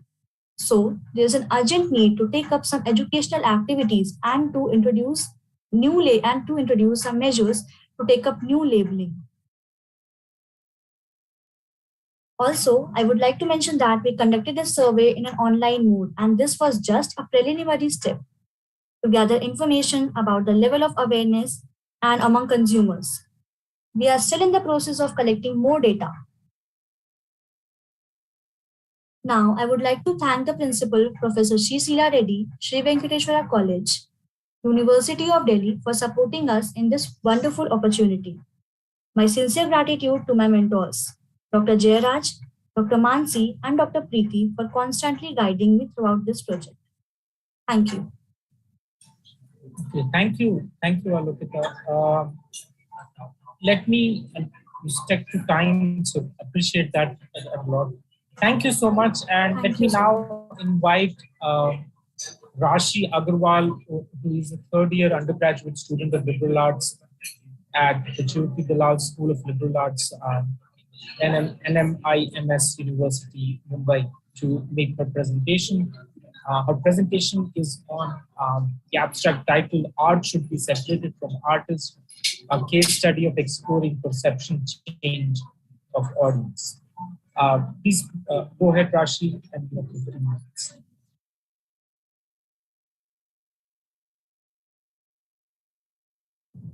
Is my screen visible? Okay. So as Sir already mentioned, the topic of my research is art should be separate from the artist, a case study of exploring perception change of audience. So I'm going to give a little background of this study firstly. So there's been a long-standing debate whether art should be separated from the artist. As unlike common belief, it didn't start with the hashtag #MeToo movement. It started in the 20th century with Roland Barthes. He was a literary analyst who wanted to make literary analysis a science. So to do that, he proposed that the literature should be separated from the writers, and literature should be looked at separately. So the quality of that literature is not spoiled. But in contemporary times, the hashtag #MeToo movement gave rise to this debate again, with artists being outed online. When I say outed, I mean there's sexual harassment cases, any misconducts were put online and they were boycotted, their art pieces, the movies were boycotted. But there is a moral and aesthetic ambiguity around this debate. So the two sides of the debate are, the first side is the art and the artist are the same and they cannot be separated.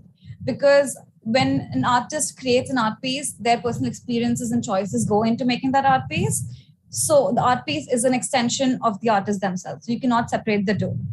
While the other side disagrees with this and says that they should be separated, the same argument as Roland Barthes, that the quality of the art gets tainted when you look at it, keeping the artist in mind. So the other side is that they should be separated. A little more, so these are still the concepts I've used in the study. Attitude and perception. Perception is basically taking in sensory information and putting out a response to that. So there's an object in front of me, I look at it, I smell it, I touch it, and based on that, I have a perception of that object. Is it large? Is it small? Is it smelly? Is it whatever, right? And attitude is basically person's evaluation of an object, person, or situation based on whether they like that object or dislike that object. So the attitude can predict the behavior of the person. Attitude object is basically the object on which the person creates that attitude, the object that is being evaluated. Attitude change is the change in the attitude of the object based on internal or external factors. When a person's attitude and their actions don't match, a person faces cognitive dissonance, which causes them mental discomfort. So when they face this, they're going to either try to change their beliefs, their attitude, or their actions. So the research questions for my study were, will there be a change in this attitude towards the attitude object once they find, the attitude object being the art pieces, will there be a change towards the attitude towards their art pieces once they find out about the reality of the artist? The reality being their sexual misconducts and harassment cases. My second additional question was, will there be a difference between this attitude change, assuming there's an attitude change based on the number of artists who create that art piece? If it's a multiple, like a movie, multiple artists come together to create that. If one of them is being accused, will there'll be a change on the attitude towards that movie based on that one person or not, compared to, let's say, a sculpture or a artist who creates that sculpture? That's a one-person job, right? So if there's accusations against him, will there be a change towards that? Will there be a difference between this change? And I was also trying to answer the debate itself. Should art be separated from the artist or not? Based on this research, I will try and answer that. Okay, so my methodology is a little tricky, but please bear with me. So I created a questionnaire with 4 sections, 2 sections for the movie and 2 sections for the art piece.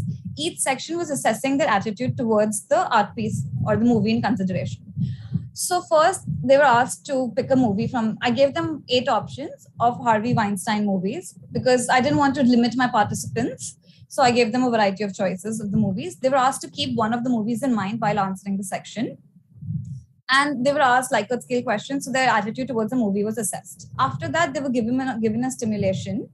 This was basically information on their sexual harassment cases. So Harvey Weinstein has been accused and sentenced to jail for 23 years for sexually harassing and raping women. After that, they were asked to fill the same questionnaire again, but keeping this new information in mind. The same thing was done with John Raffman, but his was this art piece. I showed this image in my questionnaire. After I got my results, I did a paired t-test for pre-movie, pre and post scores for movie and the painting. My results were actually significant. So pre-movie scores were high in both cases. Pre-movie and pre-painting scores were high in both cases, meaning they appreciated the movie and the painting. The attitude towards the movie and the painting was higher compared to post-stimulation. After the simulation about basically the paragraphs about the reality of the artists, their attitude and their appreciation for the movie and the painting went down. But there was no real difference between the two, in the sense that for the movie and the painting, both the decrease in attitude was the same. So there was no difference between number of artists creating one movie and one of them being accused and one person creating the art. So answering the final question, according to my research, I can say that people, the audience, are unable to separate the art from the artist. And it's common human tendency to associate the two, and they're unable to separate the two while looking at an art piece. So the two cannot be separated. Thank you.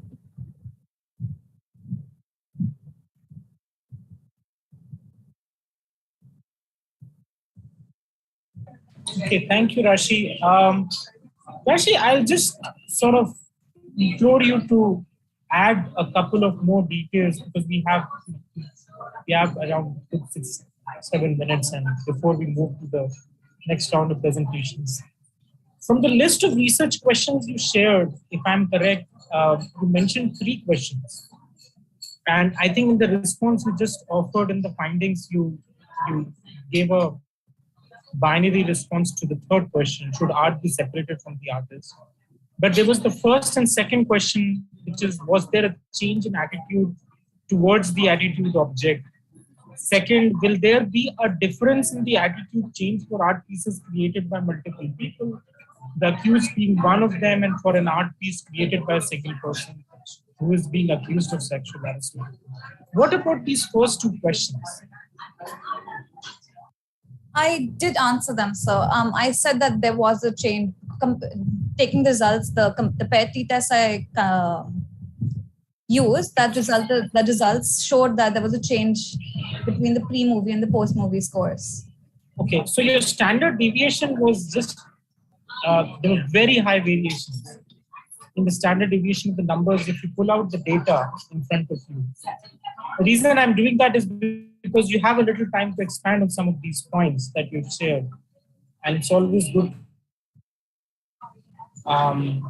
The paired statistics numbers that you were discussing. So you could just walk us a little bit through on what your observations were from the results. I couldn't understand the last variance in, or the variation. Yeah, can you hear me now? Yeah. Yeah, so I'm saying the standard deviation numbers, you see a high variation across the results. If there is something that you want to explain as to why that is the case, given the sample size that you had, or was there any particular reason that it might be reflecting on? I mean, with the data, I think it's always good to sort of give us a better sense of what the numbers are reflective or representing of, given that you've made this questionnaire and had responses documented. That's point number one. And the other is you said you had selected 8 movies of Harvey Weinstein. So how these 8 movies were selected? Some of these things you can just talk a little bit about, and we can then move forward with taking comments on this. Oh, I would add a third question, which is, how did you select Harvey Weinstein? And how do you define him as an artist? I understand the other person you selected, but Harvey Weinstein, I'm not quite clear. So if you can talk about all these aspects, it'd be wonderful. So answering the movie question first. So I wanted to choose the most popular movie. I wanted to not limit my participants, because it was already my mentor told me it's already a very niche research you're doing. So try and expand your participant list, a participant group. So the movies were chosen based on the popularity, the most popular movies, the most commonly known movies. As for Harvey Weinstein, he has been accused and sentenced to jail, right? And he's the producer for all these movies. And producer has a large part when it comes to what goes on in the movie, right? So that's why he was selected. Okay, so I think with Dr. Lina's question, is there a basis on which you're selecting artists, because a producer's way of perceiving art would be very different attitudinally, I'm saying, as against to the way a painter or like a writer is seen. So like taking my second question, I wanted one where like multiple people come together to create one art piece, right? So one of the most easiest one is the movie. And a producer is one of the most significant people when it comes to creating a movie. So he seemed like the right fit to me at that time. Okay, thank you, Rashi. I think we'll just, Dr. Lina, would you like to come in on any observations you'd like to share on Alokita's presentation as well, before we have any couple of questions taken, whatever you suggest? Actually, I just wanted to hear what the question you'd asked first, which was, how do you explain the variation, the standard deviation, the variation in responses? Because your concluding thoughts are quite, how should I put it? Your conclusion was quite short. So I just wanted to see if you could expand a little bit on the variety of responses you got and what you thought of that. Yes, ma'am. We actually observed that the respondents who were aware about the logos, they were not truly, they just identified the logos. They did not mean what they did not understand what is the meaning of that logo. I think that's a question which Rashi had was addressed to Rashi. I guess I was about to explain my conclusion. No, we'll come to you, Alokita. I think Rashi, do you have anything to say on Dr. Lina's question on the standard variation and deviations within that? Have you looking at the numbers? It's like there's a lot to unpack within the data, and your observations were short on what the findings are. Unfortunately, I personally completely don't understand the numbers because I'm not mathematically suited for this. My mentor actually helped explained the numbers to me and explained what the data really meant. So Rashi, the thing is, you can use a knife for surgery or you can use it for murder. It depends on how you hold the knife. So you have to hold it properly because it's a tool and it's a fascinating tool and it can throw up all sorts of possibilities. It's after a long time I saw standard deviation numbers showing such high degrees of variation, so I was intrigued. But I would take that as a response, and then let's move forward to Alokita. Any observations, Dr. Leena, that you would like to raise, have, or questions for Alokita before any Q&A can be channeled? Sure. Sakshi, I'm waiting for the Q&A. So just one last comment on Rashi. Super exciting study. So lots of questions because it was really interesting, clearly innovative. So congrats on the study you've done. Super well done. Alokita, this is a completely different topic. Super interesting as well. I was curious, again, like you said, if you could expand a little bit on what you think your conclusions mean. You know, if you were to go to policymakers, what would you say that they should do differently, do better? How can food packaging be more inclusive? That's question one. And then I had one around how, you know, if you could expand a little bit about the sampling you had for who answered your questions. Were they all English speaking? Were they all urban? You know, did you look at food packaging in different languages in India as well? Yes, ma'am. So our research was basically on that it focuses on the different age groups as well, for teenagers and for also who basically went for go to retail stores for shopping of age group like 25 to 35, father and all. So it was basically to mean that so that consumers were aware about the food labelings, the different labelings in the food. It was mainly, and today also it was great session for all.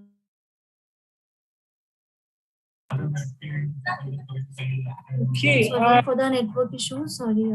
Yeah. Sorry. Go ahead, Alokita. You were saying something. Okay. Yes, ma'am. Yes, ma'am. Our survey that basically it was included by some semi-urban people and urban people and the rural people. It was basically in English language as well. Yeah.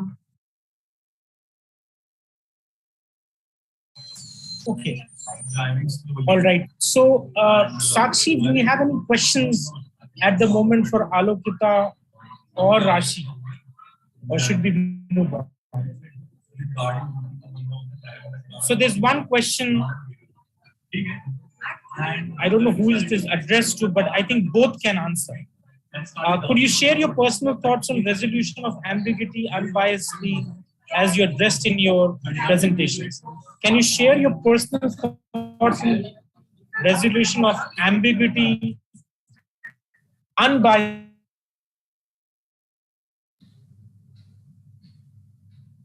Questionnaire has an idea that there is a certain element of bias that reflects in the way you have framed the study. So how do you present a more dispassionate view of your work? If I were to interpret the questionnaires question correctly. Alokita, Rashi? Can you repeat the question? What is ambiguity? Ambiguity. So I don't know. From what I sense is that the questionnaire feels that you're. Can you take a more dispassionate view? I think. Let me rephrase the question. One thing that is limiting factor in both the presentations I saw is that the discourse, the pathway of your research inquiry, the journey that you took to arrive at the research questions wasn't very clear. That is, how did you come about these topics or the questions that you've identified? Is it from reading a particular set of literature points? Were there some papers that sort of helped you understand? Was it something that was intriguing as part of what was happening around you? So that's usually a good way to start off by saying what's your, you must have seen in the talk in this morning, PM Krishna talked about his journey, like where and how really came about, this sort of quest of inquiry, getting into humanities, understanding, asking more of these existential questions. So it might be good to reflect on your, question pathways. I think we can probably limit it at that. Otherwise, it's difficult to understand from the question what really the questioner means. Taking a more dispassionate view is something which we try to be as dispassionate as possible with the work we do. Having said that, so Alokita, Rashi, I think that's maybe we can get back to the question in a while from now. What I'll do is maybe take the conversation forward, Dr. Leena, if that's all right, with Srividya and Archit, and have their presentations, and then we can come back to some of these larger questions. Srividya, do you want to go ahead? Sure, Professor. Let me just take a second to share my screen. Is it visible? Yes. Yes. Please. Okay. Hi, I am Srividya. I am from the Jindal School of Liberal Arts and Humanities, and my presentation basically critically evaluates and examines the ideas which are put forth in behavioral economics on decision making with a focus on prospect theories. So expanding the research that is currently there and pushing towards future directions for this research. I'll be taking you through a tiny little thought experiment to set a tone first, then expand on the notions of one rationality, prospect theory, then coming up to the research problem, and give a slight review of literature, and give a framework with the perspective given before that in the literature review, and then a tiny conclusion with the limitations of the study. As I said, I wanted to set the tone with a tiny little thought experiment. Generally in prospect theory, you have two options where there's one safe option and one risky option. And this is very, very similar to that. So imagine that you have one option, which is like an offer in hand from either a university or a company which you can join. And they've told you that you need to get back to them tomorrow of whether you're picking up that option or not. And option B is a risky option, but it's your dream university or company, and they will only decide 3 days later if you're in or not. For the sake of simplicity, let's just say that they're in the same area of research or the job profile, and they cost the same or the pay is the same. In this condition, do you think you'll feel a sense of confusion or maybe a tiny little bit of anxiety? Some people may wonder what it would be like to take the safe option because they can build it up to the risky option. Or they would say they'll wait it out and just go for the risky option and they'll figure it out later. There are a lot of things that go on in your mind in this particular stand. And these are essentially your emotions at work during a decision-making process. I would like you to hold on to this for a second while I move on to my research project itself and come back to this as we're developing on it. So classic economic theories, which economists are founded on, are they consider humans to be extremely rational and profit-oriented. But in reality, humans are not like that. That notion is very abstract and it's an assumed behavior. Richard Thaler argues that this pattern may have begun because of standardization of different models, and this was just easy to do. You could eliminate the human aspect and you could clearly develop on a model mathematically. This way you're viewing people to have goals and to deductively reason out why they're doing something. So there's a logical flow to their behavior. However, in reality, it's not always like this. There are a lot of different factors that go on when we're making a decision. And decision making is a very, very typical human activity. We're constantly deciding different things. With respect to prospect theory, trading commodities in the stock market involves a lot of risk. So that's a decision we're making. People who chose to come up to this research conference and present their paper, that's a decision they made, which could be risky to a certain extent. Or it could be non-risky decisions like asking someone for help or behaving in certain manners in different areas. So when we're looking at these decisions that we're making, we are not completely rational or we don't have complete information. We just go about it certain times. And that's the idea that Herbert Simon put forth, that humans are satisficers. We don't have perfect information. We are limited by our cognitive abilities, and there are other constraints that are involved which bound our rationality. So in our opinion, we may be making the right decision, but at the same time, we are bounded because of the fact that there are so many things that are going on before we even make the decision. For example, imagine that you won a contest and you're given two options for your reward. Either you get $100 right now, or you wait 1 month and receive $110. Perfect rational individuals based on rational theories would wait for the one because they're getting more amount, they're getting 110. Even $1 more would be a big deal. But majority people, according to research, tended to choose $100 because you're getting it immediately. So that is the time constraint. That is why we are different when we're making decisions. So we are satisfied with this amount, which is why we make satisficing decisions rather than optimized decisions. Which is when I move on to prospect theory, which is a part of bounded rationality, but focuses on the factor of cognitive limitations, that we have biases and heuristics working while making a decision, and in this theory under risk. The highlight of this theory is loss aversion, which is essentially the fact that we are more aversive to loss. When there is, when you lose something, you are affected much more than when you gain something and you're happy about it. As seen in this particular picture, a person would be like, all right, it's okay when they win something, but they're way more affected when they lose something. Under loss aversion, there is framing effect. The way an item is framed influences how we actually decide, which is seen in a lot of examples. And for the time constraint, I might not bring that up right now, maybe later. Next, there's the certainty effect. So the certainty effect is just that when there's a positive aspect, people would rather be certain about gaining something. As seen in this diagram, in the red line, in the first one, when they're gaining something, they would certainly gain $500 rather than flip a coin and gain either 1,000 or 0. But when it comes to losses, they would rather flip a coin with a 50% chance of losing rather than just losing $500 when they're losing more in that sense. Lastly, the isolation effect. Isolation effect is just that one particular thing might stand out to you. Here, the red tomato stands out to you.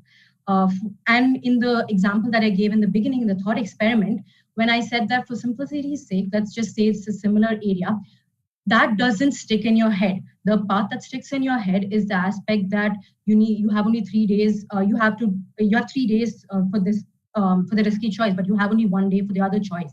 So that will stick because those are different. They're not similar or same in both the contexts. Which is when I move on to my research problem. In these two theories and a lot of other theories on decision-making in behavioral economics, the emotional state is not considered. When we're looking at it, they talk a lot about the cognitive biases, which is important, which is there a psychological angle to it. But the emotional state of the individual also does impact the decision that they make. For example, if in the condition of the thought experiment, I said that I brought up a new thing that you have been accepted into another place, which was very difficult to get into. You might be happy, and that happiness might make you take the risky choice because you feel more confidence within yourself to be able to take that. And there are a lot of other ways these are impacted. Through this, I want to highlight certain aspects that when I'm outlining the research, the impact, I'm focusing on the impact of the emotional state on the decision-making under risk. I am comparing existing models that are there on prospect theory and the effect of emotions and decision-making, then going towards a model which is more inclusive about all of these factors. And lastly, understanding the emotional context could help us make better decisions under risk. And I'll come up to that in the literature review. So, emotions and decision-making. Our emotions affect our decision-making. A lot of research has shown that mostly the affective emotional state. So affective emotional state refers to how you're feeling at this moment. And that can be influenced in a lot of ways. Research has found that it can be about the choice itself, or it can be unrelated to the source, and that can still influence the decision that you're making.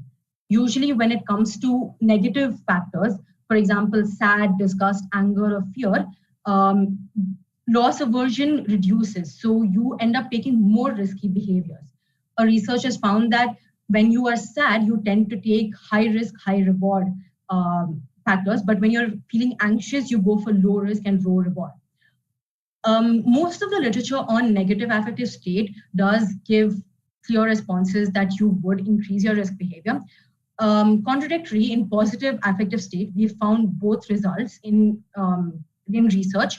Adam et al. Found that with giving the positive state, they did increase risky behaviors. However, in study conducted by Arcus et al. And Schneider Electric, positive affect causes less risk aversion, which is contradictory by itself. And playing on to the same aspect, I'm going on to the second highlight, which was a bizarre study initially, which was done where they noticed that during sunny weather, the stock market performance was higher. People were taking more risks. But in rainy weather, people were taking lesser risks, which means that there is which they decided was some kind of anomaly between that. But Pham et al. Realized that this is just a misattribution, and sunny weather is usually associated with a sense of optimism or excitement and a positive mood, which might have caused a higher risk behavior, and the opposite for the rainy weather, which causes a likely gloomy mood, which goes for lower risk. And I think I can connect this with the previous thing, because the studies which were conducted, which said that positive emotions increase risky behavior, induce positive emotions through excitement or optimism. And the other ones were happiness. So it might be the sense of optimism and excitement that did increase the chances more than the positive emotion as such. Thirdly, the point about how understanding our emotional state could impact our decision making, could make us make better decisions. Affective states, positive affective states, have shown to eliminate or reduce the effect of framing bias in individual participants in multiple researches. And this would be a good thing, because then we are not influenced by something else and we are able to critically analyze the situation very well. Lastly, the bridging the gap is a consistent thing, which was lacking in research for the longest time, that emotionality and rationality were seen as two separate concepts. Rereading analysis view made by Mumpy and Putnam in 1992 on prospect theory itself showed that this bias is there within this research. And if emotions were not considered as trivial, and if they were considered as something that does affect our decision making, it could build on to a more robust form of understanding how we make decisions. That's when I moved to my conceptual framework, which is the fact that emotional states affect our cognitive states, and the same goes the other way around. Our heuristics affect the affective states too, and together they play to make our decisions. So that means that these two are involved in the framework, and these two do affect each other. Existing models which are proposed, which I've looked into and I'm not showing for the sake of time, doesn't involve this factor where they're both affecting each other. And moreover, these things are not predictive. Their models are just like the ones seen over here. They're just shown as a model, but they don't predict your responses. That's when I come to quantum-like modeling. Quantum-like modeling is a more new concept which cognitive scientists have been using, at least in the field of psychology. It essentially uses the math in quantum physics to showcase how we make different decisions in a way. David Hilbert proposed the Hilbert spaces, through which most of the psychologists use to understand that humans are quantum agents in this structure and in this space, and they are irrational to a certain extent, but irrational being they are not rational according to economics. And they adapt to the environment. In this case, the environment is the influences on decisions. So the cognitive biases, our heuristics, and our emotional states.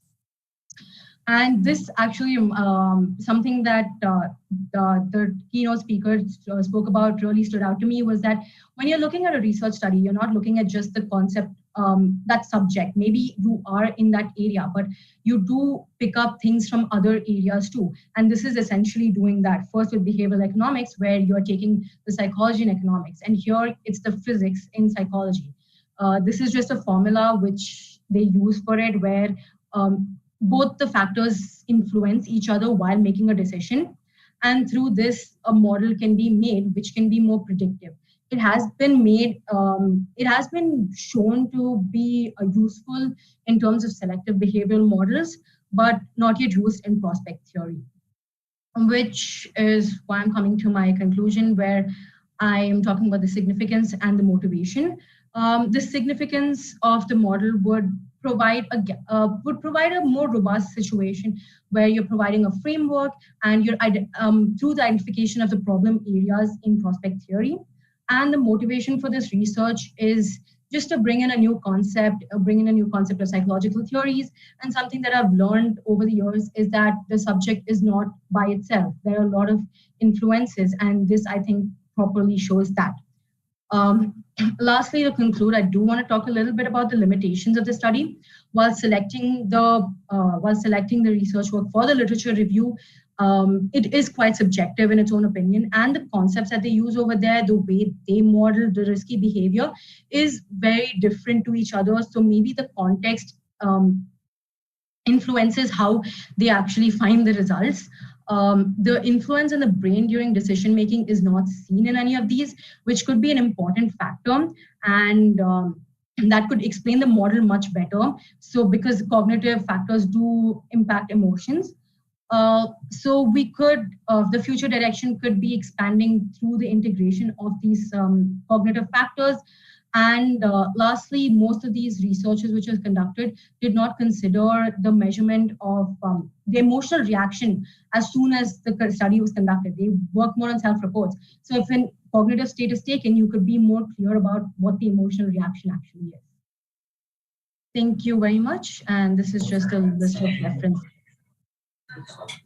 Thank you, Srividya. I think in terms of structure, this was perhaps the most comprehensive interface of looking at almost all critical points that we as reviewers would want to be putting a response to.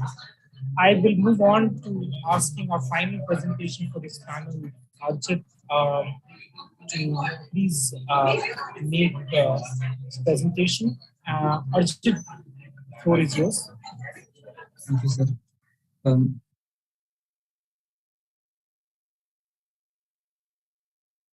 Please let me know if my screen is visible. And also, are the slides changing?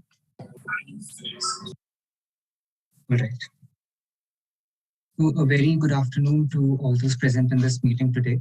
I am Archit Kandala from Sri Venkateshwara College, University of Delhi, and I would be presenting my research on massive open online courses in India, public opinion, and the road ahead. The objectives of our research is to study the public perception, awareness, and acceptability of MOOCs, and develop an understanding on the current and potential impact of MOOCs on Indian education system. So what basically are MOOCs? MOOCs are massive open online courses. These are online education and skill development courses that can be accessed from any part of the world, provided you have a sound internet connection and a smartphone or a computer. MOOCs can bring people from different economic backgrounds to acquire same quality of education, thus bridging the socio-economic gap. MOOCs also play an important role in democratizing the education, with widespread availability and free access. They are also a very important means to achieve the United Nations Sustainable Development Goal number 4, which is to ensure equitable and quality education and to promote lifelong learning opportunities for all. Government of India platforms such as SWAYAM, which is an acronym for Study Webs of Active Learning for Young Aspiring Minds, along with Upgrad, Edureka, and Educart are some of the upcoming MOOC providing platforms in India. SWAYAM focuses on 4-quadrant pedagogical format, which includes video lectures, printable study materials, open discussion forums, and proctored examinations. Methodology for this research: a total of 505 responses were recorded through Google Forms, wherein 328 were females, amounting for 65% of the respondents, and 177 were men, accounting for around 35% of the total respondents. We used convenience sampling and snowball sampling methods, and our data was mainly primary data collection.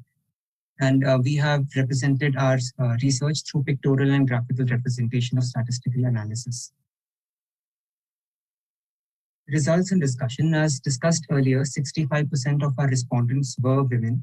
So this leads us to an assumption, or rather an inference, that MOOCs can play an important role in making quality education available to women in various parts of the country who, for many reasons, cannot move out of their places of residence to metropolitan cities to enroll in universities which offer quality education. Here, figure 1 and figure 2. Figure 1 especially tells us that 87.6% of the respondents were below the age of 31, and leads us to the conclusion that MOOCs are, the second picture alongside it leads us to the conclusion that MOOCs are more popular among students as compared to the working professionals.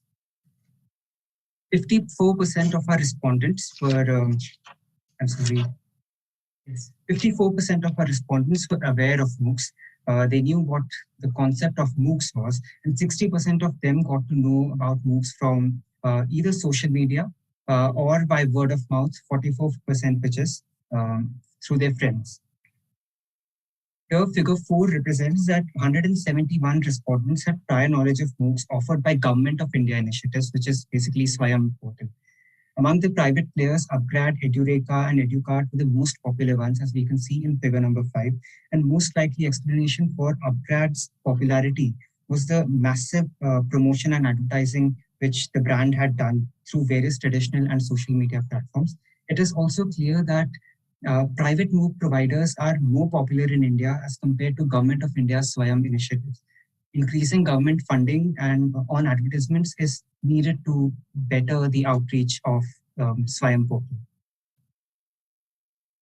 Here we can see in figure number 6 that out of 274 respondents who were aware of MOOCs, only 86 or 31.4% of them were, or 31.4% of them ever enrolled in a MOOCs course. This indicates that MOOCs don't seem to be that very popular among the masses and are accessible to only a small section of our society. Also, MOOCs are a very popular means of upgrading one's skill sets and meeting the employer's expectations. Figure 7 especially shows us that the respondents of this survey, most of them who took MOOCs took it for skill enhancement and career development purposes. Going on to figure 8 of the results, science and technology courses were among the most popular courses which people took on MOOC platforms. One of the major reasons for this is a lot of technical universities and institutions in India have started accepting MOOC-based online credits in their curriculum. And international platforms such as edX, Udemy, Coursera have gained a strong foothold in the Indian online education market. This Likert scale graph indicates that the motivation level of respondents while undertaking a MOOC course was very high. So we can see a lot of 3s, 4s, and 5s indicating that participants were very motivated to take MOOC courses. However, a contrasting observation is made here that even though motivation to enroll in a MOOC course is very high, but only 44.2% of the participants finished their MOOC courses by giving the proctored examinations and ultimately getting the certification. The two probable explanations for this discrepancy in, or rather this contrasting situation is, firstly, the enrollees were either not very serious about their MOOCs courses or the courses they enrolled in and were not very confident about giving the examination. The other more reasonable argument or more reasonable justification is that a lot of these private MOOCs course providers, they offer the courses for free. Accessing their courses is not very difficult.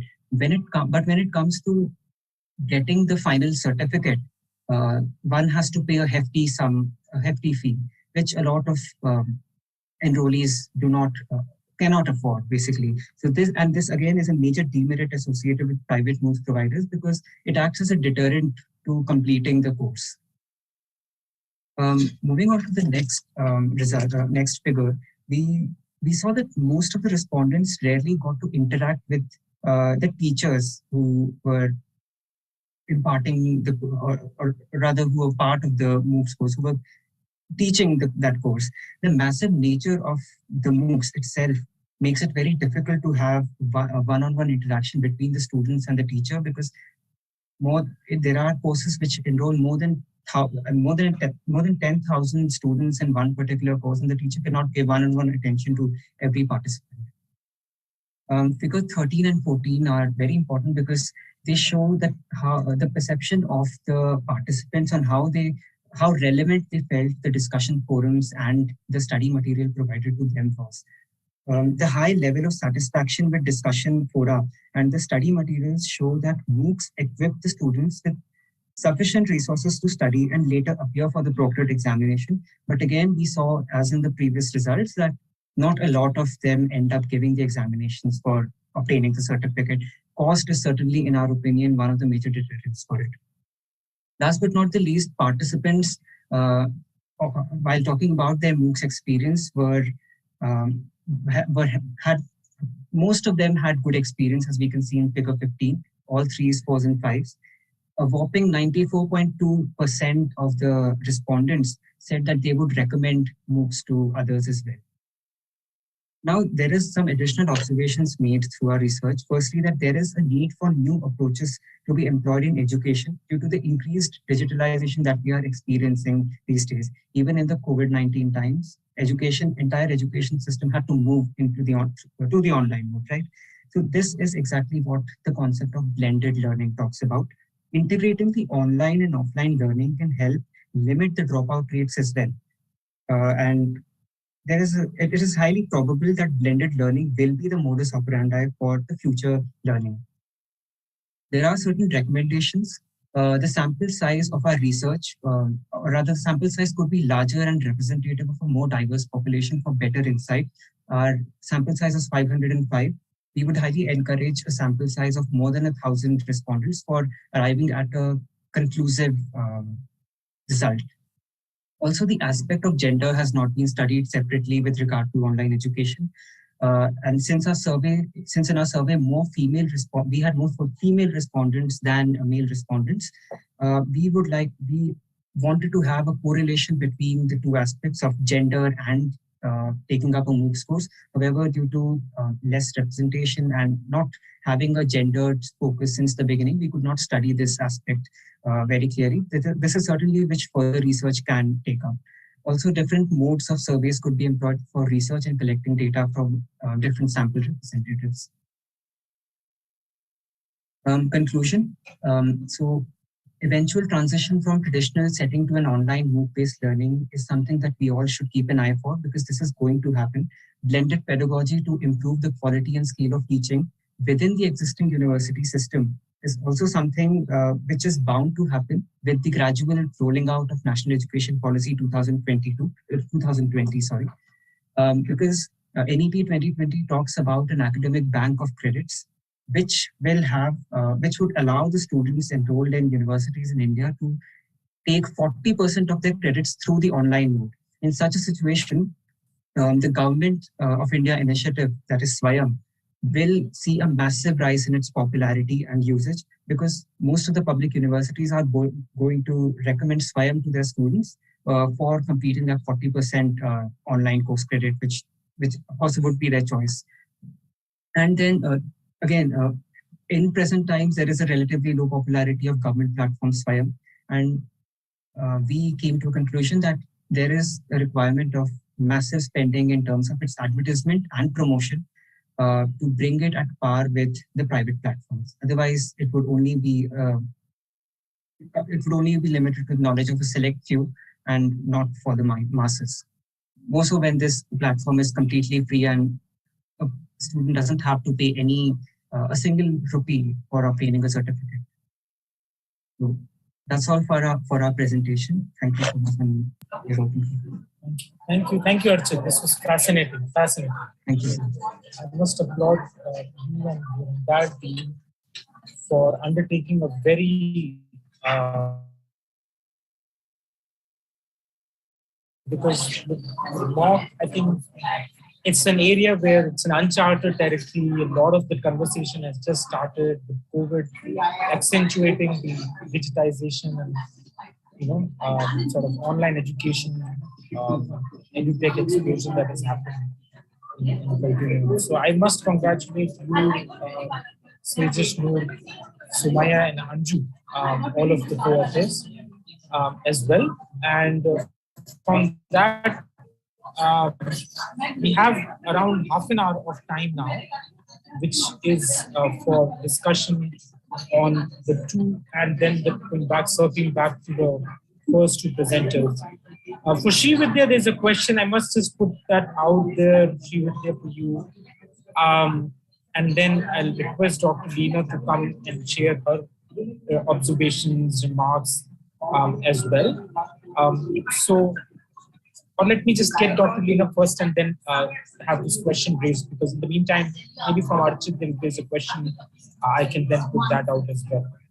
And then I'll share my observations to this. Please, Dr. Leena, go ahead. Okay. Thank you. All right. Thank you. Srividya, really interesting presentation and really nicely put together and verbalized. I have to say, this is hugely outside of my zone of comfort. I'm an economist with a focus on innovation and entrepreneurship. So I'm not the right discussant. I thought it was really interesting how you really properly reviewed the literature and done a really, really in-depth analysis of different groups of literature, pulled it together into a framework. I know you talked about exploring that framework further. Are you going to do some primary research on this? Or what would you know, in a sort of a dream scenario, how are you hoping to use this framework and all this vast and in-depth knowledge of the existing literature that you now have? So yeah, in the dream condition, we were like, I would prefer if I was able to see what the participants were doing. Like right now it's in an online condition, so it'll be more difficult to actually see the inducing state, because I would like to see that the state has actually been induced and people are responding at the same time rather than later on maybe putting it on pause, etc., etc. So having them there, I have been exploring that possibility. So inducing a state through a tiny video with audio. So if that is there, inducing a state is much more easier. There has been research which has been done on this, and there are selective movies. I've also selected the movies and the scenes based on pre-existing research. But then again, it would not be able, like, I don't know if I'll be able to conduct it right now, at least given this deadline, I wasn't able to. And post that, have a standardized list of questions. Most of the research that I have different weighting types of questions. One uses the ultimatum game, another uses just simple question behavior and all of that. Another uses ultimatum game with actual participants talking about it and gaining the money. So that way the behavior might be different. So being able to standardize all of those processes through just like 4 questions and have their differences in the movies or whatever is shown, and then coming up with the research and analysis and then fitting it into that model. So it sounds like a whole other research process. Maybe you head on to do a master's and a PhD and carry on the research. Dipanshu, do you want to carry on or? Okay. Is there anything you had for Archit that you would want to ask or observe? Okay, so I'll jump straight to Archit then. Really great presentation again, super well done. As Professor Dipanshu said, it's a really current topic, and even at Jindal Global University, it's something that's been talked about a lot, integrating MOOCs and other, into the digital space, into the digital education space. I did have a couple of questions. Let me see. One, and this is a broad one. I can't remember. I don't think I listened too much to literature, sort of whether you talked about the literature, but I was wondering whether you had compared the findings you had in terms of, from your sample. Did you compare that to the literature? Do they say the same thing in terms of how MOOCs are opening up access to education, and whether there tends to be a gender nuance? Yes, ma'am. Thank you. Sorry, thank you. Yes, thank you for your question, ma'am. We did look at other literatures as well. There has been a lot of research done already on this topic. So a part of our project was the literature review, but because of time constraints, we could not include it in this presentation. However, we found that a lot of our results were in sync with the results that other researchers have already done. We have included a list of the references in our paper, or the link of the paper which we had submitted. It has for further reference, it could be looked at. But talking about the results related to enrollment, dropout rates, course completion, we could see that a lot of it did corroborate with the pre-existing research in this field. Okay, that's great. And then my last question here. How are you expanding this research, and how are you expanding it? And in terms of also expanding the conclusion and what you came up with, how do you see inclusion aspect? How do you see the possibility to make this more inclusive, to use MOOCs to become more inclusive in India, whether it's across language barriers, or you talked about gender barriers? What are the different possibilities you see apart from bringing MOOCs into the regular university system? Could you please repeat the question or rephrase it? Okay. So in your conclusion, you said there's opportunity to bring MOOCs into the regular university education system here so that more people can take a range of online courses that they may not have available in their university. Do you see other ways that MOOCs can play a big role in providing better access to quality education for people in India who may not already have good access? MOOCs have a great potential in revolutionizing the education system here in India. For very long, our education has only been in the offline mode. Thinking of an education system moving completely online was not something one would have thought 3 or 4 years ago, right? COVID-19 was an unprecedented time, and we saw actually how MOOCs, in fact, played an important role in the education system. There have been research which has specifically for a MOOC provider, which is Undergraduate, and it was according to that survey research, it was found that there was more than 400 times increase in the total enrollment for the MOOCs in Undergraduate. Right? This shows that people are taking interest. When people had to drop out of their schools, drop out of universities, when there were huge off periods. When initially during the times of COVID, when things were so uncertain whether or not classes would resume or people would be allowed to go back to universities, that was the time when people moved towards MOOCs. They looked towards MOOCs. They enrolled themselves in courses which were related to their courses, and otherwise as well, people who had a lot of time, they enrolled in some courses which they would not have ideally done if they didn't have so much time, because of the pandemic. Even otherwise, there are a lot of places in India where access to quality education in terms of educational infrastructure, be it schools, universities, they're very far off. It's very difficult. People need to move between cities and states in India to access quality higher education. In such situations, if the same quality of education can be provided to them from the comforts of their home, all that they need is a smartphone and a sound internet connection. I think MOOCs have a great potential in reaching out to the last person who is interested in gaining any knowledge. Great, thank you. I have a couple of other questions, but Dipanshu, I think I'll hand it over to you and then also to the audience so that others can ask. Yeah, thank you, Dr. Meena, and thank you for those responses, Archit and Srividya.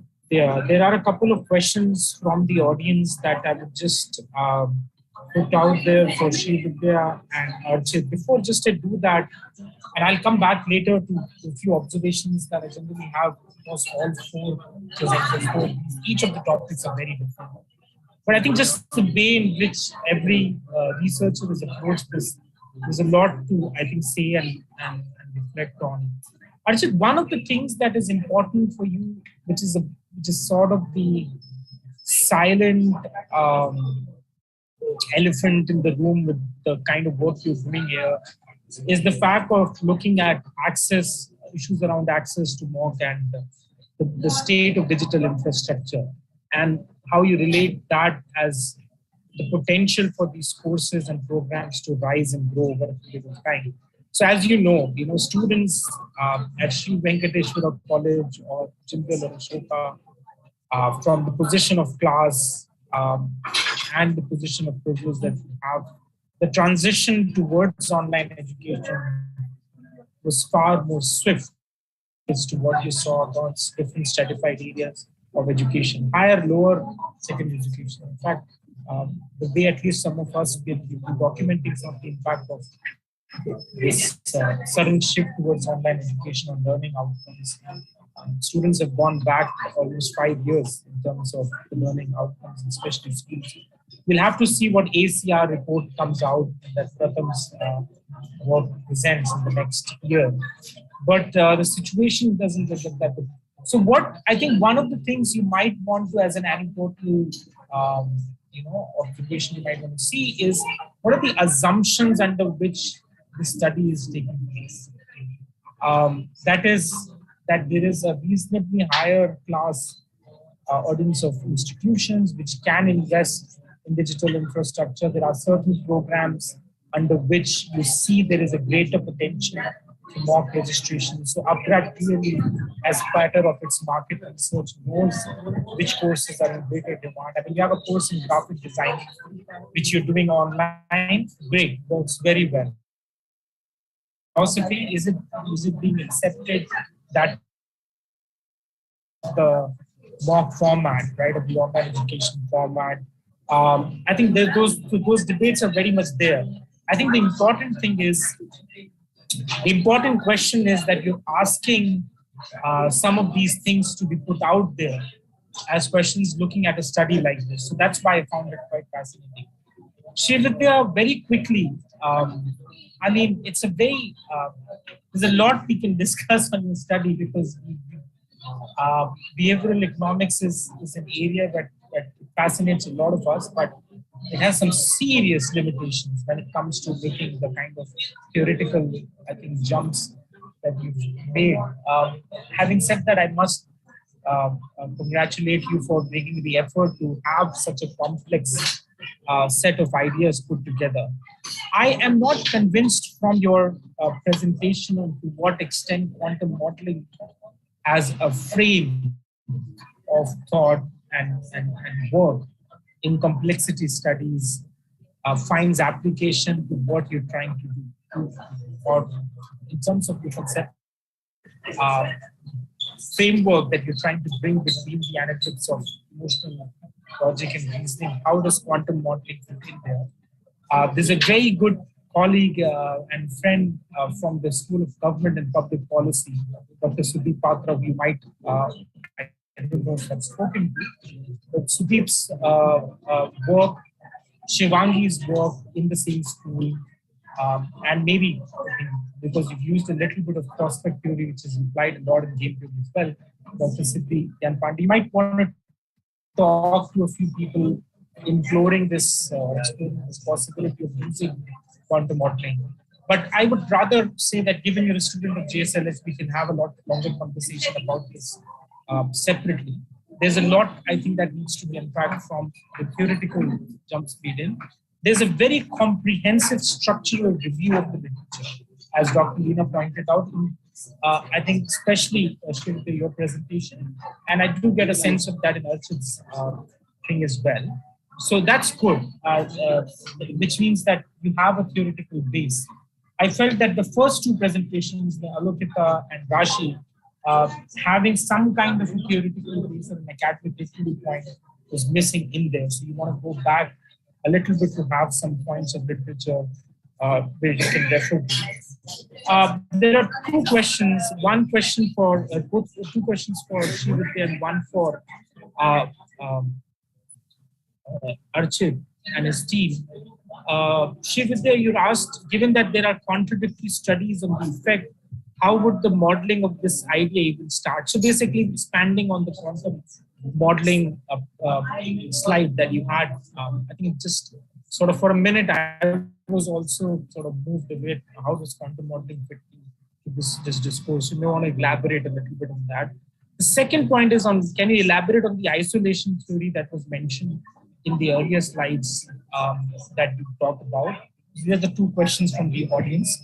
Archit, you can just make a note of your, it's a remark from Vibhav with a question. My personal, I quote Vibhav's point there, my personal experience with mock courts is particularly relevant to some courses being valued greatly by educational institutions. However, in contrast to what the industry prefers, needs is most market segments, skill-based knowledge.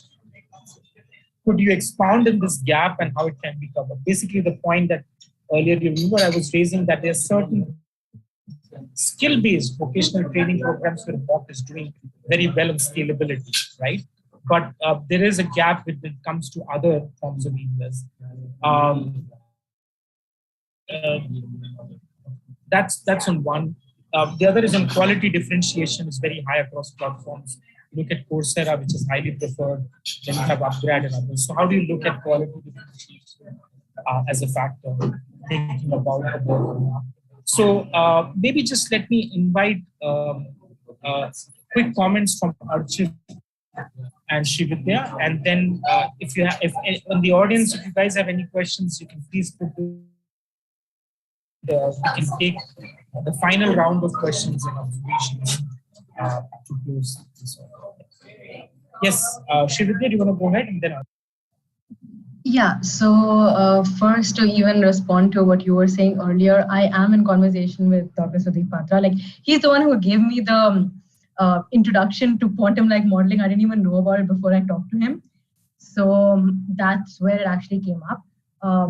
Building on that, I did realize that it was a big jump, but that was only because of the time constraint, and there's a lot to add into it.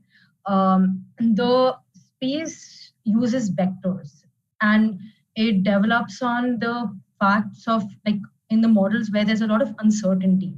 When you're thinking about decision making under risk, there is a lot of uncertainty that plays into that development framework. And more recently, I think 2020, there was a theory that there's a thing called the quantum decision theory that was devised, which used this Hilbert space modeling, which David Hilbert had introduced, and use that framework to apply it to the concept of uncertainty and how this manifests in our different processes.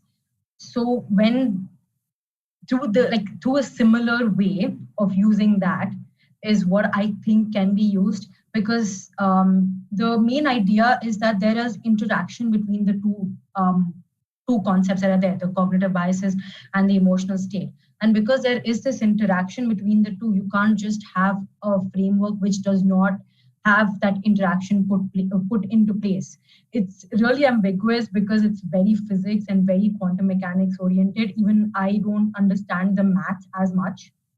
But that's what it goes for. Like, it uses a base of the things that we learn over there, and then builds on that model with this creation, with that formula which I had put in the.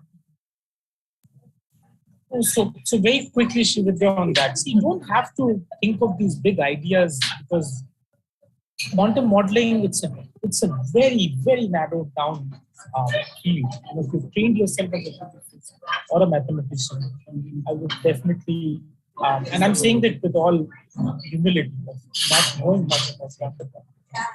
But what I would suggest is, because this is something which a lot of institutions in behavioral economics are doing at the moment, is run a few games as behavioral experiments with a set of focus groups that can help you first understand at a preliminary level what your question is. And just for the benefit of the audience, look at this screen. Can you see the screen in front of you?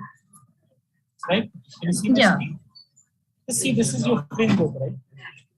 Somewhere you're trying to look into how decision making is sort of being influenced by the factors of the relationship between these two. So there are designed experiments that have looked upon addressing these questions. I can speak of a number of institutes in California and others that. Look into what kind of studies and what games were put as to different focus groups. And then try looking at in an experimental design, how does it play out if you want to run a similar experiment here in Germany. I think that in itself is an extension of the work which is already established and provides some academic credibility, as against to sort of being, trying to do a lot, not getting a sense of where this is headed. Because it's a great thing. You're looking at prospects, you're trying to look at this. This is the first thing when I start a course on behavioral economics, while talking about economic crises, the first thing we teach is bounded rationality. So I was very glad to see your abstract, but then somewhere it was also important to get a sense of the conceptual framework. Arshit, do you want to come in on the response to the points that were made to you? Yes. So addressing the first question about certain courses being highly valued, I think this is something which even I and my team had observed. Like there is, especially the STEM courses, science, technology, engineering, and mathematics. These courses are highly sought after among the MOOC takers as well as employers in the job market. So if a person's main objective is to increase his or her employability, then of course certain courses would be highly in demand, be it courses such as in data science, machine learning. These are the courses which even employers are looking for, certain skills which they want their employees to have. In such a system, I think greater responsibility lies on this whole job market as such, because the point that I want to make here is that it's, of course, certain courses such as history or arts and philosophy, etc. They do not fall under the stereotypical skill set of something which would make you more employable. So we need to rethink our idea of what makes a person more employable, what skills are needed to make a person more job ready. I think when that idea, that perception of a person, when that would change, eventually there would be greater acceptance of other courses being taken in greater numbers as well. And I think National Education Policy 2020 addresses this problem. They want to make a push towards interdisciplinary education where the child is not limited to the stream, one particular subject, one particular set of subjects. Children and students can explore among various subjects. A person interested in physics and history can take up both the subjects and perhaps study them. In such a situation, the job market will eventually have to think of these things, that people are going to come with varied skill sets, with varied experiences, varied ideas. So in such a situation, they need to be able to accommodate all these variations in people who would be coming in the coming future, because it's only a matter of years when our whole education system is going to undergo a full toss and then, it will rebuild itself again, right? So the whole system needs to adapt itself to the upcoming changes. Okay, thank you. The second... Yeah, yes, go ahead. Yes, sir. So the second observation made about the quality difference between platforms, sir, I think this quality difference is bound to remain. There is no standardization in terms of providing or offering MOOCs. There is no standard that you need to follow this. Your videos need to be a certain way. The teacher needs to be of certain qualification. Every MOOC platform has its own different way of offering the subject. Giving the example of Swayam portal itself, sir, it is completely free, open for everyone to access, no fees, nothing at all is asked. But then if you compare it with MOOC providers like Coursera or Udemy, you will see a huge quality difference. So I think that main differentiating factor is that these private organizations have more funds, more money to improve the quality of their videos, the quality of their lectures.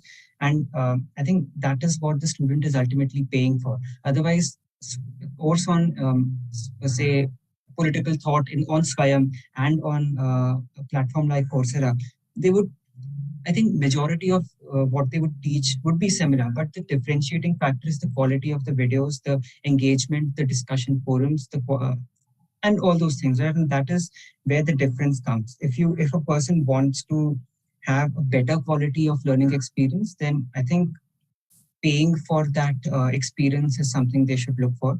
Otherwise, there are other options available. Okay, okay, thank you, Archit.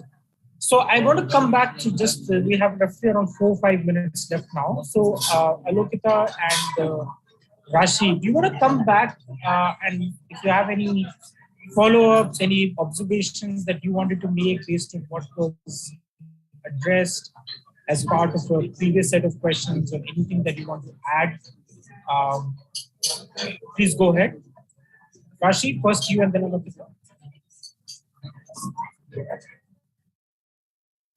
I just want to say that despite what my results showed, that art cannot be separated from the artist, I really believe that it's more of a gray area, and it will be really, really subjective, and it's going to really vary with what the art is and who the artist is as well.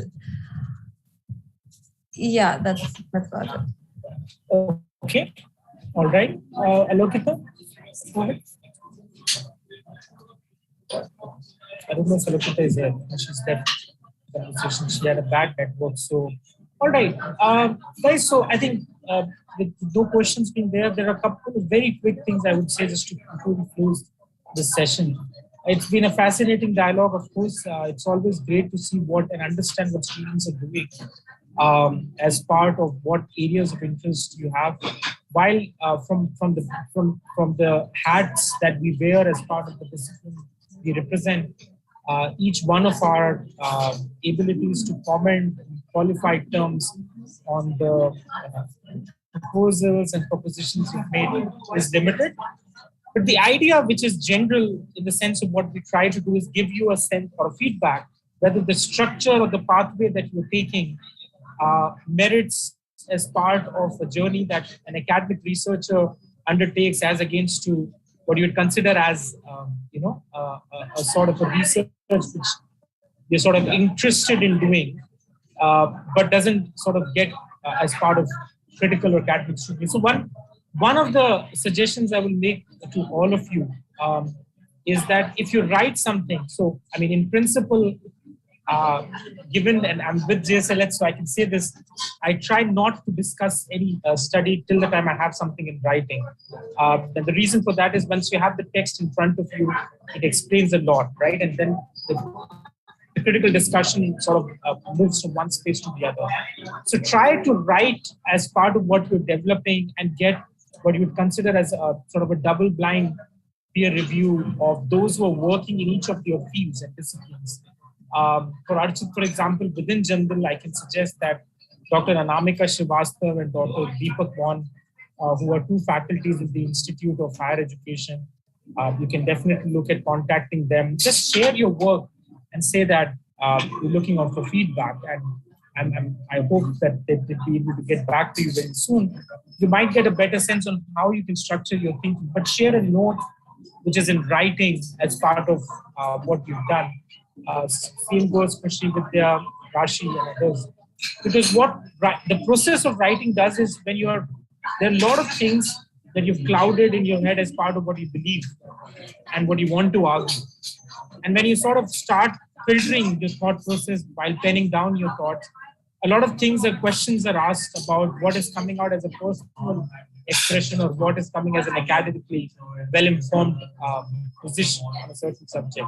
I think a lot of you have already made an effort to undertake extensive quantitative or qualitative. So methodology-wise, I think that's something which those more qualified can comment on. I will, with that, say that it was again a fascinating dialogue. I want to thank Dr. Leena, I want to thank Sakshi, and I want to thank the organizers, Rukmini, Yashodhara, Sagar, everyone who has just sort of come together in organizing this academic feast.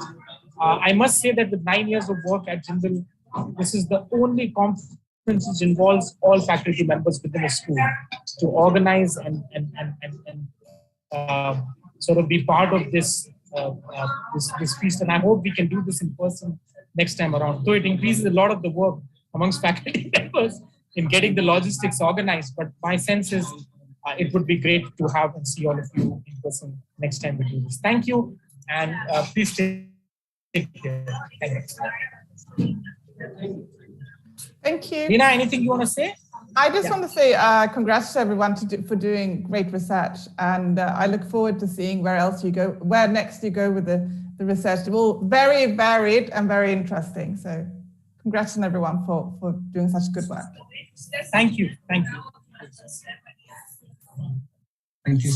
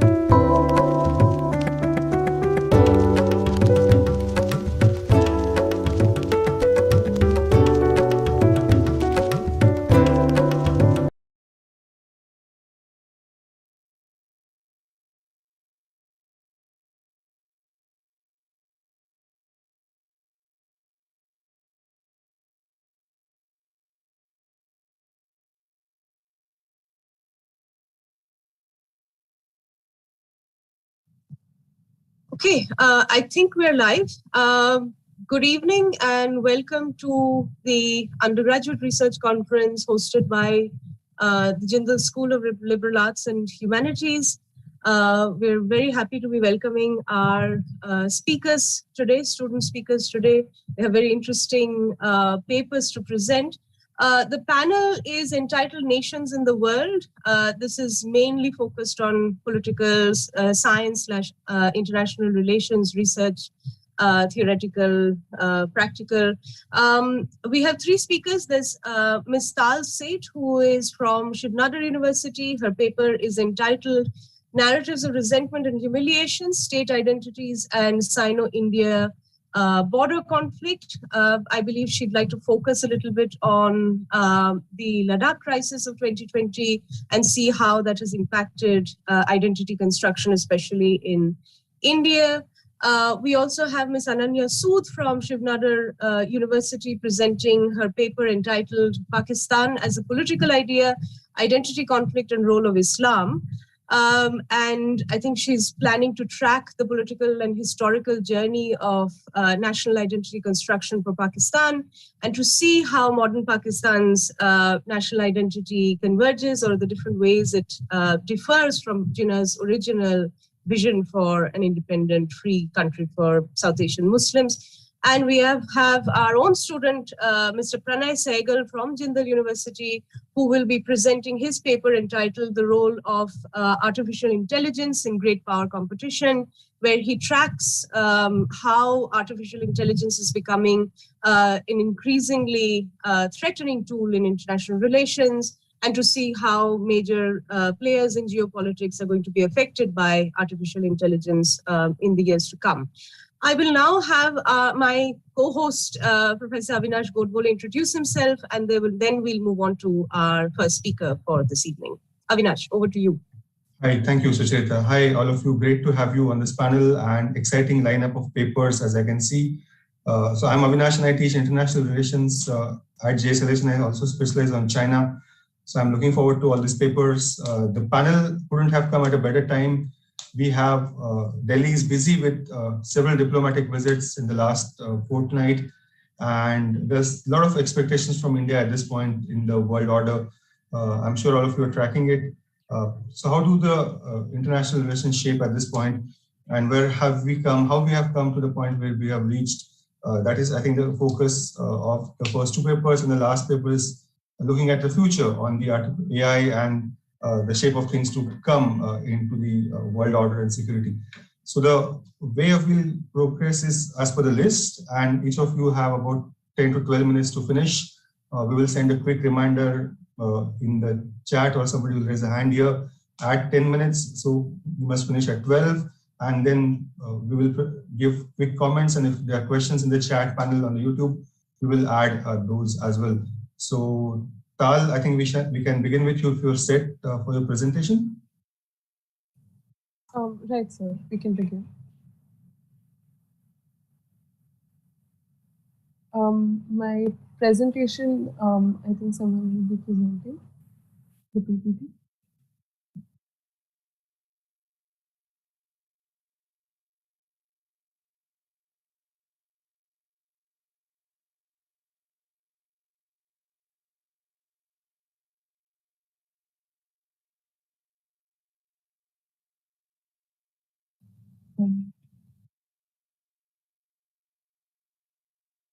Right. Am I audible? Yeah, you're right. audible. Thank you, ma'am. Good afternoon. I am Tal from Shiv Nadar University, and I am presenting a paper that I wrote under Professor Medha, Assistant Professor at the Department of International Relations and Governance Studies at SMU. My paper is entitled Narratives of Resentment and Humiliation, State Identities and the Sino-Indian Border Conflict.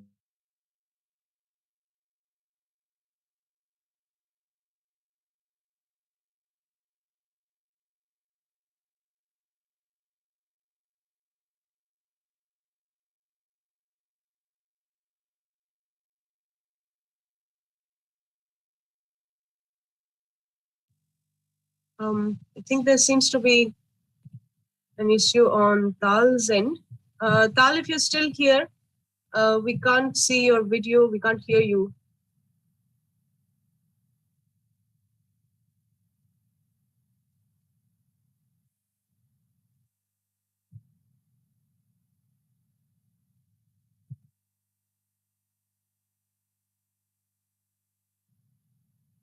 I think Tal has dropped out.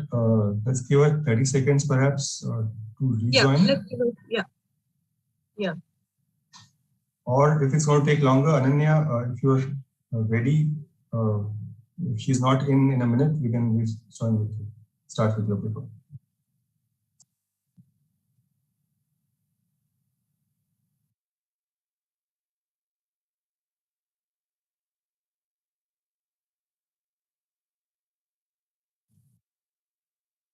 Right, I apologize severely. I think there are some problems with my internet. If I am audible now, I will just go ahead. That's all right, Tal. Please go ahead. Thank you. Can we go to the next slide? In my research, I attempt to study the theory of ontological security through varied analytical methods, which is from its constructivist roots to discourse analysis within post-structural theory. This theoretical study is done by using the empirical case of the Sino-Indian border dispute. The research attempts to tackle topics of state identity and sentiment around issues of high politics such as border security, thus diminishing the distinction between high politics and low politics. Empirically, the central question of the project is, like it says on the slide, what does the Sino-Indian conflict mean for the identity of the Indian state? The research attempts to tackle topics of state identity and sentiment. Right. Can we go to the next slide? Although Sino-Indian relations date earlier than the 1962 war, the conflictual relationship between the two countries is understood to have formally started at that time. The 1962 war was due to the border dispute between the two countries over ownership and administration of the Oxygen region in Kashmir. 1975 was the last time before 2020 when there was violence and death on the line of actual control due to standoffs between the two countries.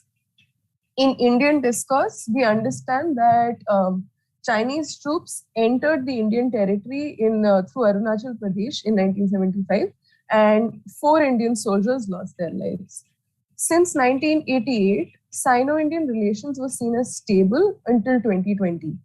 In 1988, Rajiv Gandhi's visit to China stabilized conflict, and it brought about mechanisms of peacekeeping and even cooperation.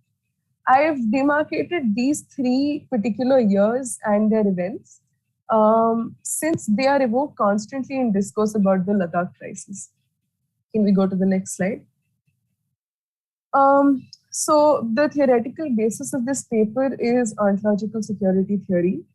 Ontological security theory has its roots in constructivism. Constructivism is critiqued by post-structuralists.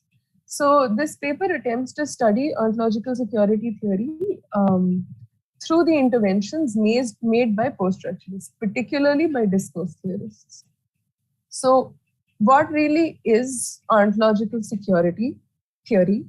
The theory of ontological security states that security issues often become part of the ontology of a nation state. Scholar Jennifer Midzin recognizes ontological security theory as an intervention into the realist notion of security theory. It says that the security dilemma is that all security-seeking states act as a response to uncertainty caused by other actors' security seeking. Ontological security theory picks up on this very uncertainty, and it says that states also require ontological security, not just physical security. They need security of and in their very being. So the question here arises, whose ontology are we discussing? Are we referring to the ontology of the state, or the nation or the nation state or the country as a whole. Mitson assumes that in her conception of ontological security, that the state is pursuing national interests, including the essential safeguarding and maintenance of national identity. In this way, she makes ontology and identity congruent. And this also refers to as the very idea of state identity and studying state identity refers to as is referred to as state personhood.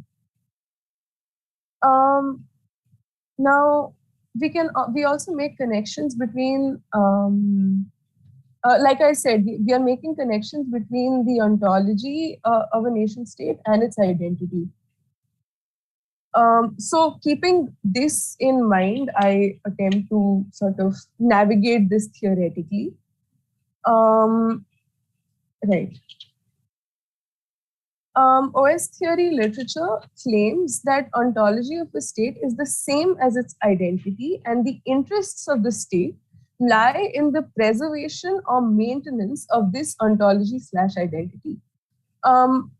Scholars have also argued against this congruence, stating that provision of ontological security doesn't always lie with the state. So Zarakol, for example, in her paper, she argues that religious leaders can also be seen as providers of ontological security for particular peoples. Can we go to the next slide?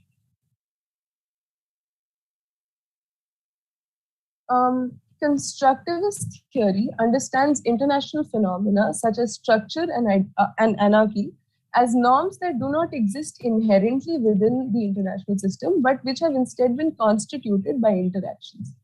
This means that any social phenomenon is what the subject makes of it.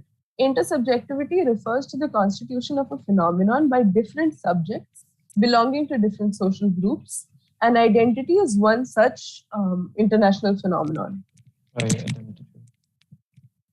Is there a problem? No, go ahead, continue. Okay. So, like I said, Mitson equates the ontology of an individual with their identity or their self, without taking into account the constitution of self-identity in the presence of an other, which is prescribed by post-structural theory. Constructivism argues that every identity assumes some pre-given interests that it pursues.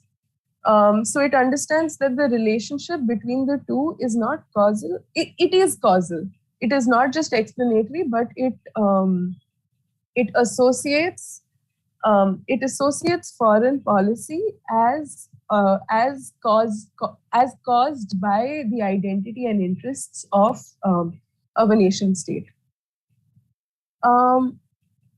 Another characteristic of constructivist theory is that it uses positivist methods of analysis, which is enforced in order to maintain a distance from critical theory. Positivism restricts the potential of the theory, as argued by Ted Hoppe, by resorting to the same methods used by realist and liberal theories. Scholars Hoppe and Carbo point toward the limitation of constructivist analysis due to its reluctance to interpretative methods of analysis. Moreover, foreign policy change from the constructivist lens is seen as a result of the pre-given interests of an identity. Discourse theory, situated in the larger tradition of post-structuralism, attempts to fill these gaps. Ontological security within discourse theory is an imagined state of being. It is imagined through narratives, through discourse. According to this analysis, there is no tangible or real ontological security for a nation state. Moreover, as international and domestic changes take place, narratives adapt and they bring forth ontological security. And just as ontological security is created or manifested through discourse, ontological insecurity too is such an imaginary. Imaginary is the word a scholar called Kinval uses. So how do such narratives come into being? Are they strategically invented? Discourse theory argues that they are not strategically invented. That would be a realist understanding of narratives. Instead, Kinwal argues that there are no real threats which cause ontological insecurity. Such threats can be imaginary and formulated in order to justify policy change as a response to a crisis or not. David Campbell in 1992 explained that there was no such thing as a real threat. A development is articulated as a threat depending on the identity of the state. In this way, state identity and foreign policy are co-constitutive. Campbell claims that interpretations of certain developments lead to foreign policy making. Thus, it is interpretative power that becomes a concern here. Interpretative power lies with everyone, every citizen and onlooker. But the political officers and bureaucrats who conceptualize and conduct foreign policy hold instrumental interpretative power. Kinwal explains, especially in the context of India, that ontological insecurity is spread with the mechanism of populism.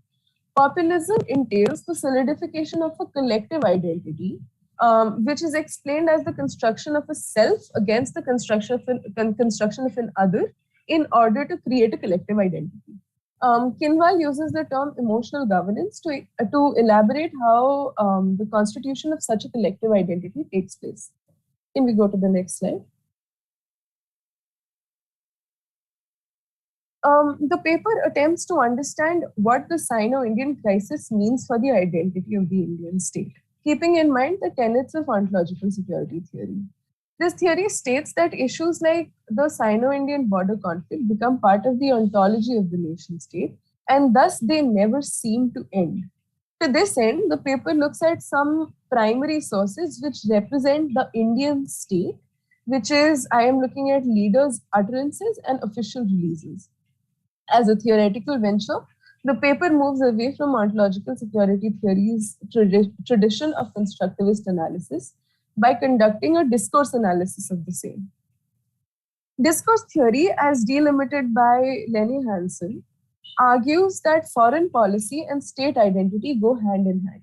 Foreign policy and material realities such as economic and defense capability are not part of some extra discursive realm.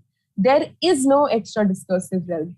Every reality in the world is a discourse. Thus, they are given meaning through discourse. So while something can exist, while a country can own nuclear weapon, it doesn't mean anything until it is given discursive value. Foreign policy. Wrap in a couple of minutes now.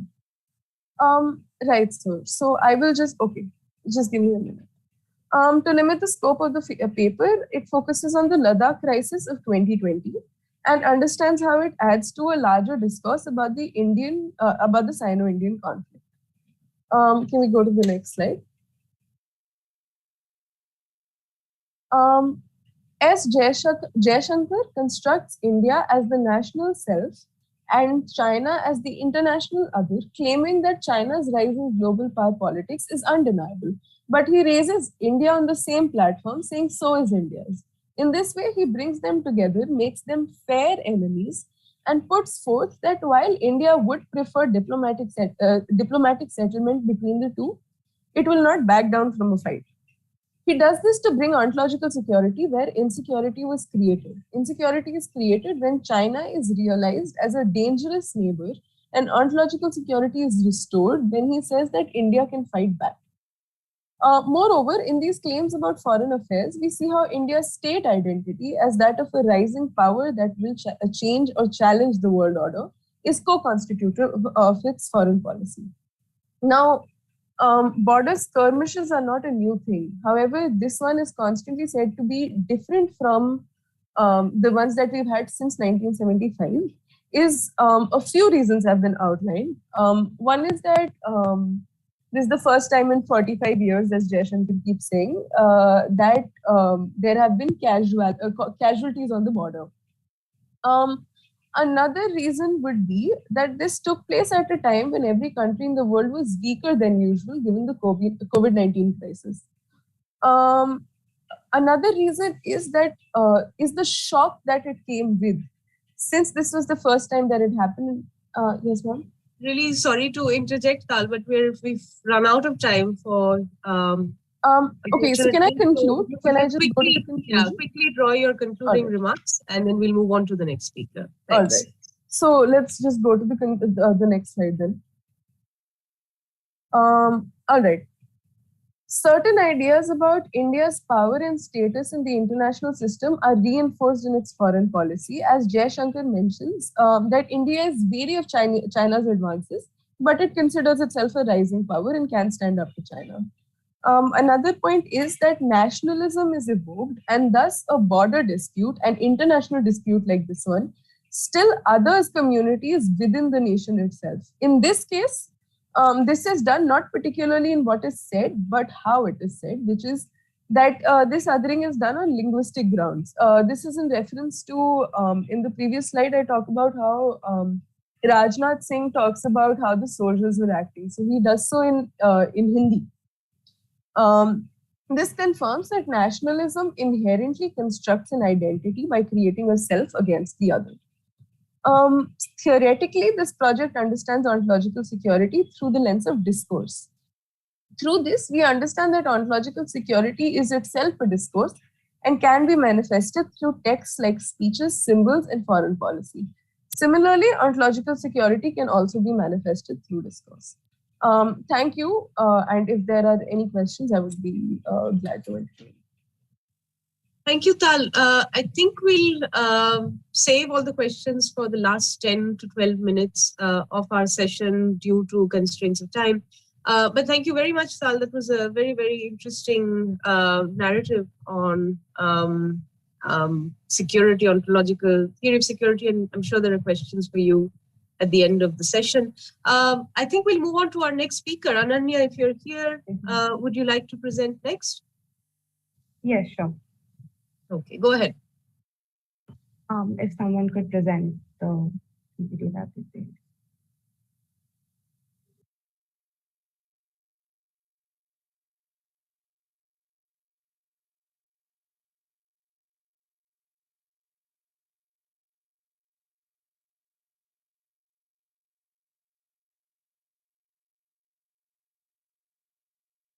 Right, I'll begin.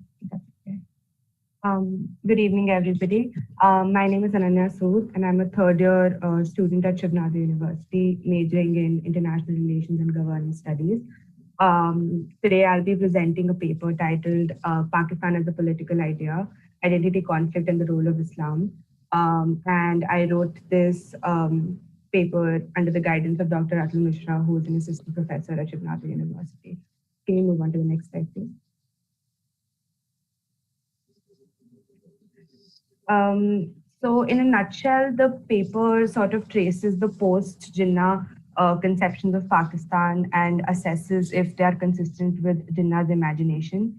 And it was done within the broader context of monumental pre-partition developments, the League's dynamic with the Congress at the time, as well as ideas promulgated by key thinkers at the time, such as Iqbal and Sir Syed Ahmad Khan. At the heart of the paper lies the story of the origin of Pakistan's identity conflict and the relationship between religion and the working of the state in contemporary Pakistan. Both ideas which sort of significantly contribute to Pakistan's contemporary socioeconomic, political, institutional, and economic problems. And the larger question, the research question that the paper tries to answer is, how far off is contemporary Pakistan from Jinnah's 20th conception of a secular, pluralist, and liberal homeland for the Muslims of South Asia? Next slide, please. The paper primarily and consistently argues that partition or the creation of a sovereign state of Pakistan was not an inevitability up until the 1940s. Even the Lahore Resolution of 1940, which highlighted one of the earliest conceptions of what we now know as Pakistan, did not call for a sovereign Muslim nation state. it only called for a demarcation of and subsequent independence of Muslim majority areas of the subcontinent in the eastern and northwestern zones of British India.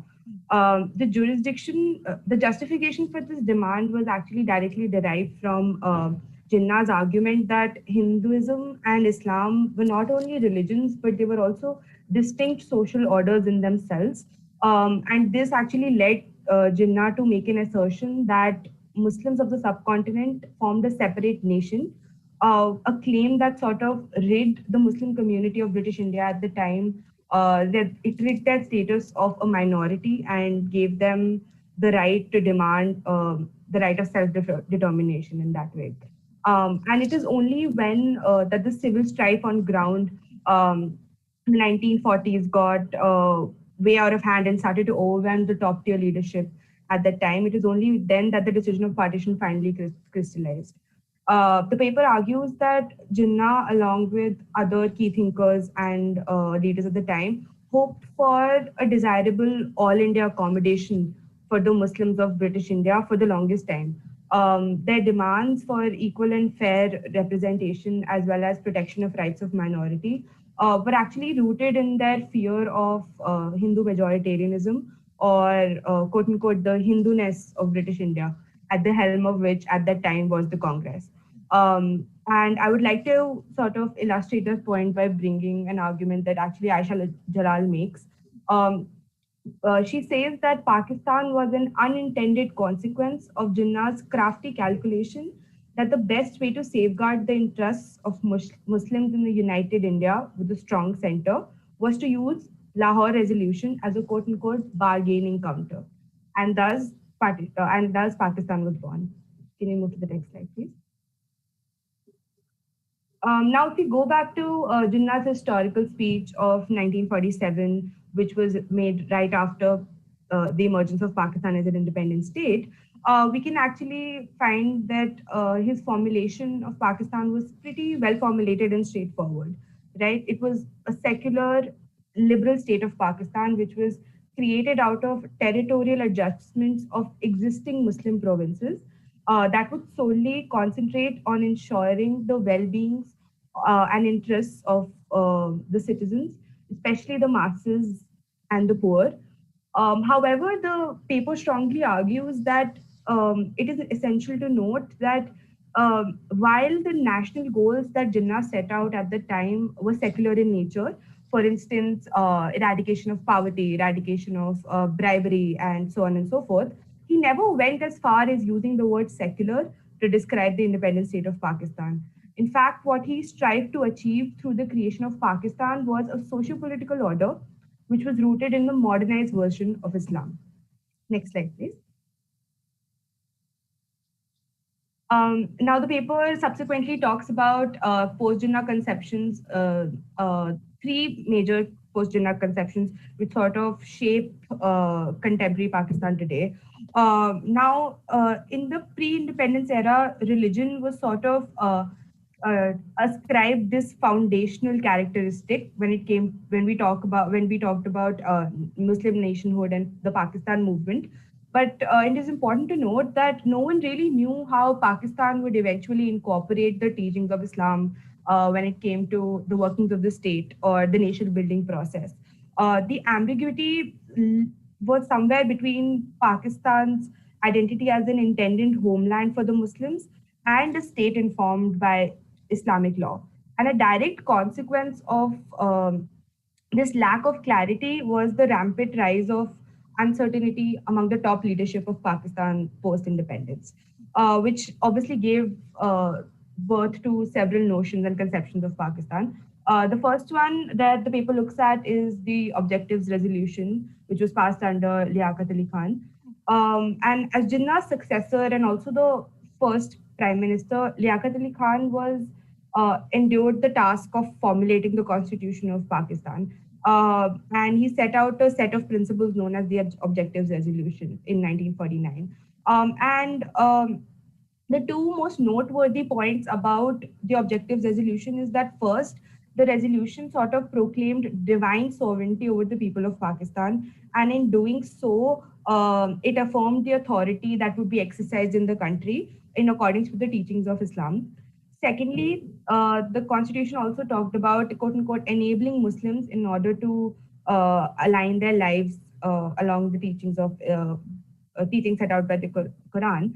And as I mentioned before, this was in direct contrast of what Jinnah envisioned in a way, because what he envisioned was a modernized version of Islam and a socio-political order, which basically meant detachment of religion from the workings of the state. And this can be found very directly in his 1947 speech, right, where he says, you're free to go to your temples, you're free to go to your mosques or any other places of worship in the state of Pakistan. You may belong to any religion, caste or creed. That has nothing to do with the business of the statecraft. So this was right off the bat something that was a clear divergence from what Jinnah envisioned. Then came General Ayub Khan, who was the first military ruler of Pakistan. And he, at the very outset, was conflicted over the ideological foundation of the state of Pakistan. In reality, he did not really set out a vision for Pakistan. His goals for the state were pretty secular. And in the 1962 constitution under him, he did try to sort of rid the use of the word Islamic, but it did continue to persist after that. He even attempted to steer Pakistan away from sort of an orthodox or conservative interpretation of Islam, but it didn't really stick post the military takeover of Zia-ul Haq, which is sort of the 1970s and 1980s were very chaotic decades for Pakistan with Zia-ul Haq's Islamicization or Islamification, where he rigorously sort of used the state apparatus, which was already very confused and conflicted in terms of the ideology of Pakistan, to sort of enforce Islam in a very conservative and orthodoxic way. And in this way, the relationship between the individual and their religion ceased to be a private affair, which Jinnah envisioned. The social behavior became contingent on the teachings of Islam, which sought to sort of establish the Pakistani society as an Islamic one. And not only did this imagination rooted in Islam stand in opposition to Jinnah's pre-partition secular goals, it was also it also sort of sacrificed regional consciousness of the state at the time in favor of an abstract idea of an Islamic state. Can we move on to the next slide, please? The paper argues that the fundamental challenge that Pakistan faced throughout its history was a tussle between adopting the ways of modern Western nation state and transforming the country into a completely Islamic state. And with institutions of governance being dominated by the elite, the gap between the leaders and the masses emerged, owing to which the laws and policies of Pakistan have largely been divorced from the interests and demands of the public. Some of these issues that the Pakistani society faces today have been highlighted in the paper. First and foremost, the most important one, which is religious extremism. And this sort of has its roots in the unstable nature of the political order and the aspiration to transform the country to an Islamic state. And this ambiguity over the identity of Pakistan has sort of been weaponized by a lot of Islamic extremist groups and sort of has held the country hostage in a way to religious radicalism and its violent expression of the same. You can wrap in a couple of minutes, please. Yeah, sure. The second is legal conservatism and women's rights. And this also stems from the problematic relationship between religion and civil law, that women as the most vulnerable group of the population sort of bears the heaviest brunt of. Third is economic growth and political instability, which are sort of intertwined, which makes it hard for any government to sort of have a long-lasting impact on the economy of the country. And lastly is the foreign policy, which is deeply tied to its internal capacities. And it's sort of, this lack of consistency has sort of contributed to an unreliable and inconsistent relationship between Pakistan and its and other countries, for instance, India.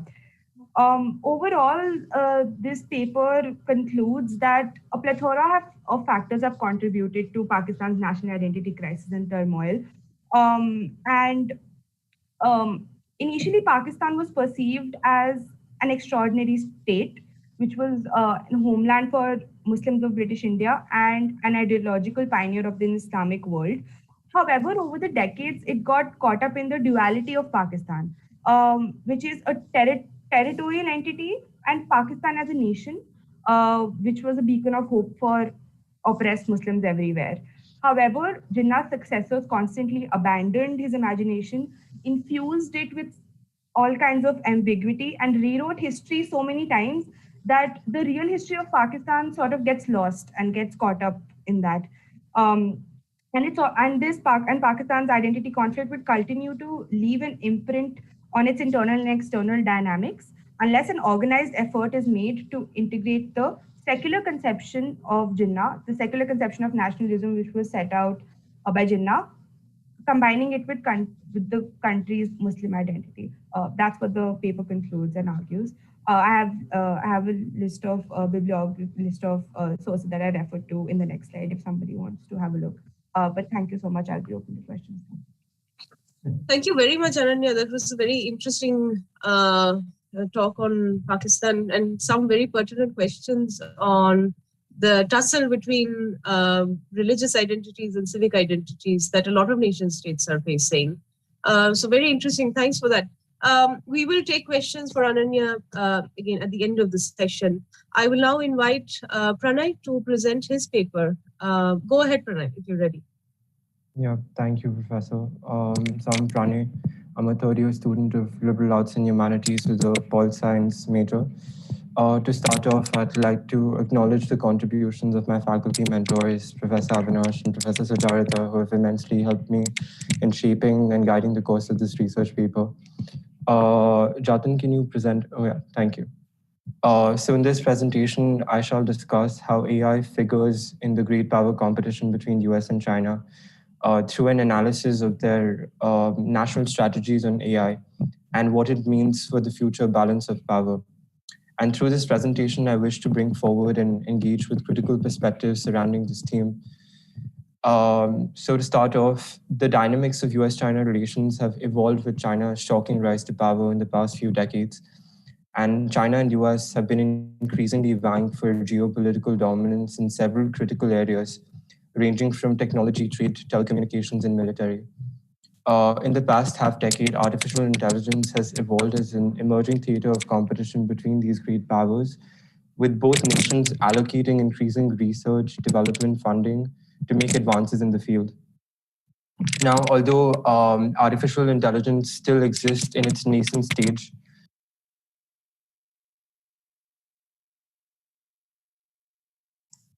Sorry. Can you hear me, Professor?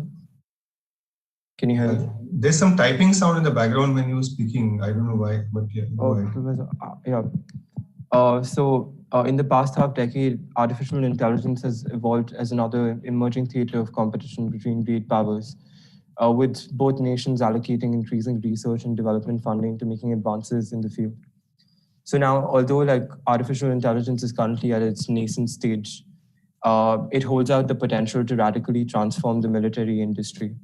Now, scholars and analysts have argued and have gone so far as to claim that the integration of AI technology in national militaries will not only change the nature of warfare, but will also have significant geopolitical implications for the future balance of power. So currently, while there may exist a lack of clarity about how AI will shape the military landscape, it can be said with a strong degree of certainty that the first mover's advantage could fundamentally alter the existing status quo of the global order and reshape the geopolitical architecture. So now, while surveying the literature around this topic, I found that the existing scholarship on this subject has broadly focused on the civilian uses of artificial intelligence. So now my paper, however, engages in a qualitative study of comparing the national strategies of both US and China on artificial intelligence through the analysis of their successive year-wise artificial intelligence startups, investment, intellectual property, national data. Now, considering that the core objective of this research study is to examine the role of AI in great power competition, the paper largely draws from secondary research composed of national policy statements, white papers. Although the perception of China's takeover in the field of AI and winning the AI race in the near future has been built and pushed by special interest groups in the US to further their own economic agenda, the presentation concludes by showing that the quantitative and qualitative findings counter this widely held proposition pushed by the tech lobby. Jatin, can you move to the next slide? Yeah, so now I'll give a brief context of how technology has played a role, has been a driving force of great power conflict throughout history. So while technology has been a driving force of progress throughout history, very little emphasis is laid upon its impact on geopolitics and balance of power. At the turn of the century, the invention of electricity changed how wars were fought by revolutionizing the defense industry and by boosting the industrial military capacity. And then a few decades later, the development of atomic energy not only had serious implications for defense and military deterrence strategies, but it also shaped the outcome of the Second World War, with the Hiroshima and Nagasaki bombings bringing an end to it, as we all know. And then fast forward to the Cold War, nuclear energy became the subject of intense and heated competition between the US and Soviet Union, culminating in half a century-long nuclear arms race. So now, considering that AI has got multitudinous military applications, contemporary scholars and military analysts echo the fear of a potential arms race evolving between US and China, which I shall cover later in my presentation. Jatin, can you move to the next slide, please? Yeah, so now talking a little bit about the military applications of AI, the deployment of artificial intelligence-enabled weapon system and military tools in the combat field holds out the potential to fundamentally alter the nature and character of warfare. Now, although like the AI-enabled military is currently in its development stage and needs a lot of progress, and a lot of progress needs to be made in that field, its military applications are quite widespread, from unmanned aerial vehicles, remotely piloted drones, facial recognition, autonomous weapons, and so on. The drones led by AI are being increasingly used for surveillance operations and border patrolling. And they're playing an increasingly important role in increasing the security of military bases. And China and US have increasingly deployed AI-led facial recognition software technology to detect enemies and identify blind spots on the battlefield. Furthermore, the AI machine learning system lends itself to boosting cyber defense, as it can be programmed for enhancing cyber defense capabilities by detecting and eliminating malicious software before it can infect the system. So AI technology has therefore provided additional layers of security to sensitive military systems and made them more resilient against cyber attacks. This also has implications for cyber deterrence strategy, since machine learning systems could be deployed for inflicting damage on the attacker's system, and it thereby raises the cost of a cyber attack and deters the enemy. Lastly, the AI simulation system can train and prepare the armies for warlike scenarios by putting them through complex and dynamic battlefield simulations to prepare them better for real life warlike situations. Jatin, can you move to the next slide? Yeah, so now talking a little bit about the US's national AI strategy vis-a-vis China. So the US National Security Commission on AI has outlined its central objective of maintaining and preserving US's technological dominance in the emerging future technologies to enhance and boost its national security and defense. While the report does sound alarmist in tone, the Commission report suggests that US is falling behind China in the race for AI dominance. The report also emphasizes that China has an advantage over the US since its machine learning AI system can harness massive volumes of data that Chinese Communist Party collects on its citizens. In stark contrast, AI military innovation in the US is facing stumbling blocks from the tech giants like Google on account of ethical concerns, which puts US behind China in the AI race. So Project Maven is one such example, which I shall touch upon later in my presentation. The report also lays out the comparative position of US's technological advances in AI vis-a-vis China, underscoring that while US still accounts for a marginally high number of AI startups and innovations and higher artificial intelligence and R&D funding, the report forecasts that the trend is set to reverse in China's favor by 2025. And to counter China's geopolitical ambitions of dominance in AI and restore America's technological superiority, the Commission calls for strengthening the intellectual property rights regime in an effort to promote and cultivate an ecosystem which is conducive to making progress in artificial intelligence and quantum computing. The report concludes with urging the private and public sector to work in collaboration with the Defense Department to accelerate AI-related research efforts with the objective to boost national security. The report also highlights the urgency to restore and accelerate the Defense Department initiatives such as Project Maven. So Project Maven was a project that was launched in collaboration with defense contractors and big tech companies such as Amazon, Google, and Microsoft in 2018. The project was commissioned with the mandate to make headways in AI-related research and development by leveraging machine learning systems to help in facial recognition and identify objects by looking at the drone footage. The project, had it not been forestalled. I'm afraid you also need to move to a conclusion and summary parts. Yes, sir.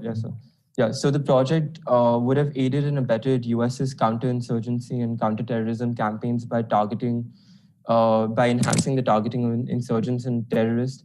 However, Google and Microsoft backed away from the project on account of ethical concerns and resistance from their employees. So the project came to a halt.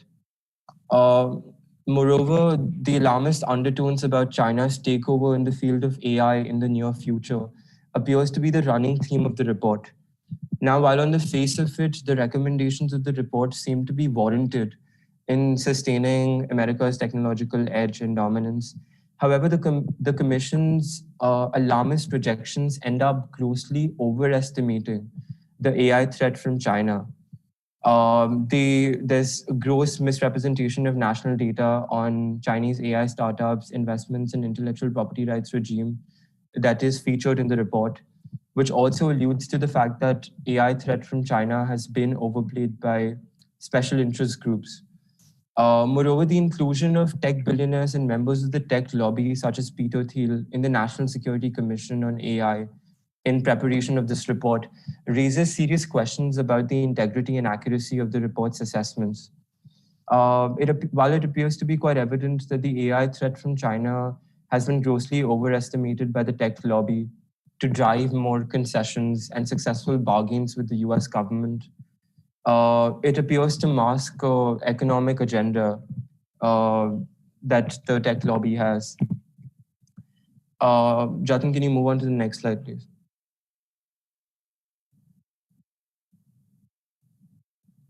Yeah, so in the context of intensifying geopolitical rivalry and trade war, the AI arms race is becoming another source of tension between US and China as both are racing to establish dominance in the realm of AI.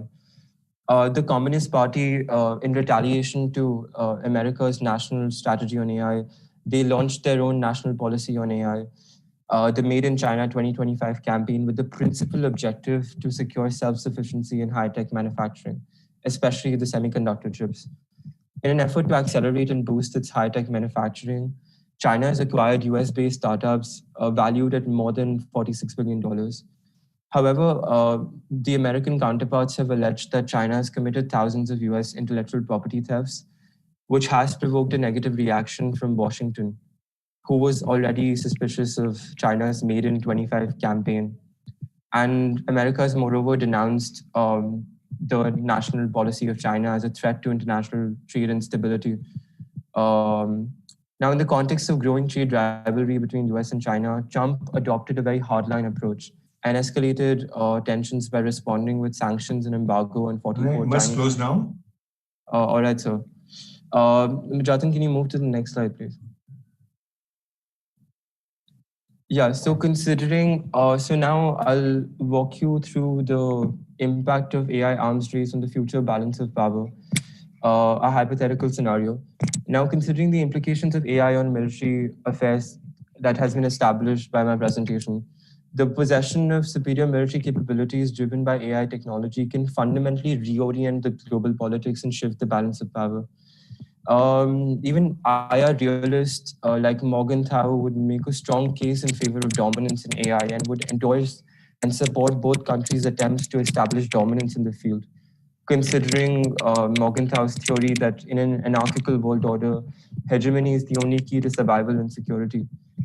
Now, as underscored by their national strategies on AI, US and China are locked in a strategic geopolitical competition, and both countries are acutely cognizant of the consequentialist role played by technology throughout history in determining the winners and losers, and have therefore allocated extensive resources and capital into academic, civilian, and military AI and research development projects. Now, considering the grave implications of AI on geopolitics, the possession of superior military capabilities... 20 seconds, Pranay, 20 seconds now. Yeah, the possession of superior military capabilities, in a hypothetical scenario, the possession of superior military capabilities and robust cyber defenses driven by AI technology by China can fundamentally topple America's geopolitical hegemony and shift the balance of power in China's favor.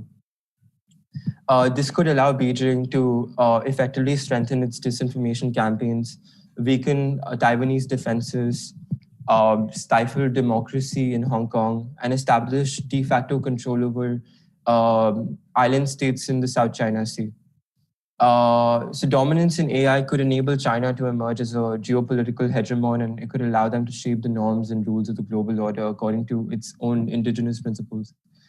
Now, given the high stakes of AI competition, both nations are trying to make concerted attempts to come out on top of this race. Now, in conclusion, while AI competition between US and China appears to be reminiscent of the space war, so I'm concluding just for 10 seconds. In conclusion, while the AI competition between US and China appears to be reminiscent of the space war between US and Soviet Union throughout the Cold War, the framing of AI competition in the context of an arms race presents serious risk for international security and stability. Given that the intense competition between US and China could lead to serious miscalculations and development of unsafe and unreliable AI, both countries must therefore ramp up concerted efforts to mitigate tensions and to minimize the potential fallout of an AI's arms race while alternatively establishing an international treaty on the safe reliable application of AI. Yes. Sorry, you've taken almost 20 minutes against a 12 minutes mandate, but yeah, that's not exactly ideal right now. Okay, thank you guys. These are interesting presentations. It feels bad to cut through while you're talking, but I mean, I'm sure you guys are learning the process of presenting. And when you have a curtailed time limit, you just start all of your presentations by giving your findings first. And theory can come a little bit later because we're not here to show how well the theory works at the end of the day, but we are here to present what we think and what we know of the subject. Okay, I have two questions, one for Pranay and one for Tal. I'm going to rush through because I want to give you time to answer. To Pranay, my question is, has this issue of AI and cooperation on this issue, has it ever featured somewhere at UN, etc., or has it even featured in any of the US-China meetings? Have they discussed this? How to not get into this competition in the future? To Tal, my question is, in my understanding, constructivism is more about a process and how to understand the process of imagining peace and security and identities. How did it apply to the event as such, that one slice of event of India-China history that you've chosen to look at 2020? In other words, how would a constructivist approach give alternate choices to a policymaker as such, or how would you reimagine the narrative of the conflict as such? Okay, I think Professor Sucharita would have one more question for Ananya, and then we will move to the answers in the order in which you spoke. Yeah, I had a question for Ananya. I'm just curious if she's looking also at, because she mentioned towards the end of her presentation something interesting, saying the real history of Pakistan, and that, you know, the various national narratives have sort of distorted the real history of Pakistan. And I was wondering if you're also looking at alternative claims made by other people, which are very well presented in the book Muslims Against the Muslim League, where you have different kinds of iterations on what Pakistan should have been, and if you're looking at these claims as well. And my other question is for Tal, because I think the posing of the other in a political process for self-representation is an important process, and it's happening everywhere. And it's sort of become the mantra for modern nation states to identify themselves as sovereign nation states.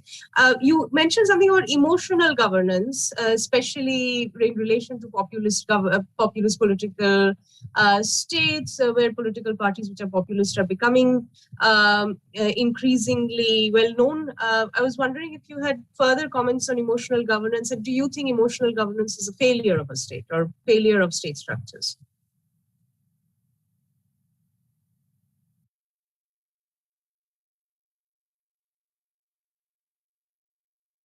All right, so should I answer the two questions first? Okay.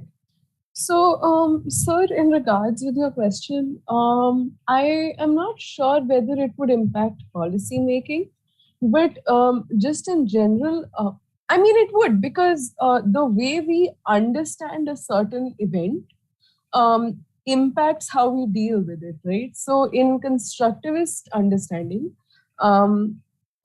we would understand that the conflict happened because this is what China wanted and this is what India wanted, and they were at par, so China walked into India. However, in discourse theory, we would understand it differently, where just the idea, where we can question just the idea of the armed forces of a state walking into another. So, for example, in Sankaran Krishna's piece on cartographic anxiety, he talks about how this whole idea of sovereignty is very imperialist, because it just doesn't seem to work for decolonized nations, because most of the countries that have been decolonized in the last 50 years seem to have border issues with the neighbors. So I think critical theories like post-structuralism allow us to question these very facts, which makes a difference in the longer term, I would think. Is that okay? Okay. And ma'am, for your question, right? Emotional governance and is emotional governance a failure of state structures? I think we are at a point in history where we have just evolved to use emotional governance. I think emotional governance comes through in nationalism, and it comes through in the idea that the populations of every country need to be one, and if some people do not seem to fit this category, then they are going to be othered within the nation itself.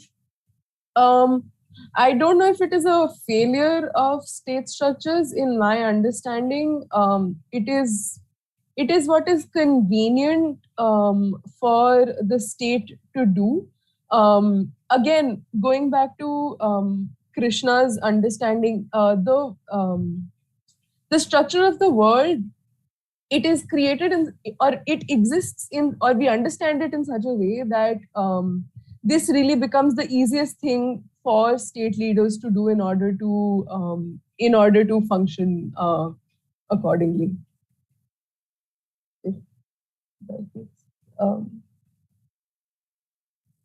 Okay, thank you, Tal. I think we'll have Ananya respond very quickly, and then Pranay. I'm really sorry to be pushing for time because we've really run out of time. So Ananya, very quickly, and then Pranay, very quickly respond to your questions, please. Right. Okay, so my paper essentially argues that since the very inception of Pakistan, it has been tried to sort of fit into the two conceptions that it sort of emerged with, which was A, first, the homeland of Muslims of South Asia, and B, as sort of like a citadel of Islam or a fortress of Islam. And it's sort of these two notions of Pakistan that have been contending. And my paper actually argues that Pakistan has not done justice to either one of them, in the sense that in case of being the homeland, if it had done justice to it, it cannot explain the existence of such a large Muslim population in 3 nation states of Southeast Asia, South Asia. And if it had done justice to it being the fortress of Islam, it cannot explain the sectarian violence that persists in Pakistan, because then for it being this pioneer of the Islamic world, it would have to have one single acceptable interpretation of Islam that it follows. So my paper argues that these are the two contending notions that Pakistan has not been able to do justice to. And my paper also draws a lot from Faisal Devji's book, The Muslim Zion, which is Pakistan as a political idea. And in that book, he argues that the sort of way to go forward, or an alternative notion of Pakistan, is rooted in the acceptance of Pakistan, the acceptance of the colonial history of Pakistan, right? For the longest time, Pakistan has tried to shed its sort of Indianness in a way. It has tried to stand in opposition to the Hindu-ness of India, and has tried to portray itself as an opposition to the Indian state. So what Devji argues in the book is that the way forward is for Pakistan to accept its colonial history, to accept its Indian heritage in a way, to accept its that it was part of India, and then move forward. So the answer sort of lies partly in its inception, but also the way it sort of goes forward and reconciles with its secular P-partition goals and its Muslim identity. Okay, thanks very much, Ananya. I have about 5 more follow-up questions, but there is just no time. So, but really interesting presentation. Pranay, would you quickly like to respond to Professor Avinash's question, and then we'll wrap up? Yes, ma'am, sure.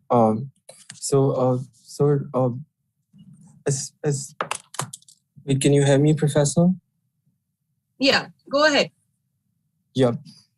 So while the importance of a treaty or international cooperation on AI cannot be stressed enough, this agenda has not been featured and put to table in the UN and any multilateral forums, as far as I'm concerned. As far as I think about this issue, I mean, given the implications of AI on geopolitics, it seems very unlikely that any liberal framework of cooperation would work in sort of minimizing the tensions of an AI arms race and establishing frameworks of cooperation. As many realists would argue that both countries would try to establish dominance in the realm of AI. I mean, given that we live in an anarchical world order without any supranational government. I mean, given the stark consequences that dominance in AI could lead to for these countries, it seems unlikely that there would be a framework of cooperation. Thank you. Okay, thank you, Pranay. Thank you to our speakers. This was a really interesting session. Avinash, if you'd like to say a few words before we quickly wrap up. Yeah, no, excellent presentations. You guys are on a good track. But again, when you present in future, just highlight your findings first. That captivates the audience better, and give theory only if required. So at this point, when you're presenting, it's your paper, and just focus on that. Keep doing this great work. I'm really happy to see theory-based papers and presentations like this. But again, you have to give more interpretation of your own thinking. We can stop our session now, but we have another exciting session coming up in 10 minutes, and that focuses on environment and environmental issues and identities. So that starts at 6:30. Thank you, guys. Thank you for Thank you very much for participating. Bye-bye. Thank you. Thank you. Thank you.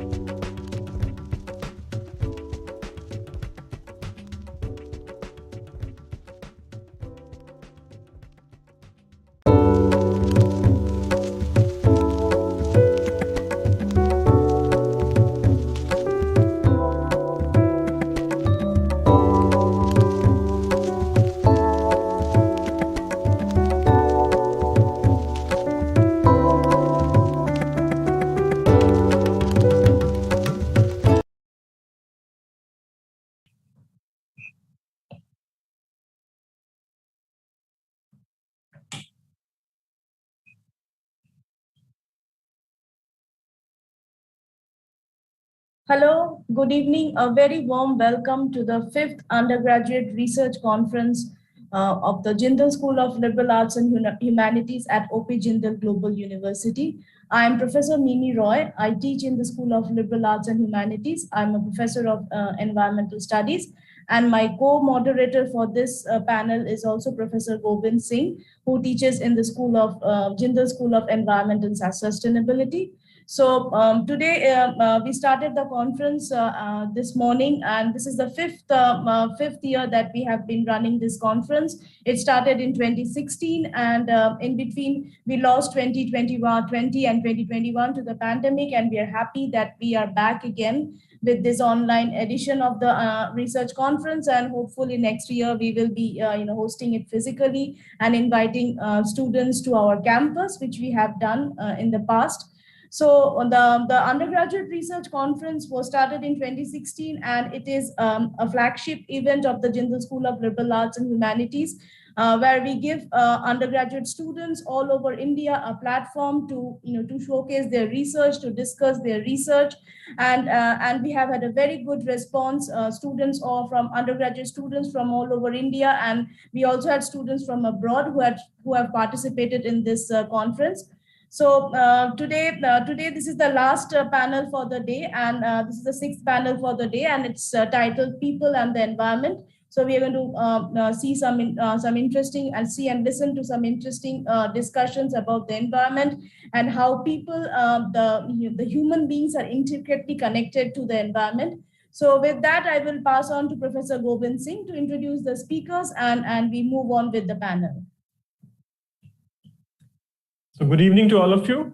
My name is Gobind Singh. I teach environmental studies at the Jindal School of Environment and Sustainability, which was set up in 2020. I mentioned this because my association with JGU was before that.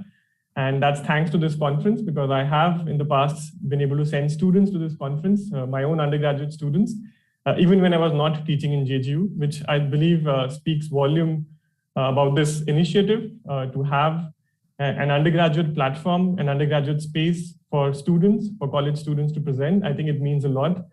I even go back to my own college days briefly, and I go back to the time when we would conduct research. We would want to, showcase it somewhere. We'd conduct innovative projects. We'd like to, present somewhere, but there simply wasn't any platform for us back then.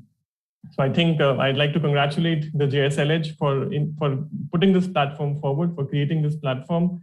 Not only once, but consistently for 5 years now, I'm told, and allowing all students, all undergraduate students, to present their research, give them this space. And I think that is a commendable effort that has been undertaken to do this.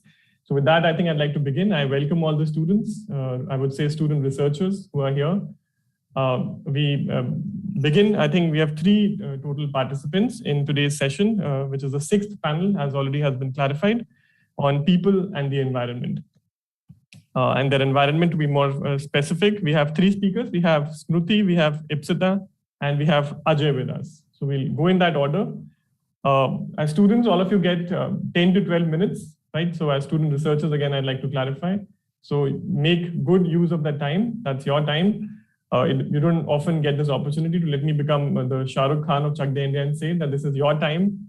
Nobody can take this time away from you, so make the best use of it.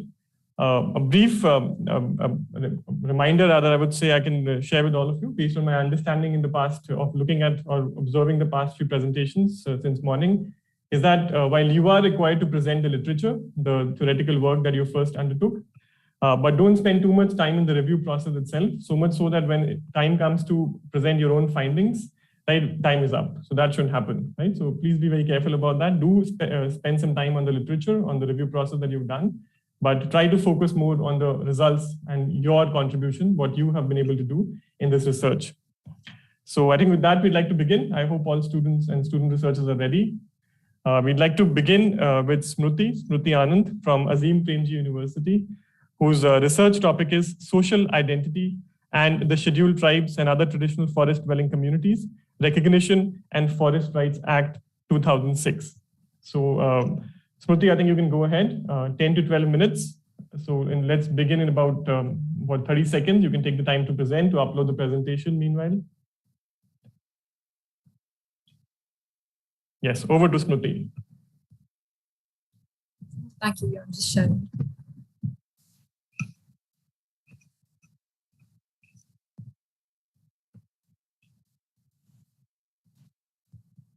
Is this visible?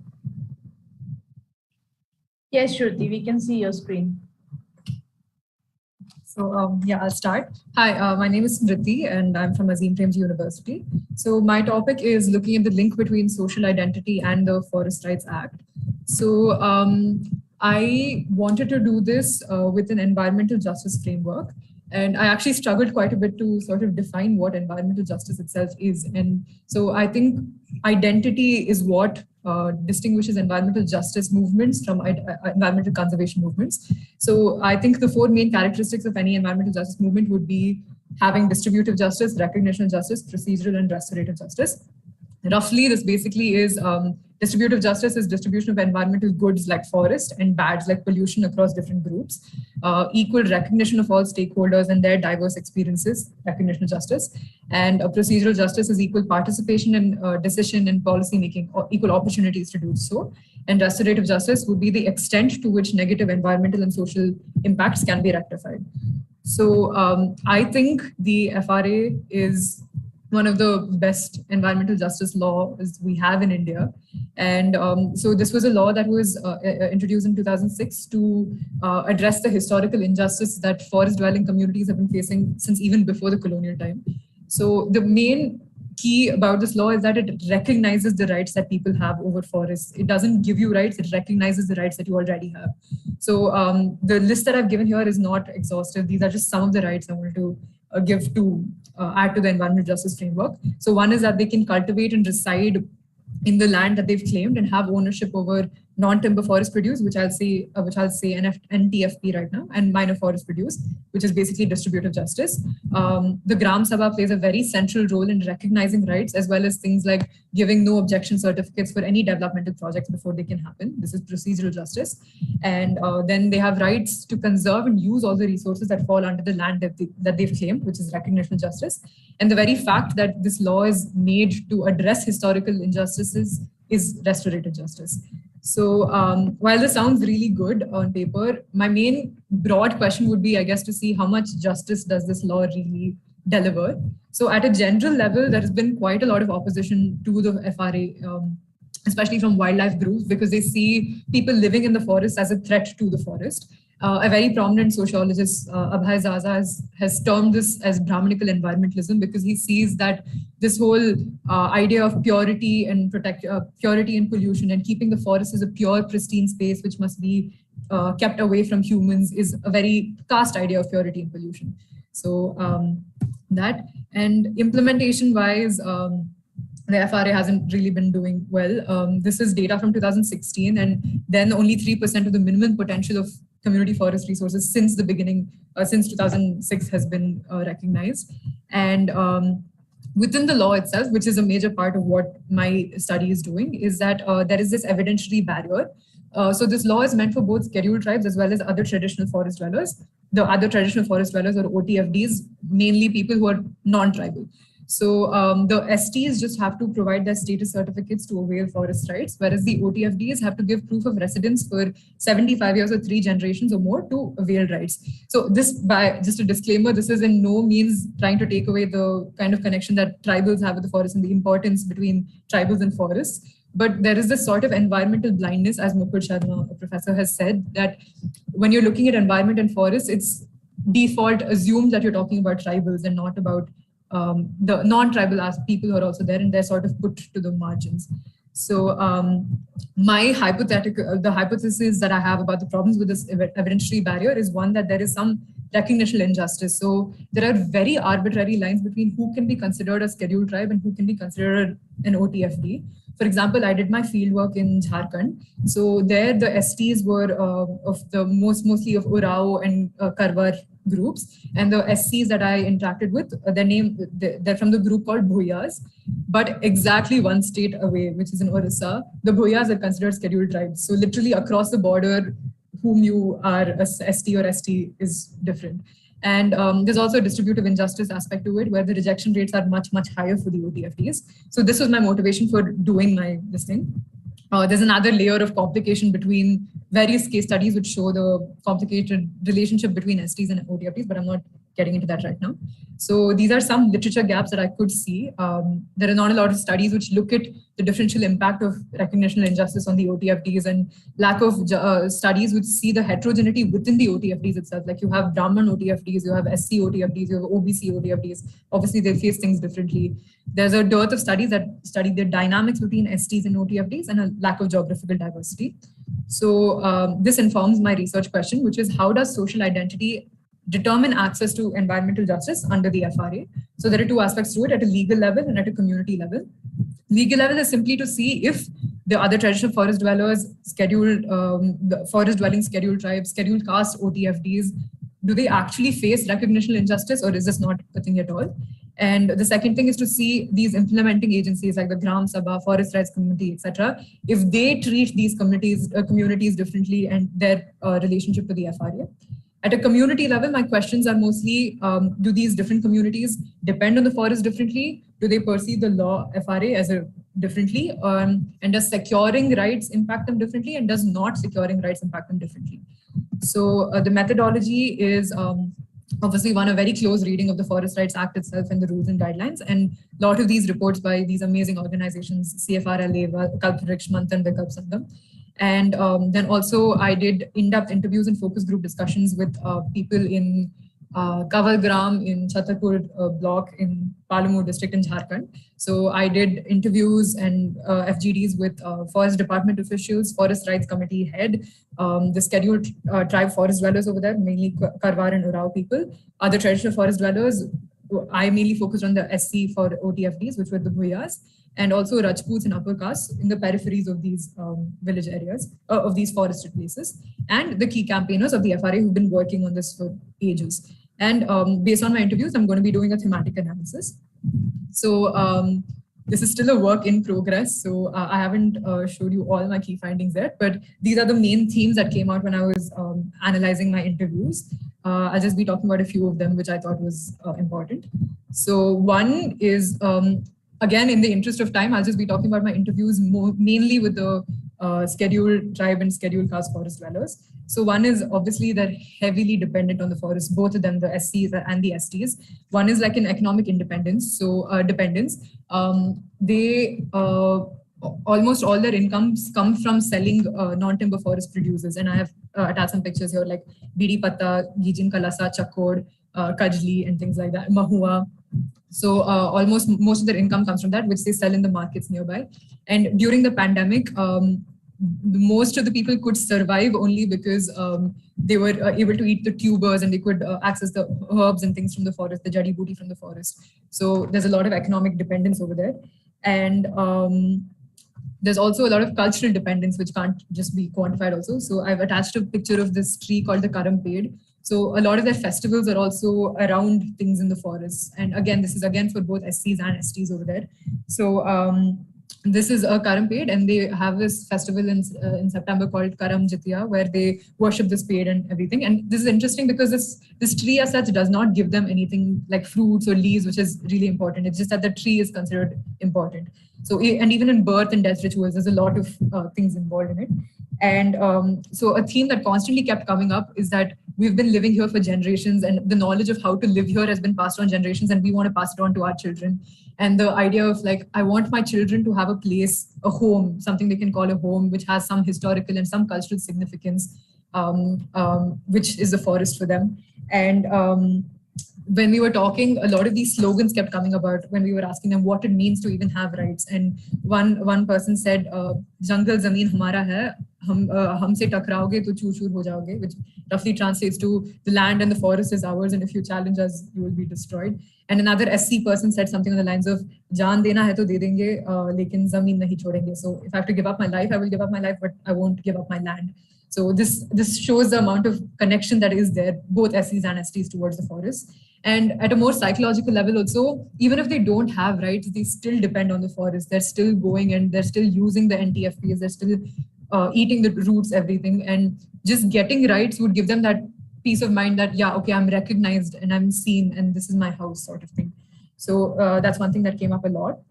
And we kept asking them, what are your alternate options if not the forest, if you're removed? And so when we went over there were barely any youth. Like everyone had migrated to the cities like Bangalore, Hyderabad, Mumbai, and all of them were working in construction and industries and so on. And they kept saying that Narega is not an option in the forest. And they kept saying that Narega is only for farmers, hamare liye nahi hai. And this is because like you can't construct things in the forest without getting a lot of things. And they really, most of the people we talk to, they really want their children to be well educated, have a lot of options, but also stay in the forest because the forest is the home. But they see that as such a, it doesn't match for them, but they want both of it. And so third thing that kept coming up was conflict with the forest department. And I found this really interesting because the thing that kept coming up was forest department is doing the same thing as we're doing at a much larger scale, but the onus is upon us to protect the forest. Why is that so?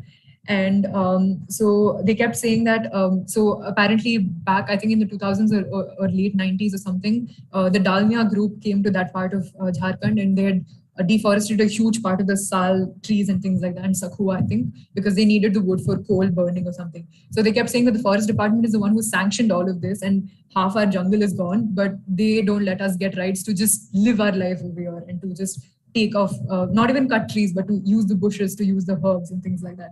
And one more person said something like, the forest department keeps auctioning BD pattas and leaves. I'm doing the same thing at a smaller scale, but why am I penalized for this? So this is the perception that they have, which is what I'm highlighting. And fourth is the evidentiary barrier itself between the OTFDs and the STs. So here there are many different aspects to it. When I was talking to the key campaigners, they kept saying that there should be an evidentiary barrier for sure, because otherwise how will you prevent people from just encroaching into the forest? And but at the same time, they mentioned that this very barrier itself is kind of constructed in a not great way, because case in point, the Bhuyas, like you literally cannot distinguish them from the Adivasis unless you ask them what community are you from. They depend on it the same way, but they require much harder things to just get forest rights. So that I've really been trying to find a solution, which I don't think is possible right now. But also there was this organization working in Jharkhand at that point, right now. It's called Vikas Sahyog Kendra, which helped us a lot in our research. So there's this person, Avaji, who's the one who helps all the people in the villages get their forest rights. And he kept saying that for a Bhuya to get a forest right, what he does is he manages to find one person in a bunch of villages who is a Bhuya and has access to land rights. And then he sits and he tries to connect every Bhuya to that person and say that all of us are a family. So if this person has rights, then they should also get rights. Just because they have no other access to documentation, they have nothing else, and they just need to depend on this relation and thing. And so when we were talking to the STs and the SCs about this evidentiary barrier, the thing that came up very clearly was they both continuously kept saying that we are the oppressed caste, we are the oppressed classes over here, so we are working together against the oppressive caste like the Rajputs and the forest department. So if one person is getting rights, the other person should get rights also, especially, and I was saying this in the case of Bhuyas over there. And but at the same time, when we were talking to the Rajputs and the forest department of that area, they, at an intellectual level, they said, yeah, the Forest Rights Act is a good act, and there's a very small minority of people who require forest lands, but others are just like, misusing the forest, and they're kind of messing it up. So there's a lot of conflict about this idea of evidentiary barrier. And the last thing, which was very important that kept coming up, was this idea of caste conflict.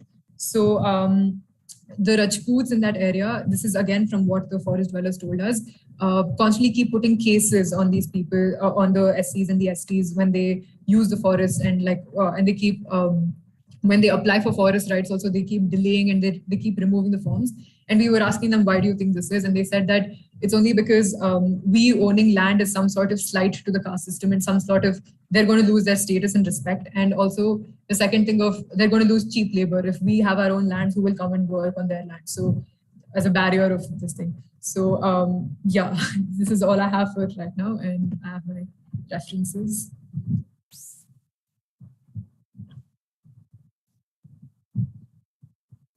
Thank you, Smriti. Excellent presentation, I would say. I have some questions and observations, but we've decided to keep them to the last. I'll just like to begin by perhaps, or conclude rather, this presentation by thanking you for actually thinking of going to the field, meeting with the tribals and the other traditional forest dwelling entities as well, because classroom after classroom, ever since I've begun teaching environmental studies, I go to classrooms and I ask students this one question to begin with. I say, how many tribals can you name? And unfortunately, I can share that most of our students, some from the best universities in the country, can hardly name 5 or 10 tribals in the country, which is the land of tribals. So I think commendable work there. Please keep it up. Good work. We'll come to questions later. Let me now introduce the next speaker for this session, Ipshita Das from Jindal Global University. She'll be speaking on environmental injustice with respect to e-waste disposal and recycling in India. Ipshita, over to you. Yes, sir. I'm just sharing my screen. Take your time, no rush there. But spend about 30 seconds, not more than that as well. Yeah. Yes, we can see the screen now.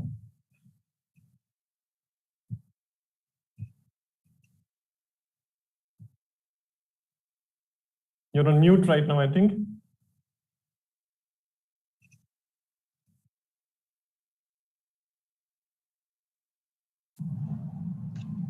Am I audible now? Yes, we can hear you now.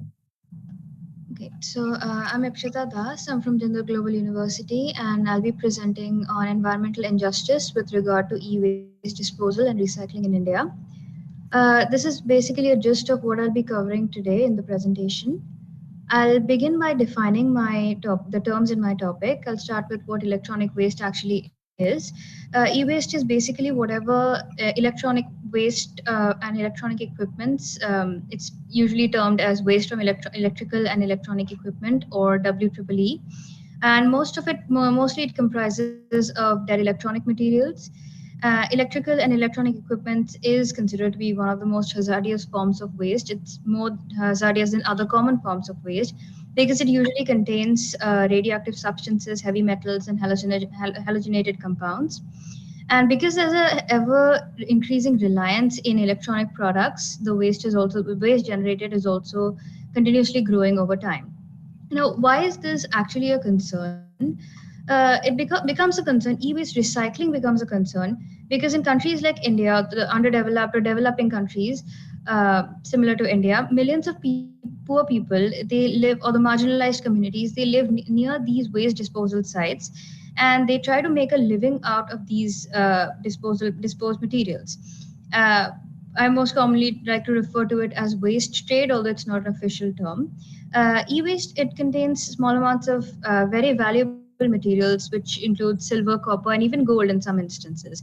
And poor people or marginalized communities, they depend on these materials to actually make a living out of it because there's a lack of employment opportunities for them. Residents of these areas aren't ever provided with enough help or neither do they possess intimate knowledge about the proper way of recycling the e-waste, which is why the e-waste recycling not being handled in the formal sector is actually a concern. I'll move on to the next idea of my topic, which is environmental injustice. It refers to whenever the poor or the marginalized communities happen to bear the disappropriate environmental burdens. This could easily include pollution or illegal waste dumping or contamination of the area that they're living in. And it could also range up to health concerns or even economic disruptions.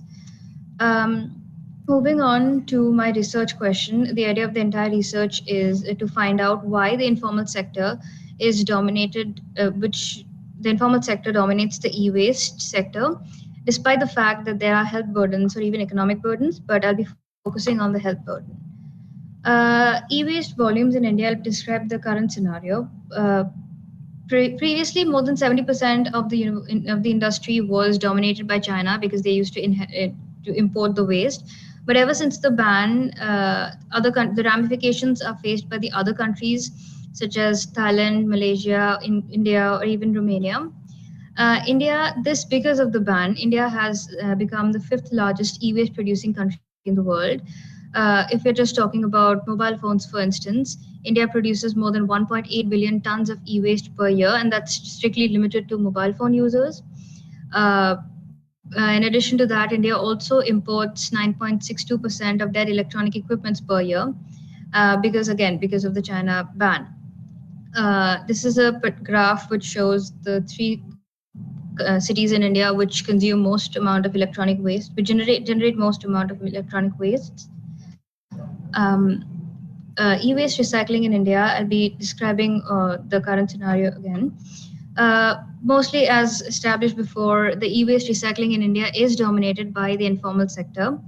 The recyclers, they are very well networked. They are informal, these sectors, but even within them, they have a very well network set up. They're mostly in poor slum areas, and they're usually in clusters. They use crude and hazardous methods to recycle the e-waste, dismantle, and segregate the e-waste. And they are crude and hazardous because they are usually not aware of the actual processes or safeties or even hazards of the e-waste that is generated through the e-waste. Apart from actually extracting the materials that they require, like gold, silver, or copper, the rest of the e-waste, which is basically plastic or unused motherboards, they're usually dumped in a nearby site and not cared for much, but that too adds to the entire, the whole pollution. It adds to the pollution of the area as well. There are existing government rules and regulations that are made. In 2011, there was a lack of implementation of the existing rules. In 2016, the government of India, they have had more stringent frameworks, and it has become stringent over the years. As of 2017, there exists 178 formal e-waste recycling or dismantling units, which is registered under the CPCB.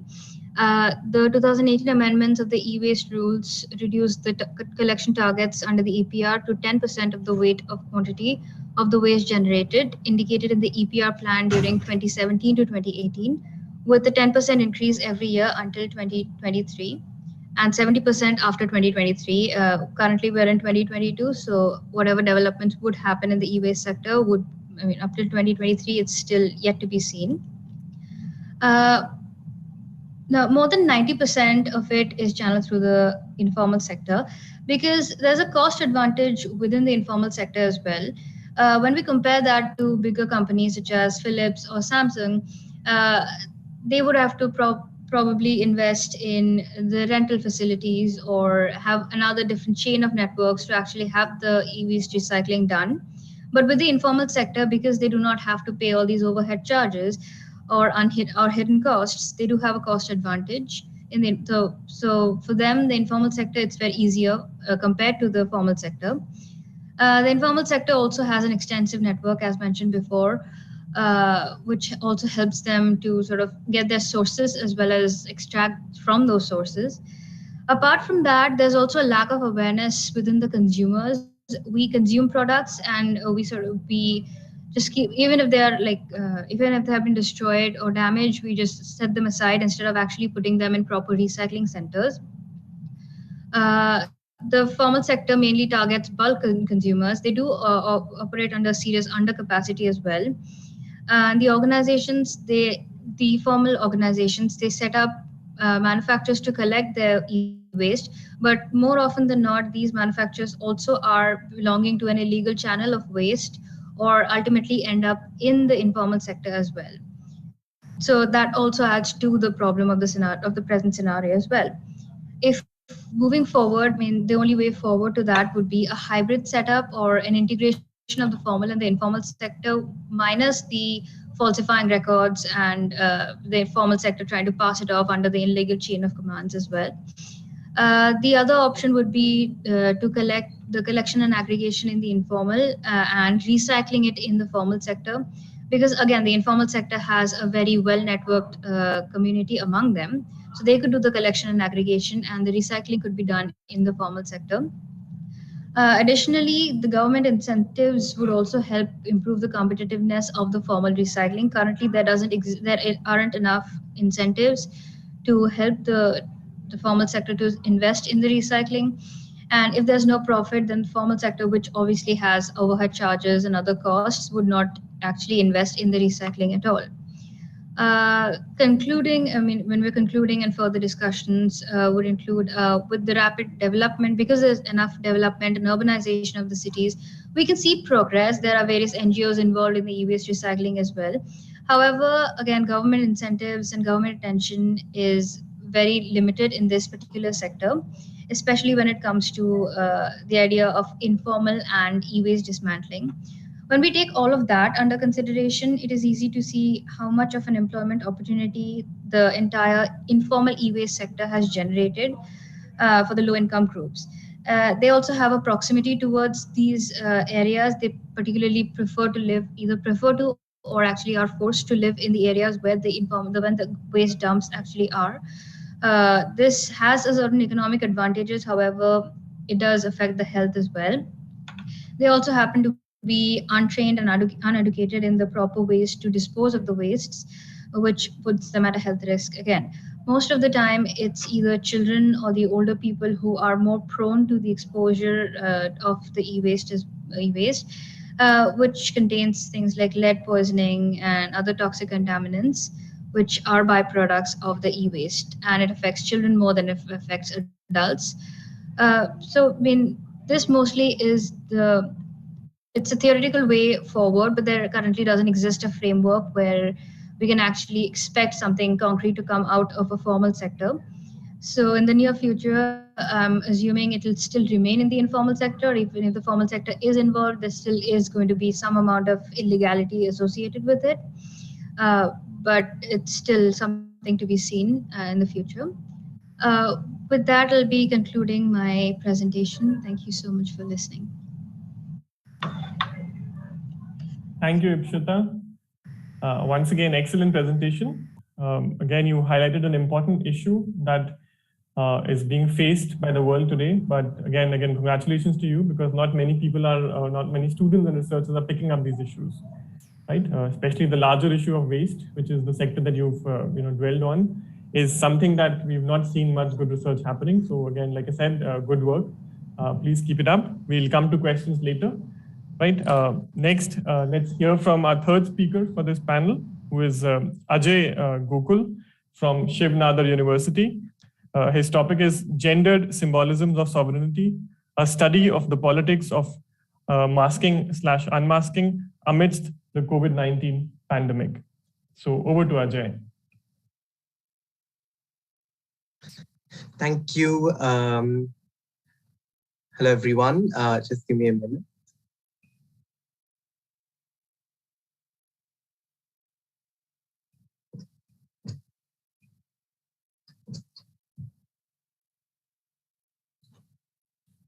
Yes. Good evening. I'm Ajay, and I'm a final year undergraduate student pursuing a major degree in engineering and a minor degree in international relations and governance studies from Shiv Nadar University, Delhi NCR. The full title of my research project is Gendered Symbolisms of Sovereignty, a study of the politics of masking/unmasking amidst the COVID-19 pandemic.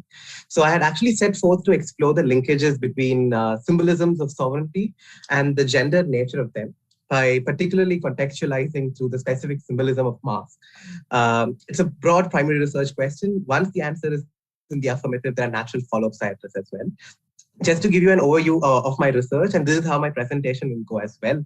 I start off with building a theoretical backdrop, then applying that to empirically analyze the symbolism of masking, and finally using these theoretical and empirical analysis to make my concluding arguments. We build a theoretical framework by first understanding what state sovereignty is and the main components of it. Next, we focus on the social construction of sovereignty, which could be articulated through practices or performative discourses, rights it gives, limits it places, but most importantly, the recognition it claims. Now, Cynthia Weber and Thomas Weizsäcker, when looking at social construction of sovereignty, argue that there is both action by and resistance to the sovereignty within a state, illustrated by many socially constructed practices. One such is the wearing of a mask. Thirdly, we problematize the social construct of sovereignty itself through a gendered lens, where repetition becomes a crucial theoretical aspect to understand the masculinized gendering of sovereignty. So in tandem with Butler's idea, we pick up Charlotte Cooper's work to argue that it goes even beyond that. Sovereignty is reinforced through hegemonic masculinity, one that swarms other intersectional identities. And finally, using Bernard Yard to establish the link between hegemonic masculinity and nationalism.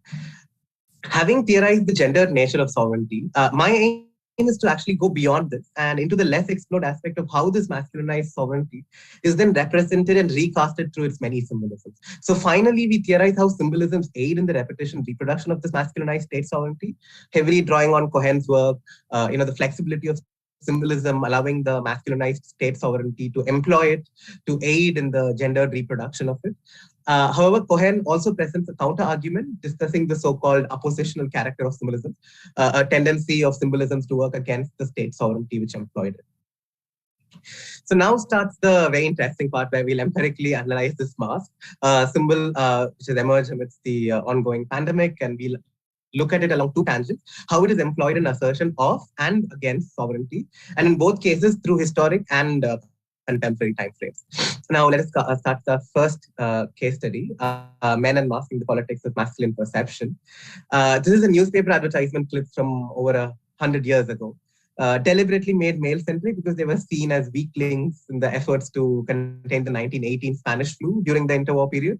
There's a very interesting paper by Dr. Nancy Toms in the US National Library of Medicine that studied this 1918 pandemic in depth, and this paper was published way before COVID-19 in 2010.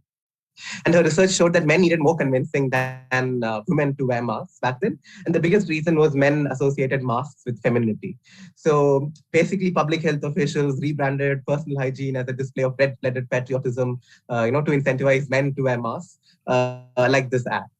Fast forward 100 years, the politics of masks, then as is now, is entwined with multiple dimensions of masculinity and patriotism, and no better example than the transition between the two US administrations in 2020. Trump dismissed masks as something strong people would not need, viewing it as a sign of weakness and promoting a hyper-masculine imagery, very much in line with the results of this particular study showing distinct gender differences in masking preference, and viewing them as shameful or weak being the most common reasons for reluctance in men. The Biden presidency, on the other hand, appealed to the patriotic value of wearing masks, portraying it as a national duty of responsible citizens. And this image of Biden may seem positive, but is also laden with strong gendered implications. Maybe Trump was going the old-fashioned way, tough and dismissive, but Biden is offering a complex 21st century masculinity, subtly burying it behind patriotism. But if you notice, both men had to rely on the gendered masculine norms to either obstruct or promote the symbolic practice of mask wearing. So masking or the symbolism of the mask itself can neither be construed as masculine or feminine, because what determines it is the interpretation of it based on how or for what purpose it is employed. Or in other words, the gendering depends on its, let's say, performance. And this should explain Trump 2 months after mocking, Biden takes a U-turn and he actually wears a mask with the presidential seal and tweets and says he's very patriotic. Now, if you just look at this tweet. Now, if you look at this picture, which is in complete contrast to the US, which was taken in Slovakia, which scored in its first women president, Zuzana, at the height of the first wave, her entire cabinet modeling what was simply the best practice to handle the outbreak. And you may not be surprised if I said that Slovakia came out of lockdown with the lowest death toll per capita in Europe after the first wave. So having leaders obsessed with promoting hypermasculinity just leads to inconsistent public health messaging, especially during a pandemic. We saw that with Johnson, Putin, Jair Bolsonaro, and I also used some studies, albeit early, which shows some women-led countries have done relatively far better in terms of economic recovery and cases, etc. So I have given a both historic and contemporary picture of how masks have been used as a symbol of asserting sovereignty and the gendered nature of it. The next case study focuses on the usage of masks as symbols resisting sovereignty, so particularly seen in social movements. Perhaps the most basic challenge is when one refuses to accept the state-imposed mask mandate and protest. And this was perhaps the most fascinating thing I came across during my research for this paper. A newspaper page I sourced from the R. Dublin University Archive, November 1918. There are no longer mask mandates in San Francisco. The epidemic first wave is over. So you see a group of beaming faces freed from the masks, and all of this oblivious actually to the awaiting ferocious second wave. But if you notice closely, all of them happen to be women. And these are no random women. because most of them would eventually go on to form the famous San Francisco Anti-Mask League. A full proper organization with president and treasurer, all women, spearheaded by suffragette Mrs. E.C. Harrington, which vehemently protested mask mandates. But we must remember a medical historian, Dr. Bryan, he argues that this was politically motivated than medically, because their protest against face masks was more nuanced than a simple aversion to face masks, because they thought the state had put women's rights on the back burner and was using the pandemic and the World War as an excuse to mask concerns of their rights. You know, they were fighting for the right to vote, and therefore symbolically protested by not wearing masks, which the state had asked them to do. 100 years on, the Black Lives Matter protesters wearing masks that read George Floyd's last words, you know, "I can't breathe," became a common sight in the news. BLM movements masked up, unlike the symbolic unmasking of the suffragist-led anti-mask league, more responsible, but with equally powerful usage of the mask as a symbol of resistance. There's a very famous example of Naomi Osaka. You know, she said before she was an athlete, she was a Black woman, and using the mask symbolically to, resist racial injustice performatively through her, shall we say, lived experience. So from these two case studies, the empirical analysis and our theoretical framework are symbolisms of sovereignty gendered? Yes. But it's not a simple yes, because there is a natural follow-up about what is the gendered nature of it. How is it determined? You know, who or what determines it? And this is where my paper makes the interesting and important argument, drawing from our empirical study on masks as symbols, that it is not mask that is gendered or the process of masking that is gendered. Rather, it depends on the perception and performance of these symbols employed to either assert or oppose sovereignty. The same symbol, same mask used or not used by Biden, Trump, and Asian American women who led Anti-Mask League of 1918, a BLM protester. In all of these cases, it is gender, but its gender interpretation differ based on its performance, either to oppose or assert sovereignty, and is socially constructed through the discursive practices, which often vary at the minuscule level of lived experiences. I think I have about a minute or two left, so I'll just take this to reflect on my learning experience and my acknowledgements. So it was a very interesting work, be it where we built the theoretical framework, or the second part where we transitioned from the conceptual to a more analytical and empirical framework. Theory is the fundament of any social science, so studying theory shaped the vision of my argument, but it was the empirical exercise and the visual sources that translated the theory into reality or practice in a way. They say there's nothing so practical as a good theory. So in terms of learning experience, it has been a completely different experience compared to my usual coursework, because I was exposed to the many aspects of research, the multitude of methodologies and literary sources employed, ranging from, stats and data to social media, classic scholarly journals, news articles, archive records, most importantly. And an important aspect of our methodology was to use two different time frames, a contemporary and an archival analysis, so both the cases. And that actually established such compelling parallels visually, empirically, and naturally strengthening my theoretical arguments. And there were, of course, challenges. Doing this in a pandemic meant that my access to archival records was highly restricted. The Western sources thankfully saved because they are more progressed in digitizing. And I suppose the most important challenge, I suppose, was mask as a contemporary symbol was such a fast evolving subject. So, but overall, it made for a challenging yet captivating research project. And there are many thank yous. The first, of course, to Dr. Shruti Muralidharan. She's not here, but for her guidance and help and support. And thank you to the International Relations and Governance Studies Department of my university.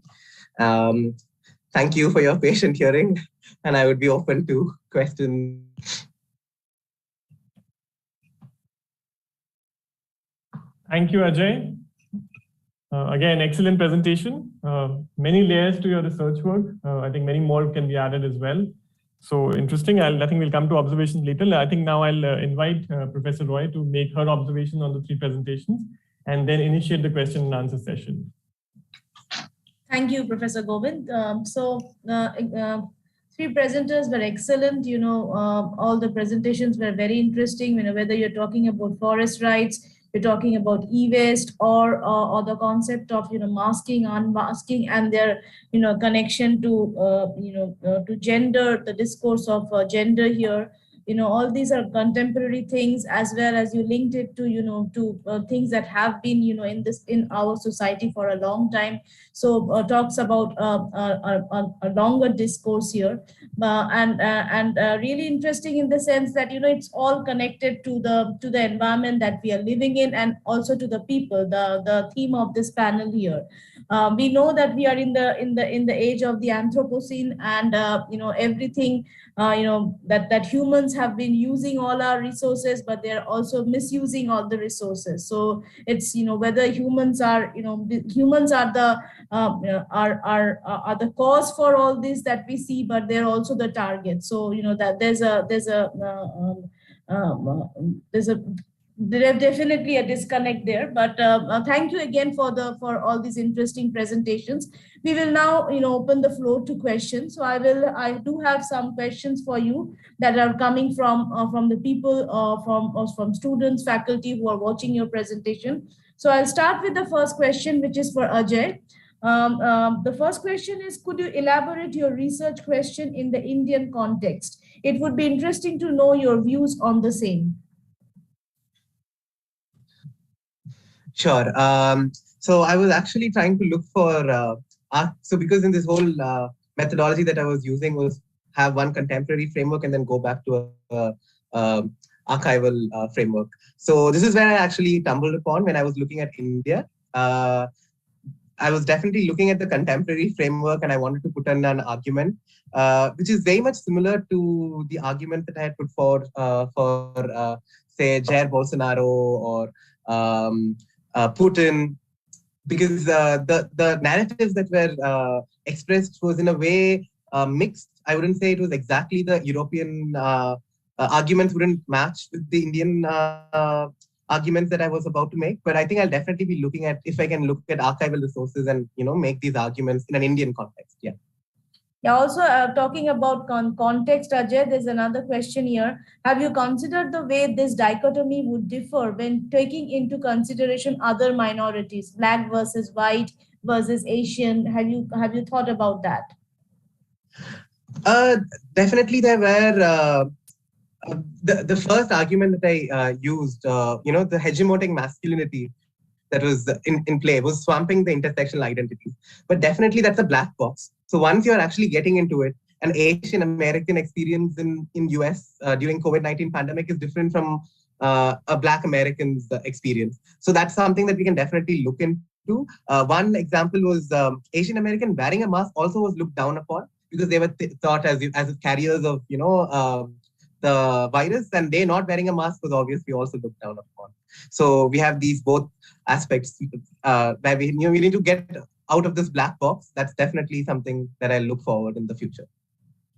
If I can just squeeze in my question here, a brief question. What if we change the reason for the mask? So what if it's not COVID, but let's say air pollution? Do we still get the same results? I had the same question too. With air pollution. One of the papers that I came across when I was looking at the Asian American context of wearing masks was countries like Japan, South Korea, even before the pandemic, generally tended to wear masks because of air pollution. So is that going to change the arguments when we are looking at pollution? Is a very interesting question. I feel like it could bring in a new perspective. Who are getting discriminated? Who are who's more welcome to do that? Yeah, very interesting. Yeah. Yeah, because with issues of air pollution, COVID-19, we talk about the more vulnerable sections of the society. So, is there I don't know if there's a gender discourse there, that, your research will probably highlight that, in the future. But again, is there that masculinity versus, feminine, whether that question is still there? Definitely there is that aspect of even for pollution we'll have to look at studies, but most of the studies that I have seen even in the South Asian context from Japan and South Korea pointed out to the fact that men were more averse to wearing masks. but the reasons perhaps could be different compared to COVID-19. Are we still looking at the masculine aspect and the feminine aspect? Is something I'll have to look into. But definitely, men were more averse to wearing masks even before the pandemic. Yeah. Okay, thank you, Ajay. Thank you for your answers. I have a question for Smruti here from the audience. How is the attitude of the forest department in Jharkhand towards enforcing the forest laws and their motivation towards the same? Okay, so I mean, I talked to just 2-3 forest officials, so I don't know if I can say in general, but most people were of the opinion that the implementation problems are much, much, much higher than the benefit that people are getting from implementing forest rights. Like the barriers seem to be larger, but everyone in the end says, yeah, forest rights is a great law. It's just that there's people who are claiming it are not actual claimants. Okay, so how? I mean, are the forest department officials, do they cooperate with the people there? Are they, that they have a right to the forest, and it's their place where they have been, for generations? Is that empathy there? Yeah, to some extent, and it also depends on who the people are, I guess. And but I feel like from my observation, I can't. So it's just that the default is to assume that the forest is ours and we have to protect it from the people, and that whole idea of like I'm being a benefactor and I'm giving you rights. So that bit of that attitude is there, but like again, like when you're interviewing any forest official, they'll always be like, yeah, this is a good law. Yeah. Yes. Yeah. Absolutely. Yes. Any questions for Smruti? Professor Govind, do you have any questions for Smruti? So again, like I said, good presentation. She's made good research. Just one question, I think, because in the interest of time, I'll just, perhaps maybe one or two. One, and I hope you're able to understand this question from all the various, sensitivities and all the various aspects. If a tribal person or an other traditional forest dwelling community person is asked to assert his or her right, while entering the forest or being around the forest, how big is the problem for you with respect to the fact that we also have poachers around that area? We also know that wildlife today is under huge threat. We have about 2,000 or 3,000 tigers left in the wild today. So how big is the problem according to you with the holistic perspective? Not just the people's perspective, but also the other side as well. Right. So, but one thing with the forest rights itself is that hunting is banned. Like that's the right that is not going to be recognized. So forest rights is something that you're always going to have regarding just the resources that are around there. So I feel like the idea of poaching is not something that will come up with this. And this is something I've been thinking about also, like not just with poaching, but like this whole idea of giving rights to people versus that balance of like, because when people do occupy land, they do clear bits of the land. They do need it for agriculture. Like one person was like, hum jungle barbad karte hai, par kya karna, like khet chahiye. And so that thing is always there. So when we were talking to a bunch of people, the focus that kept coming up was that, instead of focusing on independent forest rights, we focus on community forest resources and things like that. So instead of individually owning land and saying that this is my private property and like reducing forest as it goes, like owning things together and working on like scientifically managing all the resources there together rather than this thing. So I feel like that is a better way to go about rather than this thing. And I feel like it will help a lot more with that balance of saving and as well as like giving rights to people, recognizing rights to people. So is that the 1-point solution you like to suggest, that we focus on community rights as well, not just, limited access, but like a community access to the community? Yeah. Is that what you suggest? Okay, good. All right. That's a good observation. I have a question for you, Smruti. Like now we talk about, these people, that their rights, but now with climate change being there, everything is, a lot of effects are there in the forests too with respect to climate change. So how is it affecting these people? You know, I understand that some people might eventually have to move out because the land is no more useful for them. You know, they cannot grow crops there, or whatever they are doing in those, you know, their traditional rights. You know, that is in some way probably hampered by the effects of climate change. So what in your interviews, did those issues come up? Right. It came up marginally because it wasn't like a huge bit of my research, but things we kept asking them was, what are the changes that you've seen around here? And like, we asked this question mostly to see like, what is the sort of relationship they have with the forest, because of that observation that comes, like, as me as an outsider will never understand, sort of thing. And yeah, they said a lot of things about how like the rainfall patterns are completely different, and like you can't even predict things anymore. And before there was things that you could predict. And before doing my thing in Jharkhand, I did like a pilot in Shimoga in Karnataka, and there like people kept saying that, you know, like we could have predicted the pandemic, like before, like the birds would have told us and these things would have told us, but right now, like, it's so unpredictable. Everything around us is so unpredictable that we're not able to do it.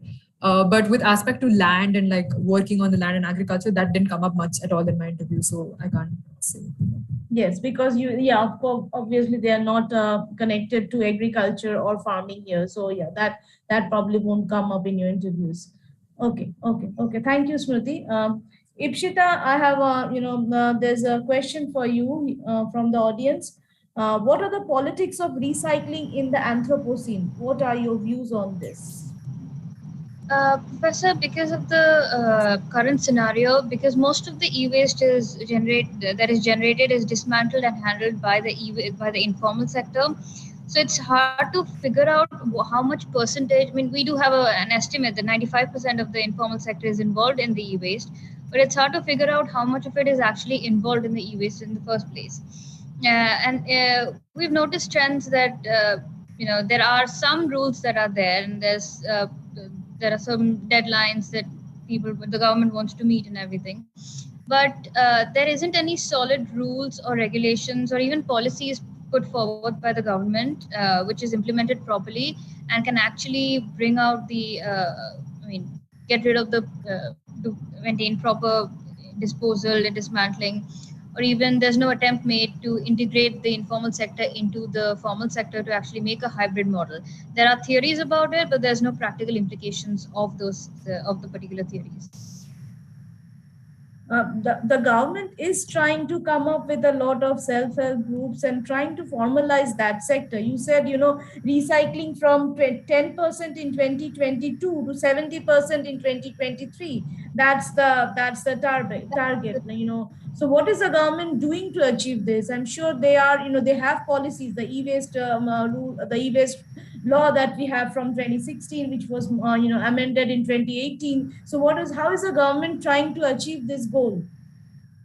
Professor, the main ways how to do it is to involve the formal sector itself and to encourage the formal sector, incentivize the formal sector to actually get involved in taking their own products. For instance, Dell, has a system where if you return the laptop or whatever damaged products after using, they'll give a certain amount of incentive back, monetary incentive or some vouchers.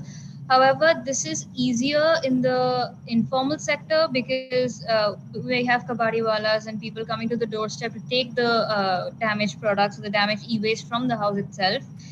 From the consumer's part, we don't actually, if it's in the informal sector, from the consumer's part, we don't actually have to go to a particular center or like a particular company to actually dispose of our e-waste. So it's easier to transfer our wastes to the informal sector than to the formal sector.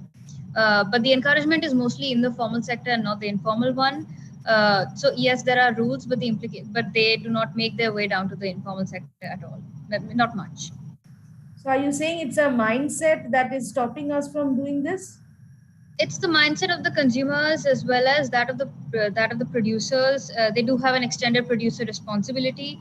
However, that's also not very well implemented. I mean, it's there in theory, in paper, but the implementation is pretty poor. Even big companies like the Dell or Philips, they claim that they'll take the e-waste into their systems as well and process it up. But in the process of, the way they process it is to pass it off usually pass it off to the informal sector, which again, it's at the end of the day, it's the same thing. Professor Govind, if you have a question for Ipshita.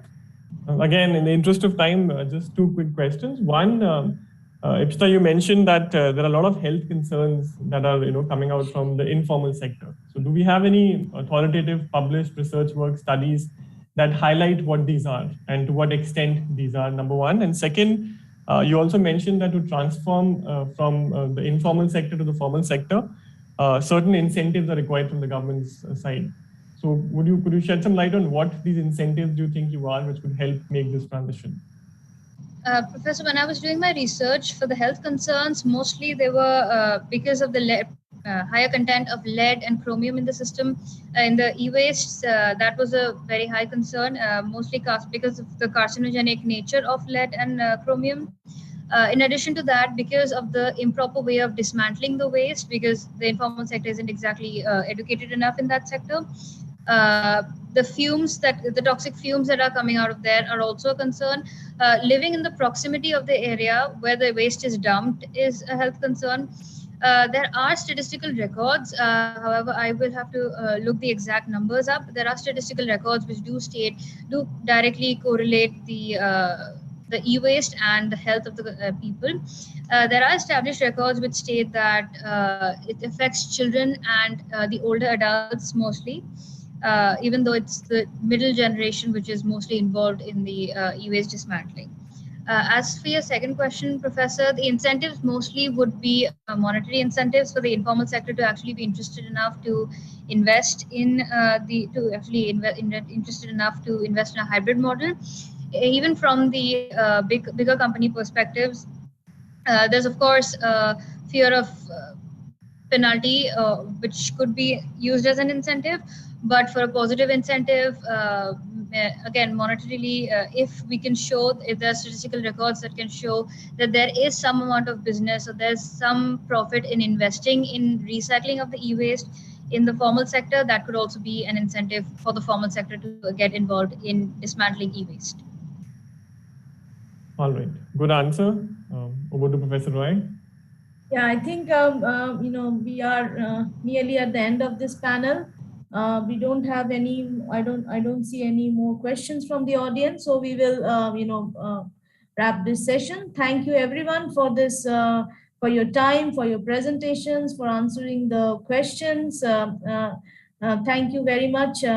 We wish you all the best, in continuing with your research, because I'm sure you will continue with this and go further, delving more into this issue. So best of luck for that. Probably we'll see you again in the next version of the conference next year, and with more insights to what you have presented here today. Over to you, Professor Govind. Right. So I think good words. Nothing more to add. Wish you all the best. I think I'll thank all the presenters as well for keeping to the time, which is, I think, a good skill that you've learned. And of course, the excellent methodologies and the work that you've also done. Like Professor Roy says, please continue the research work, and hope to see all of you once again with us next year. Thank you very much. Thank you. Thank you. Thank you so much.